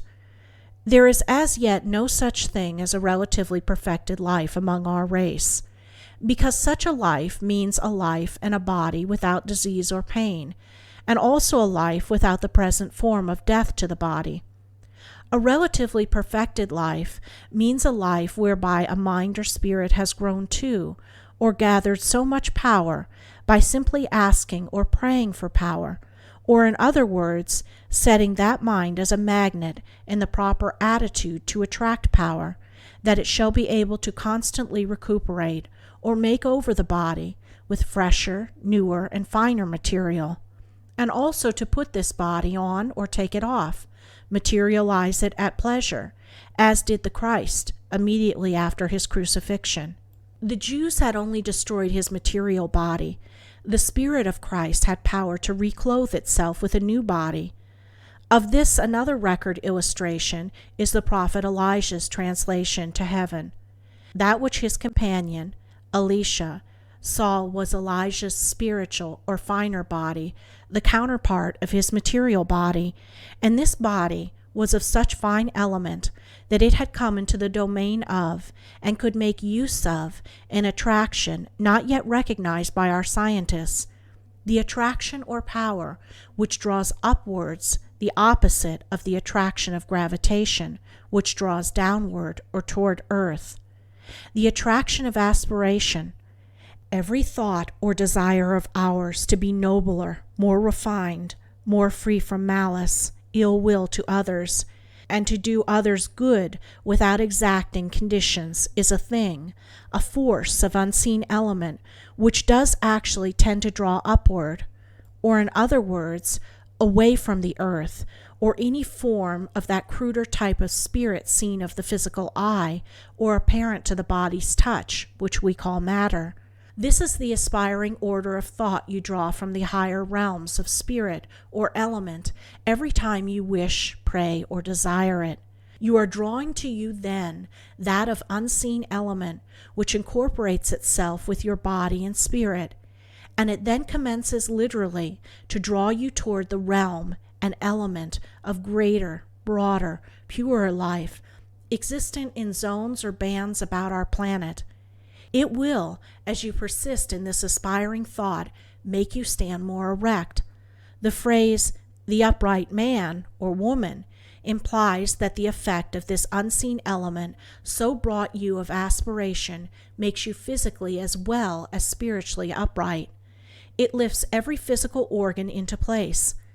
It is the thought current drawing from above the mood of impure or immature thoughts, the mood of unwise or personal selfishness, which seeks only personal gratification without thought or care of others. The thought or mood of gloom, discouragement, and self-deprecation comes of the overruling attraction of earthly, seen, or physical things. When you are ruled by the attraction of gravitation, or in other words, the attraction of material things, it will tend to make your shoulders rounded and stooping, your head bowed, and your eye downcast. Your heart will also in some way be literally bowed down through grief or worry or anger or some form of immature thought or attraction coming of seen things or cruder forms of spirit. Every organ of the body will be similarly displaced and tend toward the earth.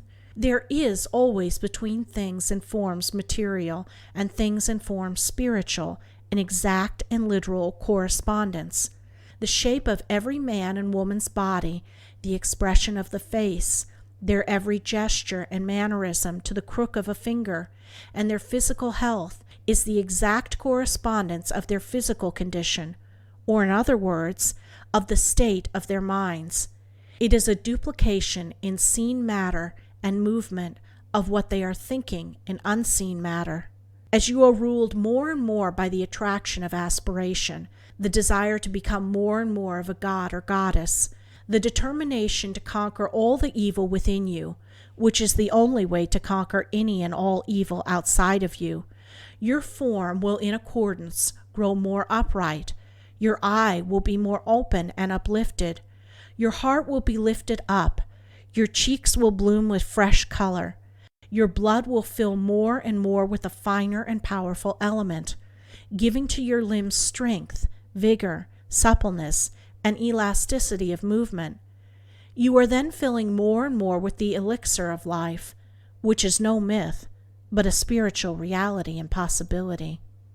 Our race hitherto has been dominated by the attraction of physical things or seen element. It has said there is nothing in existence but what can be seen or felt of the outer, inferior, or coarser senses, and consequently there has been nothing else to us. A man may perish of thirst, surrounded by springs of cool water, and if he not know of such springs, there are none for him. Our condition has been analogous to that. With the more perfected race of the future on this planet, there will be no painful death of the body as is present. Every such painful death is the direct result of sin and transgression of the law of life. The ending of the body of the future will be the birth or development of a new physical body, for which the old one shall serve as a shell or envelope until the new one is ripe and ready to come forth in a manner analogous to the development of the moth or butterfly from the cocoon. Such growths and transitions will take place at lesser and lesser intervals, until at last the spirit will grow to such power that it can will and attract to itself instantly, out of surrounding elements, a body to use, so long as it pleases on this stratum of life.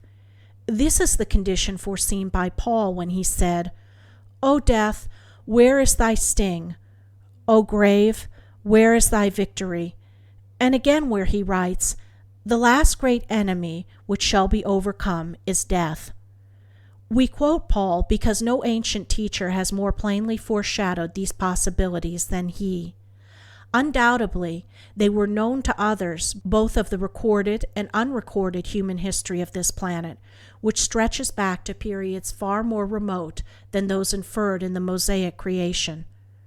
These truths, these possibilities for avoiding decay, death, and pain, and growing into and taking on a newer and newer body, and newer, fresher, and more vigorous life, vitally affect us of today.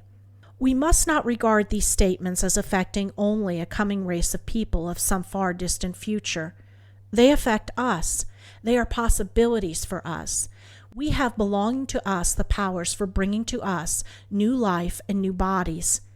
If you are not told of these powers, how can you ever use them? You are then as a pauper having, unknown to yourself, $1,000 banknote sewed up in the lining of your ragged coat. This knowledge is for you the pearl of great price. You cannot sell this pearl. You cannot trade it for that of your neighbors. You cannot accumulate your neighbor's powers. You can only grow and use yours alone. You wonder perhaps and say, can these truths, these marvels, belong to our commonplace age and time? But ours is not a commonplace or prosaic age and time. It is only our lack of seeing clearly which may make our time seem commonplace.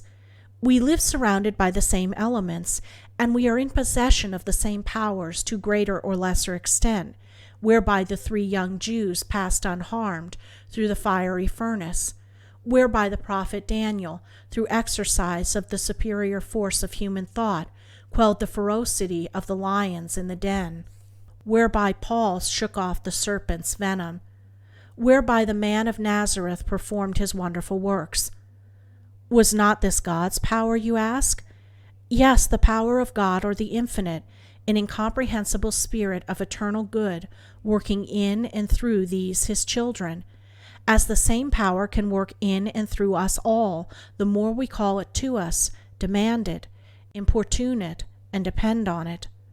It is simply the power of the higher mind over the lower or cruder mind. All seen element, or as we call it matter, is expression of the lower or cruder mind. Rocks, hills, clouds, waves, trees, animals, and men are all varying expressions of the lower, cruder mind. The power of mind over matter means the power of the higher mind over all these expressions of the lower mind. The aspiration, the earnest prayer or demand to be better, to have more power, to become more refined, will bring more and more of the finer elements and forces. That is spirit to you. But the motive must be the natural, heartfelt, zealous wish to impart what you receive to others. You cannot call the fullness of this power to you if you intend living only for self. You may get it to a degree and accomplish much by it. Your demand if living only for self may bring to you houses, wealth, and fame. But the demand based on the selfish motive will, in the end, bring only pain, disease, and disappointment. Chapter 13. The Accession of New Thought. New thought is new life. When an invention, a discovery first breaks on the inventor's mind, it fills him with joy. The blood in his veins surges with a fresher impetus. The author or poet is lifted into ecstasy of emotion by a new conception. I mean the relatively few creative authors and poets, not the many who, borrowing the fire of genius, put in their own lanterns and pass it off, often successfully, as their own. A piece of good news, as we term it in a period of gloom, depression, discouragement, the possible realization of a hope, the removal of an ill or danger, is but a thought after all, is but the picture in the mind of the thing desired, is not the thing itself, yet how it brings strength to the whole body. An entertaining spectacle, a drama so perfectly acted as to absorb all one's attention, an interview with one to whom we are strongly attracted, a pursuit or exercise or art which interests and fascinates, all these are food and nourishment, stimulation to the body, and in the absorption or excitement of the moment, hunger for material food may pass away or be forgotten. So we do not live by bread alone, but by our natures demand ever new and newer food of thought. The play so charming when first seen may become tiresome through repetition. The air so fascinating when first heard becomes worn through familiarity. There may even be longed for a change from the quality of the thought of the mind most attractive to us. I mean for all these a change, but only for a time. The play, the opera, the artist may in time be seen again and with an increase of pleasure, either from the influence of former association, or from new growths and shadings in the artist's rendering, or from new capacity in ourselves to see what we could not see before. Call then all new thought, and if you please, new emotion, food. Food is necessary to make the relatively perfect physical and mental man or woman, as is the bread we eat. We desire ever fresh food. We similarly desire and need always new and fresh thought. Old thought, constant repetition of the same thought, involves decay, sluggishness of mind, sluggishness of body. Suppose that we rose each morn with the absolute certainty that each day was to be a day involving to us more or less of the excitement of discovery in something useful and enjoyable, and also of similar use to others, something endurable for us and others, endurable for eternity, some unexpected branching out of yesterday's truth, which for yesterday seemed fully grown, something telling us how life may be made still fuller of durable and harmless enjoyment, some great law principle in nature recognized possibly for the first time in some heretofore called little thing, in the fall of a leaf, in the coloring of a leaf by the autumnal frost, in its almost equal vividness of color coming through the heat of spring. What must be the pleasure to an open and receptive mind to find today an increase of improvement in the quality almost despaired of yesterday, an increase of patience in doing the perplexing work, an increase of courage, an increase of perception to see beauty in what yesterday passed by with indifference, an increase of power to control unruly appetite, an increase of power to drive away unpleasant and therefore injurious thought. Would not such be encouraging, cheering, life-giving, health-giving thoughts? This order and accession of ever new thought knows no stop in any direction. It says, "Are you orderly today? You will find some power and room and capacity to be more orderly tomorrow. Was your last effort in music, in painting, in composition, in acting, in oratory your greatest triumph? You will find some way of making it more perfect tomorrow. That will take nothing from the last effort. It is only a more beautiful and delicate tint for some already beautiful picture. The consciousness of such never-ending growth of improvement is also food for the growing mind, other than bread. Yet it is bread. It is the bread of life, and to be desired as our daily bread. Would not also the thought each morning that a great power, an infinitely wise mind, was always ready to give more knowledge to help you through troubles from without and troubles from within, would not such thought, and the trust begotten of it, be as food, strength, and healthy stimulation, especially when the reality of this power and its ability to aid had been proven to you many, many times, so that the hope had become a conviction. Grant that new thought is healthy stimulation and also necessary food to a more perfected life, and the question arrives, how shall we get it? In other words, how may we attune ourselves, or how may we become more receptive to all that is beautiful and useful in nature? For in our religion, the useful always implies the beautiful.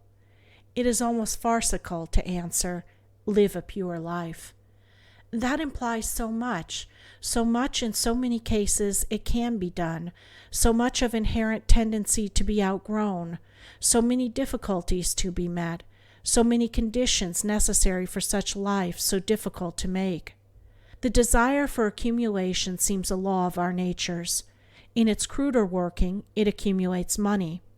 In its higher form, it would accumulate powers and qualities of mind. I am this much or that much richer than I was this morning, says, with satisfaction and pleasure at night, the money accumulator. That pleasant thought is to him a bit of the bread of life, but not the enduring life, or in the end, if at all healthy life. I, may say the other man at night, am richer than I was this morning, by so much more patience, by a bit more of skill or dexterity in my art, by certain knowledge of which I knew nothing of 24 hours ago.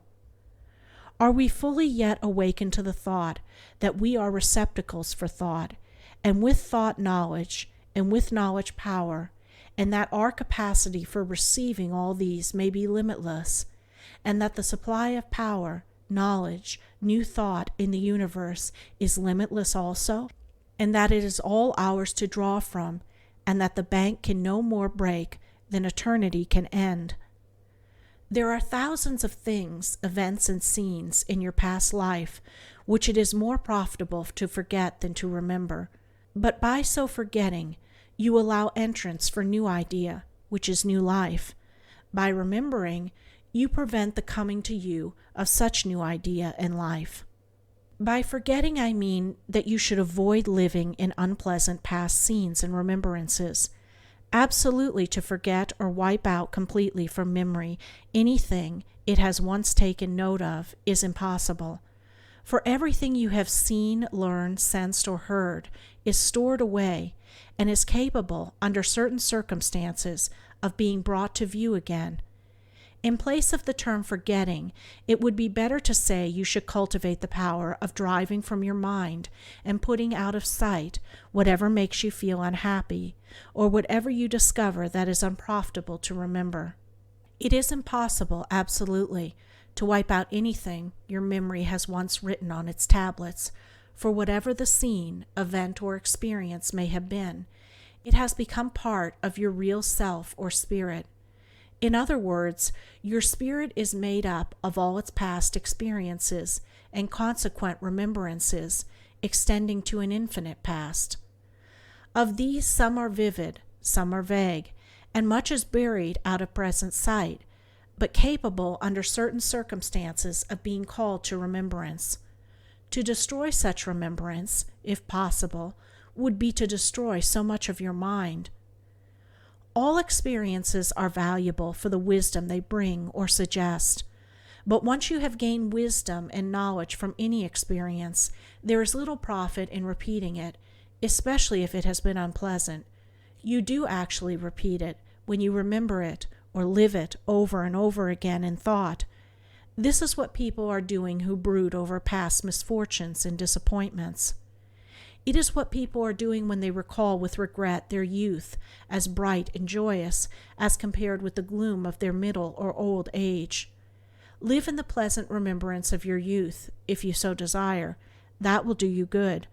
But do not set it in the brightness and freshness against a dark background of the present. Do not think of it in that vein. Remember that time of your infancy and youth, with all the freshness and newness, was also the time of some other people's old age, when the world seemed stale and joyless, when to them all that life seemed capable of yielding seemed exhausted, when nothing seemed to remain but to wither and die. Remember also that today, if the world seems less bright than formerly, if the sun seems setting instead of rising, it seems now to the boy or girl of 10 or 15, as it did to you at that age. No person could hold his or her physical body and enjoy life who, as they lived on, lived in the past and refused to set or open their minds to the future. In so doing, they accumulate more and more of the old and relatively lifeless thought, and this element materializes itself on the body. Their flesh, bone, blood, then becomes an actual expression of the dead and inert spirit.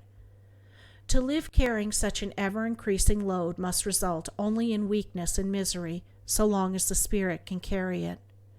But the mind rejecting the old, which it has no use for, and ever pressing on to the new, adds the new thought to itself, and this newness of idea will materialize the newer body.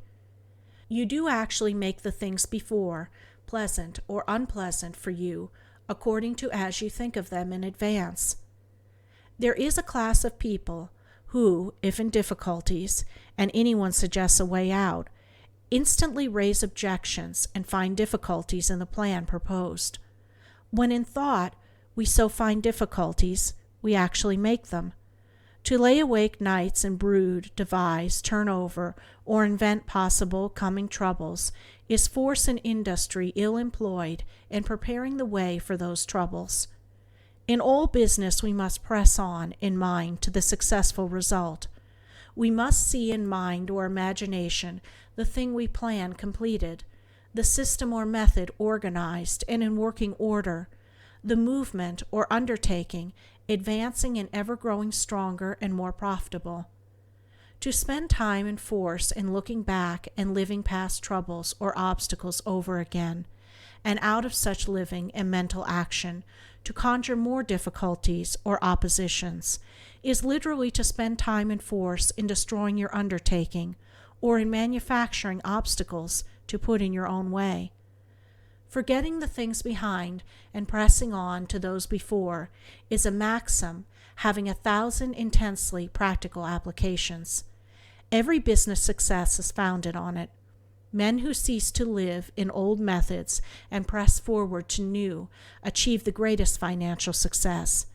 But men who, having started out during their physical youth with the new, allow themselves with advancing years to hold on to what was new in their youth, but which is relatively old now, are really on the back track. Money may continue to pour in upon them, but their methods are really out of date, and a few more years will see their business superseded by the newer system. If you were debilitated, weak, or sick yesterday at any hour, do not commence today with living in thought in the same weakness or debility at that hour. Forget it, live away from it, and press onward to the thought of being strong, well, and vigorous at that hour. When you and mine look behind and live behind the thought of the sickness, weakness, or indisposition of yesterday, you are actually making the conditions for having the same physical troubles. When you at the day's commencement in thought look before to the new thing, the thought of health and strength at the time your lack of vigor commenced, you are making the conditions for realizing such health and strength. If it does not come the first day of such trial, try the next, and the day after that. The state you seek will come in time. Perhaps you may say to me in mind, but how can you prove these assertions? But how can you prove these assertions? They have not been realized in our time. Decay and death at last overtake all. You can commence yourself to prove them. If you experiment with any of the methods here suggested for working thought to profitable result, and you prove for yourself ever so little, you must thereby gain some faith in this law. If the law is proven to you by a little, is it unreasonable to say it will prove more if followed in this direction? Unreasoning prejudices are bred out of this continual living in the past. The man of 60 or 70 often lives in moods, usages, and customs peculiar to his youth. He accepts these as the most fit and proper thing for him.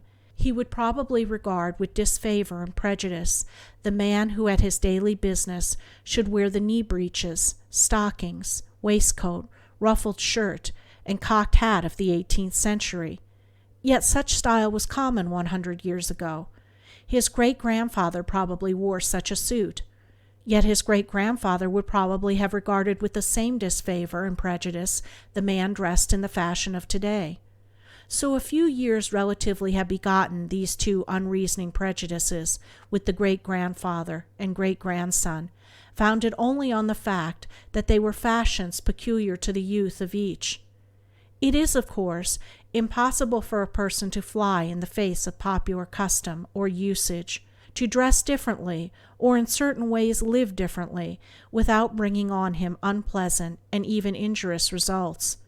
For the action of many minds sending towards you ever the thought of prejudice, dislike, or ridicule would tend to injure mind and body. But the sentiment which sends this kind of thought toward another, who departs from any established custom, when that person thereby affects no one's peace or comfort, is a gross error. It is unreasoning mental tyranny which so regards with hostile mind a man who should today adopt the costume of the ancient Greeks, a garb, by the way, more sensible and comfortable than ours. Less than 200 years ago such a sentiment mobbed the man in England who carried the first umbrella. This sentiment comes of that fossilized condition of mind which persists in living in things that are behind and averts itself from such as are before. Life is a continual advance forward. If we are advancing forward, it is better to look forward, and all are advancing, even the dullest, the grossest, and most perverse. A mighty, eternal, and incomprehensible force pushes us all forward. But while all are being so pushed, many linger and look back. Unconsciously, they oppose this force. So to do so is to court evil, pain, disease, and distress.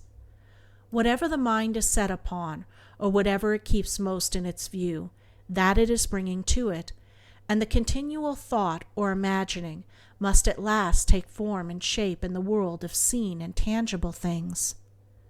I repeat this assertion often in books and in various forms of expression, because this fact is the cornerstone of your happiness or misery, permanent health and prosperity, or poverty.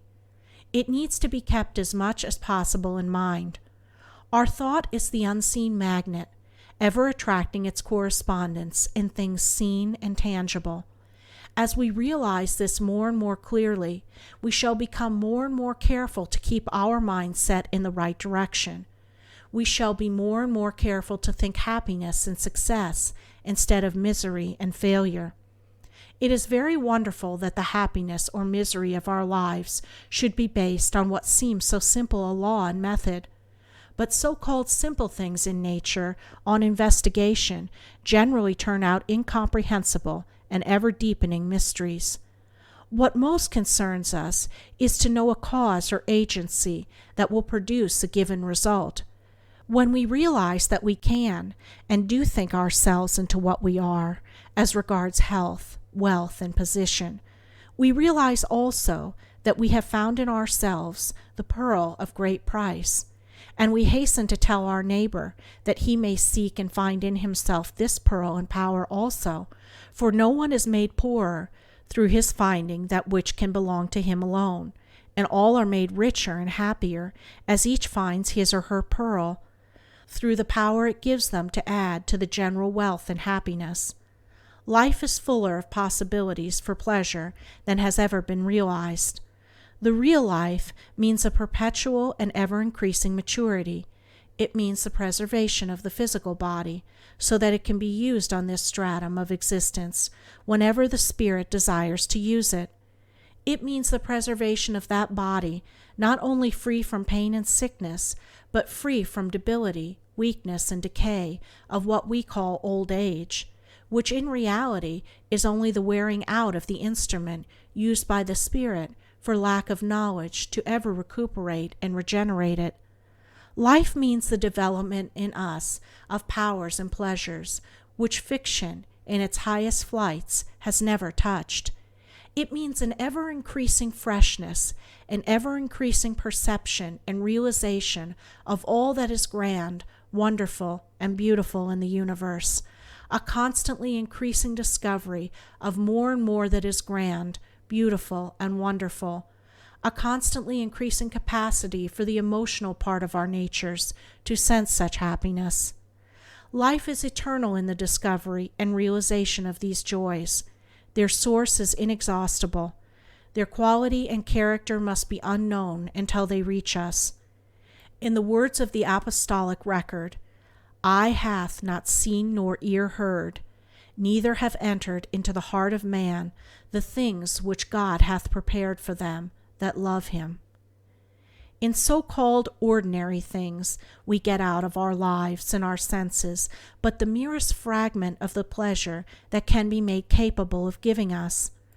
Our food is capable of giving us far more pleasure to the sense of taste than it may now. We do not nearly get as much pleasure from the ear and the eye as they are capable of giving. With bodies more highly developed and refined, food, when taken into the stomach, should act as a healthy stimulant and give that impulse, vigor, and bounding life which it gives to the young animal. The movement of every muscle, as in walking, can be made to give pleasure. Through following the spiritual law, that peace of mind which passeth all understanding is the future to come to many. That it has not in the past been realized is no proof it will not be. Life, then, whether its forces are in activity or at rest, will be perpetual Elysium. But millions of our race do not look forward to such joyous possibilities at all. They had never heard of them. The great majority would not believe did they hear of them. They press on in mind to what? To a belief which grows stronger with years that life is short, that old age and decay are absolute certainties and must come to all, that at a certain age of the body its powers must decrease, and that as weak and feeble old men and women now are before their eyes, so, in time, they must be, and that one great aim of life should be to lay up a store of money to provide for old age. These are not pleasant things to contemplate. The many do not contemplate them. They shut their eyes to these gloomy views of the future, but they believe in them just the same. They believe and dread. If they believe, they must in mind press on to such belief. It is this pressing forward that makes of the thing believed in a material or physical reality. Providing for old age makes the old age of the body, because the person so providing sees him or herself for years as helpless and decrepit. What the mind so projects for the future, it is making for the future.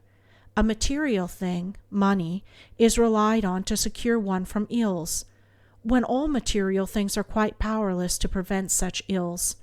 The rich man with an aged, worn, diseased body can only buy with his money a better room and bed to live in than the poor man.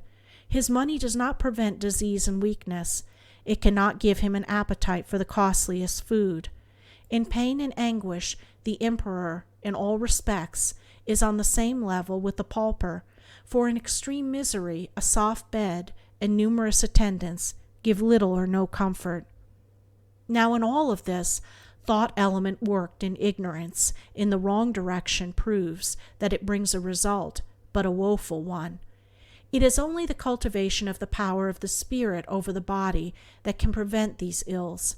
That power we first begin to cultivate and increase when we come to recognize and believe that mind or spirit is the power governing our bodies, and that whatever mind persistently images, thinks, or imagines, it makes.